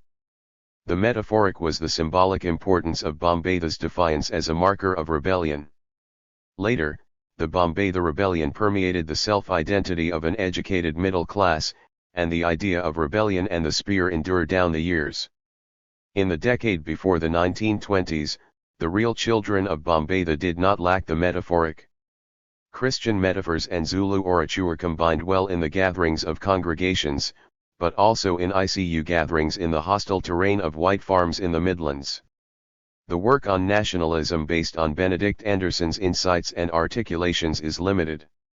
It correctly identifies the bearers of such ideas as a bilingual intelligentsia, Anglophone at the national level, vernacular at the local sites of mobilization. Concentrating on print capitalism and the written word as the medium for the creation of such imaginings ignores creations in the world of sound, orature, spoken language and song. Furthermore, Anderson's work on articulation ignores the processes and rituals of such constructions. Here, the archive needs careful reading because no oral history of such processes has been undertaken. What we do have is material about the generation following the post-Second World War period. The gatherings of the ANC, of the other congresses and of the labor movement are within reach. Although most black workers who were active in the 1950s and 1960s have passed away or are elderly, we have enough descriptions to understand what was inscribed in the songs, the oral poems and the rhetoric. 5. Noting such limitations, we can only say that the agonistic aspect of the Mbangi tradition around the formation of the Zulu kingdom, which centered around the praises of Ushaka and the addition of Bambatha as a metaphor for rebellion, coexisted with the trumpets around the walls of Jericho, the suffering and the Siyakala of life and its necessary martyrdoms. The richest source is the stories Gladman and Gubbo heard from his father, a farm worker and a member of the ICU and later Sakshu. It becomes fascinating to imagine what was deemed to be seditious in the 1890s and 1900s, and what led to them being reimagined as being seditious in the 1920s. 6. It is obvious if we look at a more stable tradition that has endured since the days when Shembe had the vision of a utopian congregation and of an African Christianity, a boulder's roll away from what John Dube was doing with his Orange School and Gandhi's Phoenix settlement. All of them tried alternatives on the margins of Durban, searching for their own utopian spaces. The traces of the defiant oral lore were there. As an elder of the Shembe Church told me in 1987, Jesus for the whites, Gandhi for the Indians and Shaka for the Zulus, but Shembe is for all. After the first humanist codas, the praise poem of Shembe reads like a militant tract of struggle, with all the agonistic elements of the heroic poetry of the Nguni with Shaka as its prototype. Jericho is echoed by the monotone horns of the Shembe Church, the men dance with shields and short spears, the syncretic mix of word, gesture, and sound is a distant but intimate cousin of the orature of the children of Bambatha who joined the ICU in droves. On the writer's side, Benedict Vilaka's work was emblematic. His Zulu horizons, his articles, and poetry were part of a trans-ethnic national narrative but with a strong Zulu inflection. Its yearning for a Zulu past was in severe tension with a sense of underdevelopment, tribalism, and backwardness. The Zulu kingdom was precisely an indigenous attempt at modernity and a Bonapartean revolution. Colonialism was a dangerous phenomenon. It was the harbinger of education and Christian values, but it was also about callous national oppression and loss of culture and land. Here comes the class inflection as a metaphor. The African nation was reduced to toilers and destitution for white advantage. In poems about this experience we find the machines of the mines grinding out misery. 7. Alongside Villecase's machines, there were the musical compositions of Kaluza, decrying the Land Act and its consequent immiseration. 8. The distance between this intellectual cohort and the emerging self-defined Zulu traders was marked and, despite metaphor and sympathy, the distance between them and the working population, let alone people in rural homesteads, was enormous. But Vilakazi marks another dimension. His poetry is a recoil from the national. Not only does he write in Isi Zulu but he writes from Johannesburg as if he was in exile. At the same time, though, he refuses to write as if his roots are the Zulu land of the Amako Sea north of the Tagila. His Kwadendanandlal, which celebrates the beauty of the Valley of 1,000 Hills, defines the four cardinal points of his homeland, with its borders south at the Umkomaas River, east to the ocean, west to the Drakensberg and north to the Uthukla River and the Endakakosuka Flats. Although he does not say it, it is so obvious that Natal is Zulu throughout. Colonialism is a problem, and Christianity is a real threat to Zulu traditions. By contrast, Herbert Dlomo moves sentiment in the opposite direction. His is a voice closer to the emerging new African consciousness. Although his brother wrote extensively in Isi Zulu, he chose English as his medium and proceeded to define Africanist sentiment much closer to the ideas the ANC Youth League would eventually adopt. His Valley of 1,000 Hills is full of mellifluous rhyming, but it is an undoubted statement of a colonial rejection and the stirring of a post-colonial idea. The contrasts between the two poets are remarkable. Vilakase's is the sensitive cry of pain and endurance. Dlomo assumes the mantle of speaking for the masses mute, urging them to rise. For him, the contours of his nationscape is South African and African.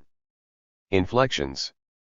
The idea of class emerged through the tension between everyday experience of waged life and a sense of discord at the place of work, which often turned to an us and them and sometimes poured into strikes and informal ways of resistance. This led to forms of associational life, cooperatives, burial societies, and in some cases the most sustained form of class organization, trade unionism. Race was a constitutive factor that stopped white workers from permitting the organization of black workers into trade unions. White trade unions entrenched job reservation and assented that Africans as tribal people should be excluded from the definition of employee under the Industrial Conciliation Act of 1924. Whereas this was seen in a positive light by customary leaders and chiefs in Zululand, Champion and his cohort emphasized the autonomy of class and the independence of trade unions. At the same time, he was aware that the customary authorities could buttress the resilience of black trade unions, have their members' homesteads looked after, pool worker savings for the creation of a Zulu fund, and use the Zululand Reserve as the backbone of an economic project of self-reliance. His open talk of the exploitation of black people went hand in hand with the need to revive the Zulu kingdom. What he abhorred was the class talk of the communists who were beginning to have some sway in the urban politics of Durban. He felt they were using the access his union was providing to dilute his project. I do not share the postmodern idea that class is a construction among other constructions of collective selves. Our science tells us that it exists as a structural constraint which in its material compulsions gets people to kill for access to a wage or livelihoods, and that those who accumulate do so on the basis of that biological need. How it is brought into language is a remarkable reworking of the main narrative. It occurs in struggle, in gatherings, and in demonstrable experience that it is articulated through and despite the broader constructions of the national. Once again, constraint is one side.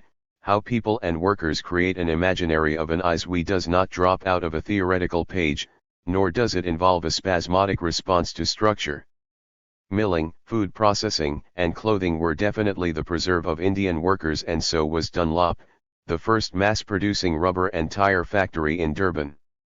The Communist Party of South Africa had made serious inroads in all these spaces by the 1930s, and managed to extend its influence in areas such as stevedoring. By then, the CPSA's Native Republic thesis of 1928 allowed it to operate in class and national terms, as the struggle for a native republic was seen as an important stage on the road to socialism. This thesis, formulated a year after the expulsion of communists from the ICU, did not succeed in creating class unity, nor could it exercise much influence over the direction in which national ideas were flowing. The stevedores, for example, were drawn from places as far-flung as northern Natal and Pondoland.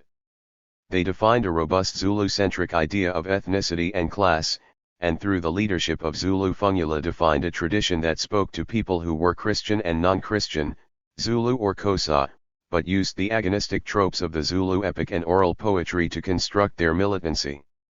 This grassroots ferment, instead of bridging any gap between them and Indian workers, achieved the opposite. It made them available to mobilizations against Indians in 1949. So as the Communist Party was making inroads into both Indian and African working class communities, it lost its ability to create a common Afro-Indian class consciousness among the rank and file. The year 1949 was a key turning point. The violence of that year resulted in an emotive split between those who strengthened their sense of Zuluness and their distance from Indians and whites, and those who thought that the violence was a ruse of divide and rule by whites, and who looked for points of transcendence and ways to heal the rifts. The latter group bifurcated further. There were the humanists who tried to link the national idea with a common cause with the Indian community. They emphasized the importance of Gandhi and the traditions of Semé, Dube, and Gumd. There were also the communists, who tried to keep alive the idea of a native republic. They also started extolling the value of Gandhianism.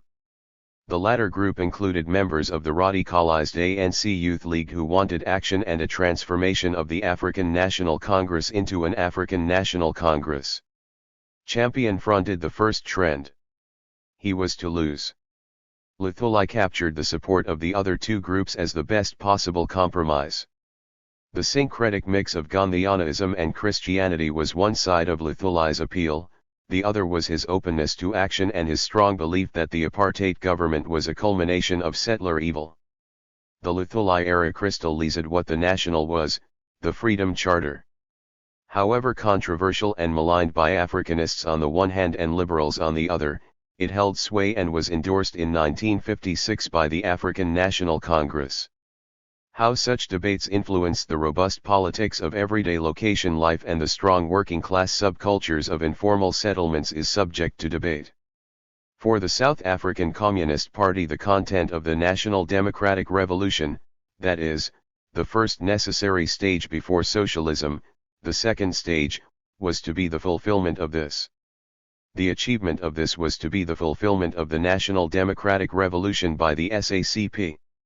It was an idea that combined multiracialism, equality, and freedom. By implication, the culture form of nationalism was diverse between African, colored, Indian and white. 9. It was to be another 15 years before the appellation African would come to extend to other groups. This period signifies the clearest African nationalism in KwaZulu-Natal, with the scales tipping away from any Zulu centrism. The trauma to be fought against was colonialism, segregation, and apartheid. Proletarianization and dispossession were a shared fact, and the alliance between the ANC, SACU, and the Federation of South African Women was significant. By then the legitimacy lay not only in the founding moment of the ANC but also in the event of the Freedom Charter. Ruptures. The split of the Pan-Africanist Congress from the ANC did not have enormous repercussions in Natal or Zululand. The Luthuli era slid into armed struggle. There were many authoritative oral accounts during the time of the repression of the early 1960s. Let us start with the authoritative voices. Luthuli's banning and house arrest in Groutville did not stop him or his home from being an informal space for advice, thinking and consultation. Many of the Congress people who were freed after detention, or who received short sentences, kept the chief informed about politics. According to Mdlalos, Perhaps we needed him much more than he needed us, but in the dark times we needed to feel that he was still in charge and that Congress was not dead. Although the first half of the 1960s appears to have been quiet, by the second half there were new stirrings. Black consciousness produced a rupture by the early 1970s, although some of its core ideas had been simmering since the mid-1960s. In Durban, artists and writers were beginning to articulate a black project after a rebellion against white patronage. By the late 1960s, the black students of the University of Natal's Medical School, the Indian students at the University of Durban-Westville and, most importantly, the University of Zululand students who were to be the new generation of anti-apartheid leaders, started finding voice and structure under the leadership of Steve Biko and others. The language of a common oppression as blacks, the issue of English as the movement's lingua franca, the need for a psychocultural revolution, the rejection of the homeland system and their open attacks on Chief Buthelezi and his political and cultural project Polaris the Province. The creative success of black consciousness was enormous, the cultural associations of Durban, Hammarsdale, and Pietermaritzburg with a plethora of radical plays, poetry and artwork was at the forefront. Its spread through the university and the schooling system was rapid. By the 1970s, the idea of black emancipation was in competition with the ANC's strategy for liberation as articulated by the 1969 Morogoro Conference. Where it was not successful was in organizing an alternative to the emerging trade unions of the 1970s, and keeping many of its stronger leaders within its fold once the ANC started resurfacing in the province. Dicob Martins, Mafika Gwila, Delizumji, Esbulatan Andab, Terror Lekita, Sam Kikin, the Longa brothers, Tembeka Gwagwe, Bridget Mabandla, and Nozizwe Madlala were to lead in another way, but all of them started from the black consciousness ferment. The ferment in Natal obviously polarized black consciousness against the growing Inkatha freedom movement. The former was explicitly national in orientation and Anglophone in order to bring together all oppressed black people in the country, the latter was national in intention but Zulu in its symbolic and linguistic orature. One rejected participation in apartheid structures, and the other was totally involved in homeland structures. What is not obvious because of all the politicking in Natal and Zululand was that there were only 2 chiefs in Inkatha's Central Committee of more than 100 people, indeed, its branches were purposely spread out to act as a counterpoint to the Amakosi. Furthermore, its Women's League became a powerful cultural epicentre in rural areas, and gave voice to the de facto backbone of the countryside when men were away working as migrants on the Witwatersrand and in Durban. These organizational efforts were buttressed by a version of ethno-nationalism that Buthelezi managed to construct. Its narrative combined a line running from Shaka to Sitshwayo, and placed Buthelezi himself as the titular, princely, and hereditary prime minister of the royal line and a modernist. What also needs to be said is that the 1960s were a period of rapid industrialization. Durban's south was expanding rapidly, absorbing tens of thousands of migrants from Pondoland, dispossessed during and after the area's rebellion. The Pinetown New Germany complex started absorbing thousands of men and women in its metalwork and textile mills. The Mdunzini Richards Bay Mpangini belt was rapidly growing and absorbing black workers from northern Zululand. The decentralization line running from Hammarsdale to Ladysmith and all the way to Newcastle started absorbing dispossessed farm workers from the Midlands. Then the 1973 strikes exploded and there was a strong belief that trade unions and their workplace resilience were going to create yet another rupture. It remained merely a potential rupture, although it did create a real shop floor tradition of democratic accountability. Nevertheless, the continuities with the Luthuli and Sakshu era and its uneasy relationship with Inkatha continued. This focus on the point of production was dismissed by networks linked to the Congress movement as workerism, a characterization that was simplistic, as it had many strands. The non-European unity movement and a range of hybrids that developed away from Stalinist Marxism did not make a narrow point of production argument. But there were others as well, because there were too many examples of how not to organize trade unions based on prior failures. The transmission belt argument, that is, that trade unions had to be adjuncts to national independence movements and part of the post-colonial agenda, failed to deliver to workers in every case study undertaken in the broader African experience. Alongside that, there was a critique that SACSA did not seek to advance workers' interests but sought to use their disaffection for non-working class gains. There was also a mounting critique of bureaucratic and business unions in the West. Through all that, workers' control and democratic accountability became both a moral and practical argument in the regeneration of trade unionism in the post-1970s period.